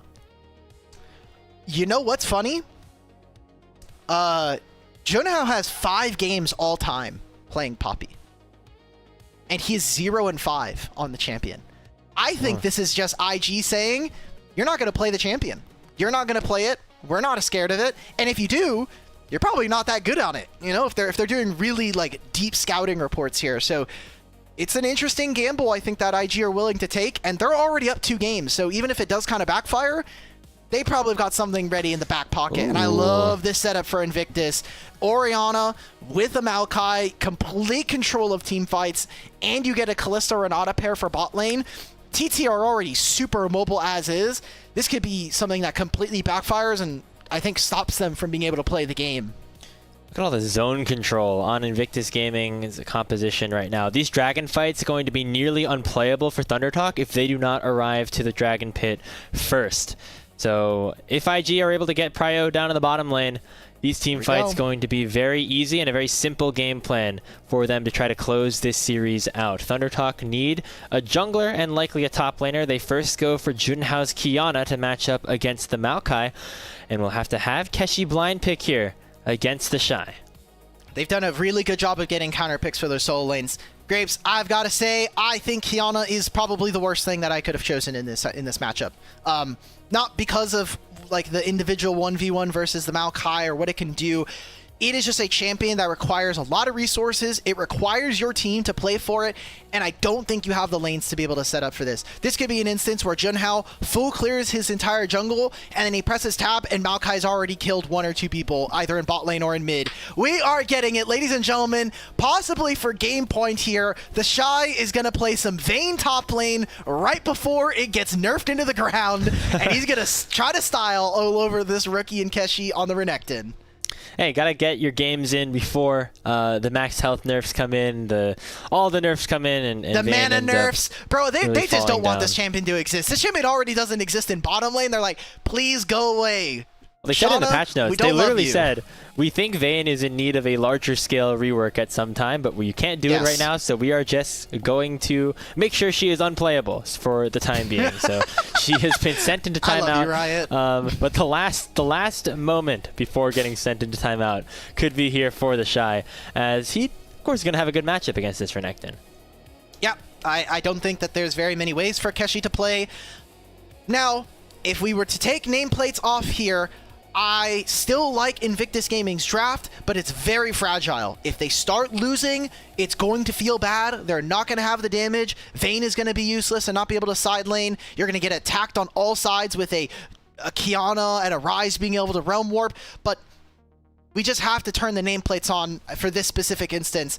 Haru, his most played champion this year has been Ryze, and the way that I've explained it is that he kind of uses this champion to cheat around the map. It's what this champion does best, and I think it allows this rookie player who maybe doesn't have all of the map knowledge that a veteran mid laner would have to kind of cheat around the map and do whatever he needs to help the team.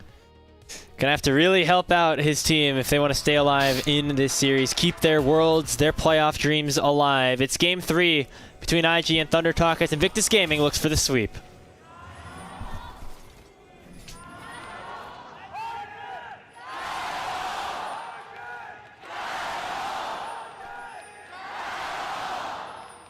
Hard not to feel demoralized after those last 2 games as a Thunder Talk fan, but what if? What if you believed? What if you thought, hey, what if we reverse sweeped Invictus Gaming in the play-ins? That would be a legendary story. Yeah, I mean, still a lot of chapters left to go, What though. if next year we did that? As we see the bottom lane 2v2 just fall apart in the first 75 seconds of this game. Jachi and Mako make quick work of On, burn him down to 200 HP, already forced the heal out of Feather. Still a cleanse available on the Aphelios, but it's going to be very difficult for them to play this lane out.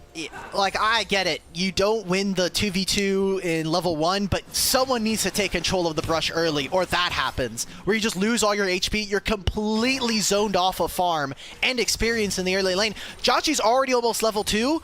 This bot lane hasn't even sniffed half of a level, and it's the first one of the game, right? It's really the funny. lowest barrier to hitting level 2. So they get level 2 first. Jungle is pathing away. This is a nightmare scenario. Junhao's done a little bit of creative pathing, though. He went Raptors, which he did get spotted, and going into all 3 of his bot side camps. He's going to try to beat Maokai here and either interfere with Wei or just save his bottom lane. This could be what Thunder Talk need to get them back into this game. Yeah, I mean, they're going for the dive here because this is not a timer that they're expecting Junhao to be on. Double flash forward, though, and Jachi picks up first blood. Junhao just has to watch as his AD carry falls. It's first blood and the first kill going over to Invictus Gaming. And something that people at home will not immediately catch on is if you are Invictus Gaming, you press tab, you look at Junhao and say, he's done 4 camps, and he's gone some of these cannons and these waves in the bot lane. He has at least 2 camps ready to go on top side. He's not going to control the bottom side river. This wave is also going to push out here for On. Let's take a look. Is that true? Yes. So On will hit level 2, but he will not have flash, and the wave is pushing away from him. And Jachi got to go back and pick up a pickaxe. That's tough, buddy. Yeah, the opposing purchases for the marksman. Jachi got a pickaxe, On got a refillable potion. He ended up back at base with 1 CS.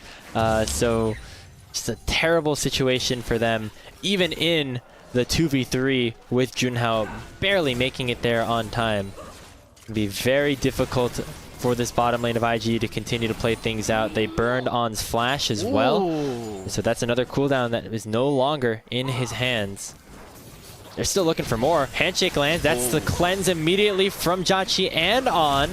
And there's so many spears into this. Aphelios is back. The final auto does it again. It was top lane domination in game 1. It is bot diff in game 3. Dude, they just get to push this. I mean, the wave's stuck now here, but like Kiana instead did her Krugs and her red buff. Now gets the bottom side scuttle, and Wei is clearing down. So not this wave, and maybe not the wave that is about to leave from base, but the wave after that, Wei could be here, and they could go for another dive where On has no sums. You're 1,200 gold up on Kalista Renata. This is kind of why this matchup has been Kalista Renata favored, is you make a mistake in the lane, you just die. And we'll take a look at the replay here. Tries to use the cleanse to get out of the handshake, but the damage is done. You've already been moved. The Thresh Flame not landing on Jotchi, not giving the movement speed debuff, is the difference between life and death. On is already gone, 0-2. He's down 20 CS at 4:45 in the game. Yeah. This is a very frustrating situation for On. The wave was just never in a good spot, still not in a good spot. And there's a heal pop by Mako. They're going to try to chase him down for a third straight time. The Dark Passage from Feather gets him away with half health, but Wei now looming as well in the bottom side jungle. Keshi hitting level 6 here on the top side, has the Dominus, forcing the exhaust out of the Shy. The one opportunity for him to try to make his move, but it does not end up being successful, at least for the time being. Junhao making his way in to cut the Shy off, lands a root, and the wave is crashing in now. Looks like the Shy will end up going down as Junhao gets on the board for TT. Also, the Shy hadn't recalled this entire time. So he dies and buys a full-plated steel caps. And look what I said, right? I said not on the wave that was spawning, but the wave after, Wei could show up bot. He does. There's a 2-level difference here. It's more like a level and a half because it hurts. Jotchi is level. There's Bluey. Thumbs up. He knows. Hey, man, I'm not touching this wave. I'm not going to have any fun. Haru has ultimate. So when the IG bot lane comes back, I want to see TT attack this. I want to see them get something, try to punish. On is dead. I think On is dead now. Run On! He's going the wrong way. He's going to try to get the execute maybe, but he's going to go right into Wei's loving arms. Spear connects, so that should just about do it. This Aphelios is toast, 23 CS. You can see the frustration on his face in the player cams. Not the way he would want his season to come to a close, but it's looking more likely than not as ThunderTalk are in danger of being eliminated here. Man, 1 minute in, I had this whole thing about, like, what if you believed in the reverse sweep? And it's still technically possible.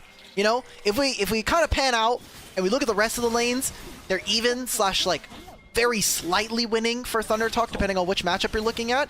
There's still some game to play here. It's just going to get tough, and you're going to need to find ways of kind of like creatively problem solving this. They are zoning them off of the entire minion wave, which, by the way, is doubly painful this season because of quest experience. You do not get it if you're inside the actual or outside the lane. So they're getting nothing for this. All they're getting is more deaths into their scoreboard, as Feather should be going down with the Ren. Here comes Junhao, though, with this redisplay of talent. Bailout not going to save Jotchi, so it's a double kill picked up for the Kiana. Top side, Keshi goes down as the Shy gets a little bit of help from his jungler to make it a 1-for-1 up on the top side of the map. All right, On. We're going to have 24 CS. We're going to get this wave. We're going to be at 30, okay? We're happy. We're copacetic. This is as good as it's going to get. We're going to say thank you, Junhao, for coming down and helping us, because if we die again, it's just going to be even worse. What does Keshi do here? This is almost like when you Gangplank ults, just get the assist. Wei doesn't even come into the lane. He just presses the R button, and the Nature's Grasp just grasps the whole of this Renekton. I'm sure the Shy's like, if you come and steal this kill, I'm going to be upset. Also, because he's not in range, he doesn't actually get a ton of experience from that. So, good guy Wei. He got the assist gold for it. The kill credit going over to Shy makes him feel at least a little bit better. It is now Junhao versus the world. This guy on Kiana. I had my criticisms of this champion. He's looking to finish what looks to be an... oh my god, what is this item called? It is the ultimate haste one, where if you get kills... the Axiom Arc? Axiom Arc, thank you. Completely brain farted on that. But if he can finish this, if he can be the carry, very immobile champs coming in from IG. I'd say that versus a Kalista. Slows are going to make her impossible to play. I think it's an okay angle. It's just really, really damn tough when I press tab as Kiana. Yeah, it's going to be a while until On really is a factor in this game, and Jotchi already is online. You can see IG took that entire bot lane first tower. Oh, he went Bastion Breaker. That's green. Oh, that's the other item you can go, yeah. Hey, you know what? If you need a snowball and like really try to like rubber band this, that's what you do. You get a couple kills, you break them in a tower. Why not? Look at the total gold. On has 2,300 gold. Jotchi has 5,300 gold. He has twice as much money as this guy has right now. He's 60 CS at 9.5 minutes. Oh my days. They are trying to put a... He already has completed boots and a static shiv. If he gets his bot lane quest and he kills someone, I think it's literally irreparable. Like, you actually just can't come back from that. You get the flat gold, and then he gets gold from takedowns. It's just Jover. I wonder, yeah, like, largest gold difference at 15. I don't know if the bot lane quest really does too much with it just yet. Keshi eating a ton of spears. Yeah. I'm sure Senna lanes have some impact there too, but... Yeah, Senna, I think also gold differences got impacted by lane swaps last year and this year a little bit. But the bot lane quest is 300 gold flat up front, and then every kill, every takedown gives you more gold, just a little bit more. So, like, if you get a kill after finishing it, it's just kind of like, okay, well, can't play that. Well, good job from Way to try to cover. There's going to be 5 members down here for TT, so they're going for broke onto the tree. Has a previous play of talent connected, but he twisted advances away. Going to just be the 1-for-1. As it's Heru who ends up falling in the Shy, still running away from 4 members of Thunder Talk. Keshi unable to close the gap. And so all that is done for just a 1-for-1 trade, with plates also going IG's way mid and top. Yeah, Ori is getting a lot of gold here, guys. We sunk all of this to do what? It's to get Junhao an extra kill? Sure, that is good, and that continues the narrative that we wanted to have, where Junhao has to basically play this game 1v9, but that is not the way that I would want to see them kind of rubber band themselves back, and you gotta spread the wealth. Maybe that's not putting gold into On's pocket, maybe that's putting gold into Heru's pocket or Keshi's pocket, but it's just not good. Look at the experience differential that we're seeing across our screens here. Rookie's almost level 10, and he's got a Blackfire Torch already. We're not even talking about the gold difference that we've been kind of tracking throughout the entirety of the game. Thunder Talk are never contesting this dragon, and we barely got plates from that play. So, still, gotta, like, I'm tapping my watch right now. We gotta speed the game up here if we're Thunder Talk. We want any chance of being able to be competitive just in this game, not just the series. You appreciate their willingness to try to go for something, but it just didn't work out as well as they might have hoped for. They're going to try it again, this time on to Rookie, as On has his red and white guns, and Keshi alongside him is pushing this wave underneath. IG has sniffed this out, though. They know exactly what is happening, and they're going to bring their big dog over in the name of Jotchi. Gets hit by the death sentence, though. Shockwave connects onto Junhao, but Feather's able to jump over, but only into the waiting arms of the Kalista. It is 2 kills picked up for Invictus, and Mako's looking to make it a 3rd. Cleanse not doing anything to stop the handshake, as the powered blast cone will make sure that On is able to survive for a little bit longer. Heals up with the help of the Moonlight Vigil and will end up surviving. But Heru might not be so lucky, as Jotchi has centered in on his next target, and it is the Thunder Talk mid laner. They throw out a couple of spells. Heru's going to survive for a little bit. And now it's Keshi looking for a fight. He flashes onto the Shy, pops the Dominus, but now with the teleport coming in from a Rookie, going to mean that the Crocodile has to go on the run. The Shy pops the final hour just to stay a little bit safer, and IG still playing a very aggressive game. Junhao flashes over, doesn't find the stun onto Rookie, and now Mako can come in with the hostile takeover, finds both of the bottom laners, and the hook lands as well. Mako very low, but he still will survive, and Jotchi flashes over the wall. It is curtains here in this series, as Thunder Talk are wiped in their own bot side jungle.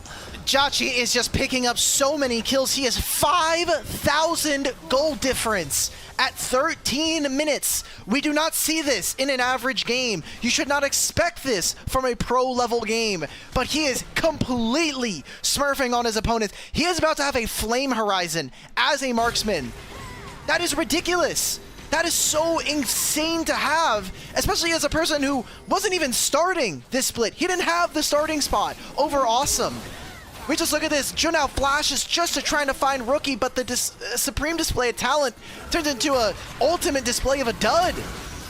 And Junhao hook, like they're having fun. I think Invictus Gaming know how far ahead they are.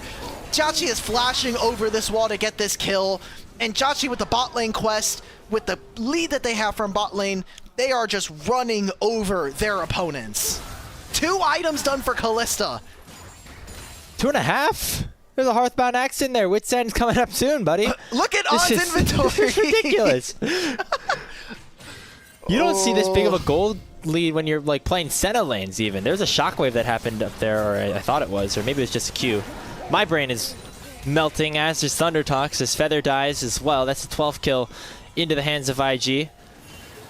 Looks like TT tried to make a play under the Shy. He ended up being unsuccessful, as they are continuing to snowball their lead, and it is looking sorry at this point. Thunder Talk, your representative from Group Ascend, just getting absolutely obliterated by their Nirvana counterparts. Split 2 really was an anomaly. It was not the status quo. We're going to try to search with Gravitum. There's a TP behind. This is the last double root. gasp. Nature's Grasp going to delay the continued aggression here for Feather. He just dies to the shockwave as Rookie presses R and says goodnight. And any hope at a play for Thunder Talk was put to rest before it even materialized. Tier 2 tower in the mid lane goes down. They could go to Herald because that is still up at this. It just spawned like 5 minutes, 30 seconds ago. They're going to be able to claim that.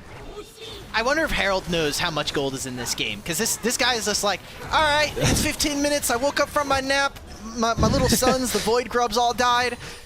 Why the hell is there an almost 3-item Kalista? She's level 11. What the? It's like Rick Grimes in The Walking Dead. He wakes up in the hospital bed and just the whole world is just in flames. It's all zombies. He's like, what the? What? Where am I? Is this what Allen, Texas is like? Hey, could be a preview of where IG could be going if they continue to look like this. If Jachi gets a lead like this every game on Kalista Renata, them brothers going to Worlds. There's no way around it. Yep, I think your win rate, if you are up 6,000 gold on your AD carry, it's generally pretty good. I would agree. True. Fortunately, it's Fearless Draft, so you only get Kalista once. Also true. But like, it is only one game. It's a flame horizon, by the way. That is an actual flame horizon in bottom lane. Wow. I don't actually remember the last time I saw someone in a competitive game be up 100 CS, and much less in bottom lane. Oh, he's just gonna do it. He's just gonna shmoo on him. He's gonna keep going. Good luck in your base, brothers. Uh-oh. Here comes Thunder Talk, though. They're going to try to put him down, and they do. Shutdown goes, who guessed it, over to Junhao, as it'll finally be a small respite here for Thunder Talk, but it might not last for long, as the rest of IG also is pretty powerful. The Shy and Rookie come in to take down 2 more kills. And now Junhao and Haru on the wrong side of this fight. Junhao jumps over the wall. Does not have his ultimate available, and is going to get hit up by the shockwave of Rookie and taken down. IG's mid laner wants a little bit part of the action as well, as no Jachi, no problem. They're still going to crack open this inhibitor turret. Jachi's like, hey, why didn't I get bailout? And Mako's like, it just like comes over and like flicks him on the wrist real quick. He's like, I'm in the middle of casting my ultimate, dude. I can't give you the bailout, all right? Maybe you shouldn't be 15 screens away from me when I go to press the W on you. Alas, we're nitpicking. This is just kind of the Kalista thing. He's also level 6, by the way. And if you didn't know, Thresh has one of the lowest base armor stacks because they basically try to gate it around him having armor scaling on his passive. But yeah, it's pretty tough. And bright side for TT is they got 2 kills. and one of them was Jachi, who I don't remember if he had a shutdown. Yeah, he doesn't have a shutdown despite being up 6,000 gold. How is that possible? Riot Games. Well, I think they just collected it. So Junhao... But he would still have a shutdown. He should still have like a 900 shutdown. Yeah, there's some reset mechanic in there. 80% of his team's goal difference between him and the opponent. You know what? Beats me, but if I'm IG, I'm not complaining. True. The towers continue to get bursted down. Remember, both of our games so far have ended in less than 25 minutes, and this might be the shortest of them all.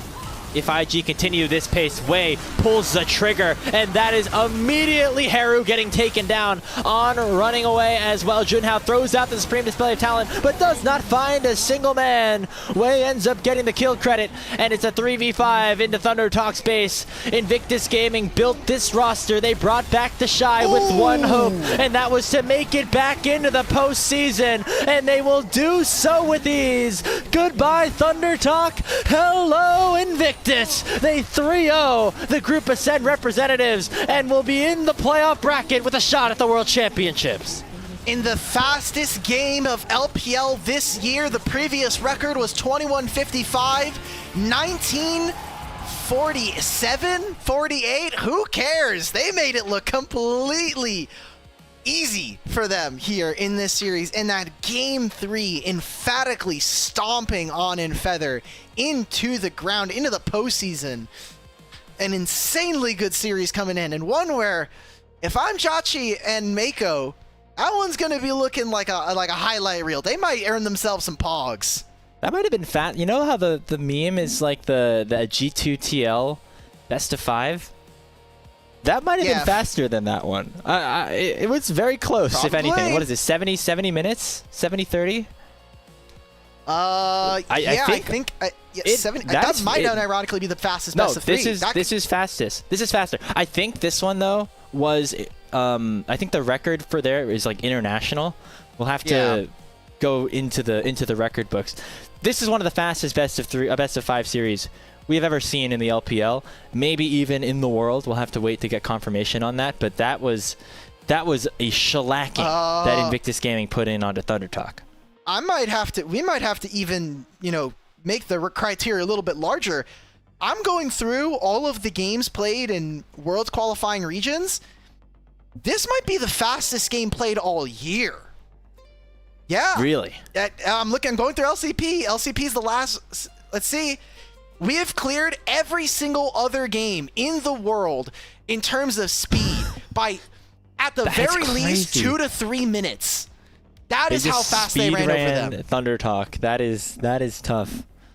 And for TT, it really felt like they were never able to fully relive that magic that they had in the playoff series that they played against IG last split, or in even the start of the regular season in Group Ascend, where they were looking decently solid. This was just a bit of a sad end to what was, I think, in general, a pretty promising season for some of these younger players. You're going to always talk about the negatives of players like Keshi, like Haru, but I think specifically Keshi, I think Junhao as well, those are the guys that I'm really excited about if I'm a Thunder Talk fan, about what they can continue to develop into if they decide to stick around for next year. Yeah, on the LPL English podcast, I spoke about this with Quacks, and I was saying if I were to build around either one of these solo laners, I think that Keshi has a lot of promise there. Top lane is one of the harder roles to try to get down in competitive, mostly because you're kind of like you're Mr. Do Everything. You both have to be good in blind matchups, potentially where there's big counters like we've seen this year with like Vayne and all the marksmen top lane, and you also have to be a strong enough team fighter that you're able to bring some value to your team without getting a ton of resources from like support or jungle like mid lane would. So from what we've seen, yes, I would love to see them continue with like Keshi and Junhao and see what they can do, but generally, even though this is a pretty sad best of 5 performance, I think they hit all of the benchmarks they wanted to internally, which is make it to play-ins, get some best of 5 experience for the guys, and kind of see what they can look up at. This is the same Thunder Talk team that went to 3 games versus BLG just earlier this split. So I think really the sky's the limit for these guys. Yeah, I mean, you think about some of these players on IG side, like, you know, Rookie, The Shy, Wei, Jachi even was on RNG, a team that got relegated out of the LPL just last year and has been on a multitude of teams that have been high-level performers since leaving that organization. So lots of things to look forward to for some of these younger players. But of course, their journey this season will end in this Knights Rivals competition. And now we can talk about IG for a little bit, because it didn't feel like they were really challenged, but I am so excited to see what they look like in the playoff bracket against some of our other Group Ascend representatives. Again, this top 6 all are very powerful and all have their own strengths in either which way. They're going to likely match up against the loser of WE versus JD Gaming, and I would say both of those teams have been struggling a little bit towards the end of the year. So I found the bracket here on the LPL Weibo. The winner of this series, so IG, is going to have to play against the loser of Top Esports LGD. Oh, and Ninjas okay. in Pajamas are going to have to play against JDG or WE. Interesting. So actually, I ended up. So I was right.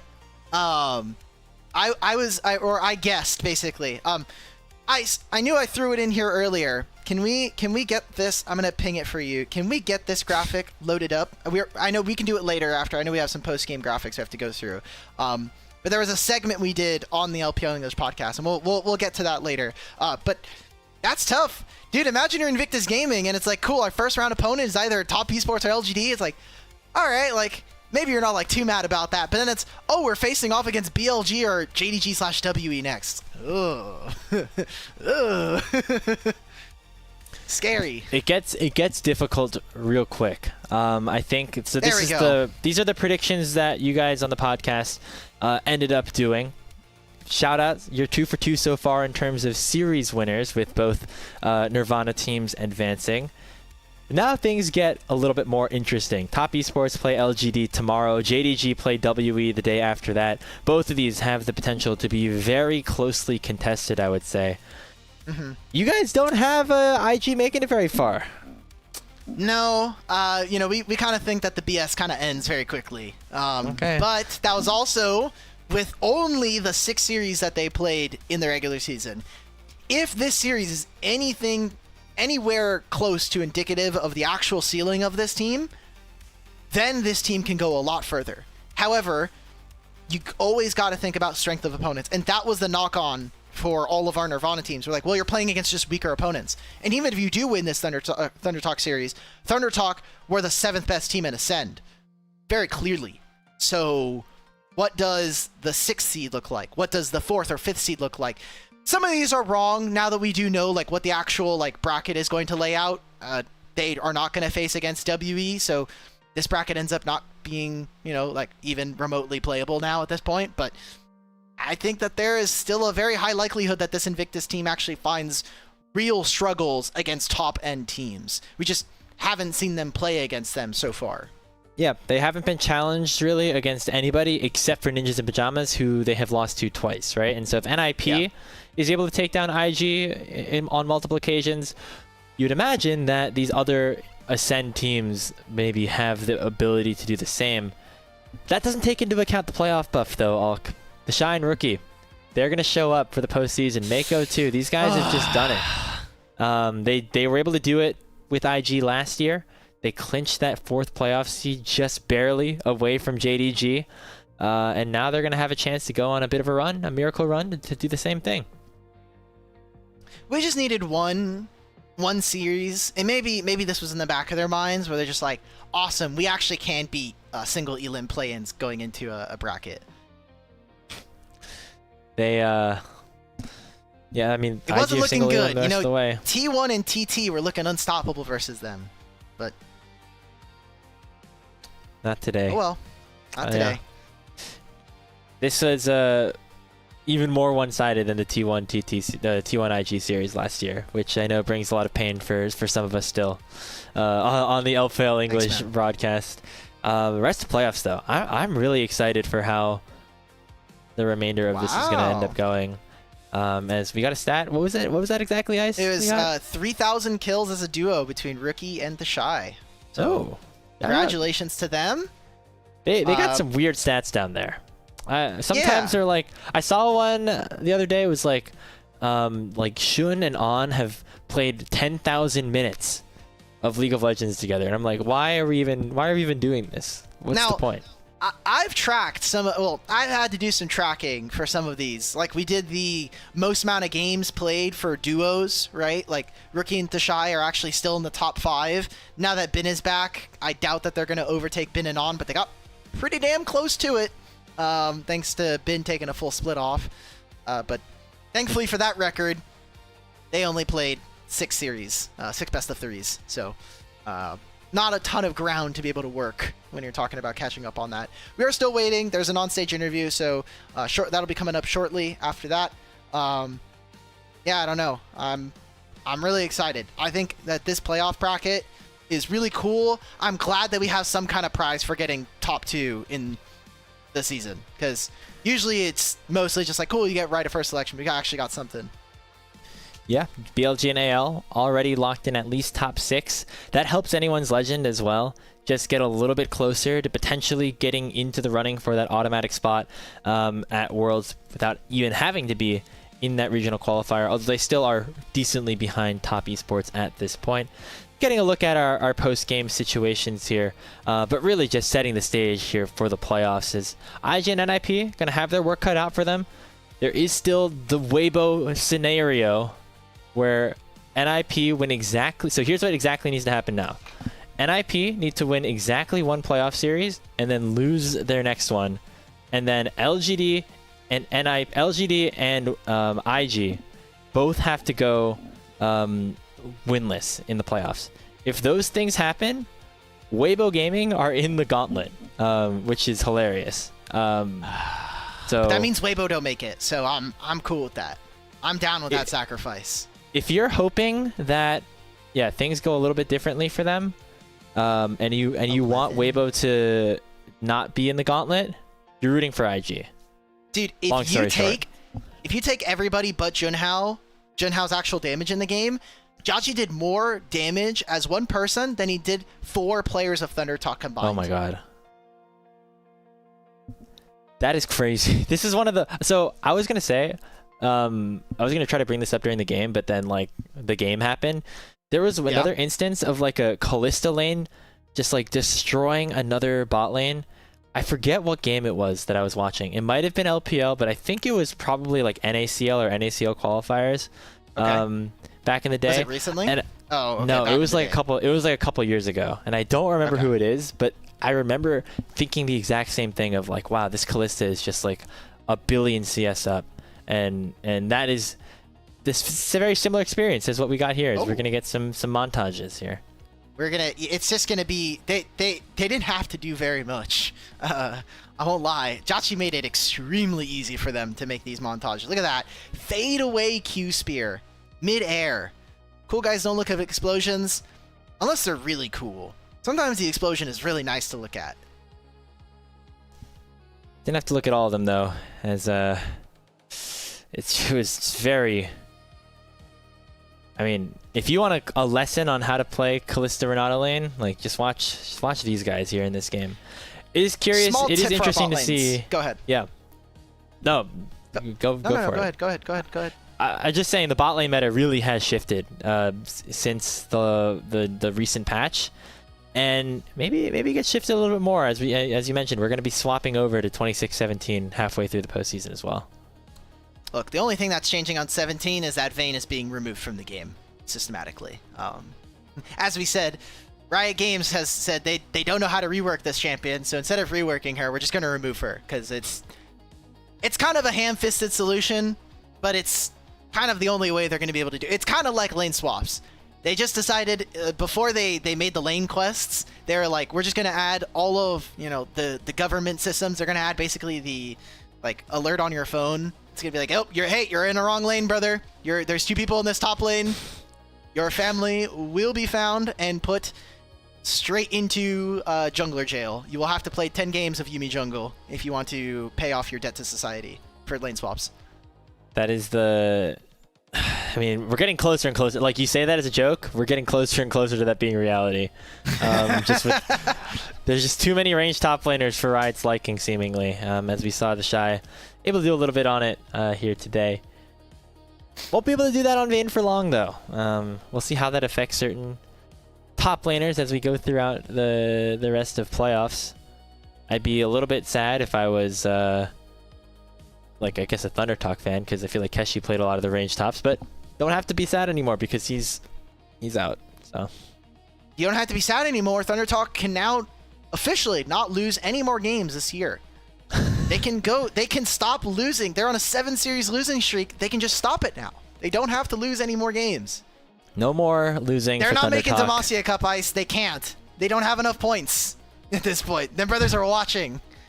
Yeah, we'll see. We'll see. Jauchi, the player of the 8,000 game. goal difference at the end of the game. That's ridiculous. He had three and a half. He had 3 items.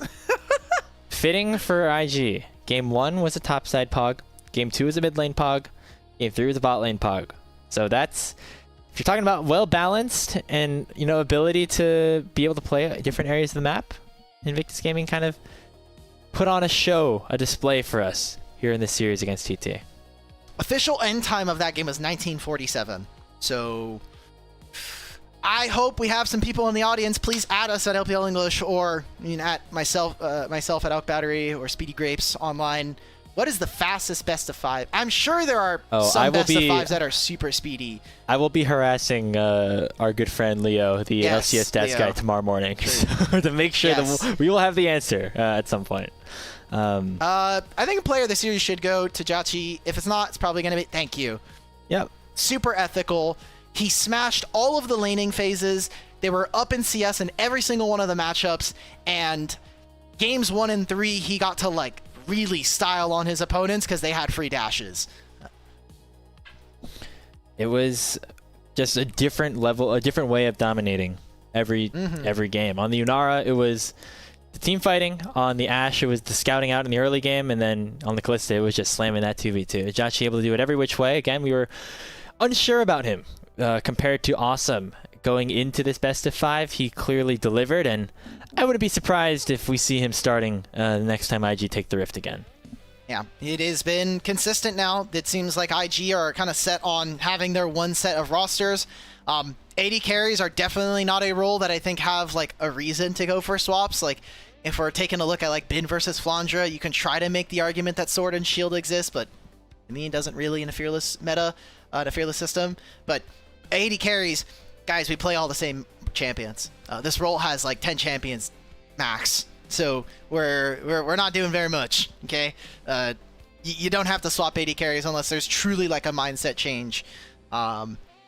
This is going to feel a lot like Sven versus Tactical. One of these brothers is just sitting out on the bench for the rest of the season unless something horrible goes wrong. Oh man. But you don't even get the chance to have something horrible go wrong. You're in the lower bracket as Invictus, right?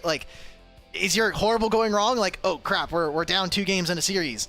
Awesome. Get in there, bud. Warm up, brother. you gotta have Awesome just playing ARAMs in the back room basically the whole time while the series He's going setting on. up with the arenas. He's got the arena one. He's got the arenas with the other coaches. They're playing with the coaches.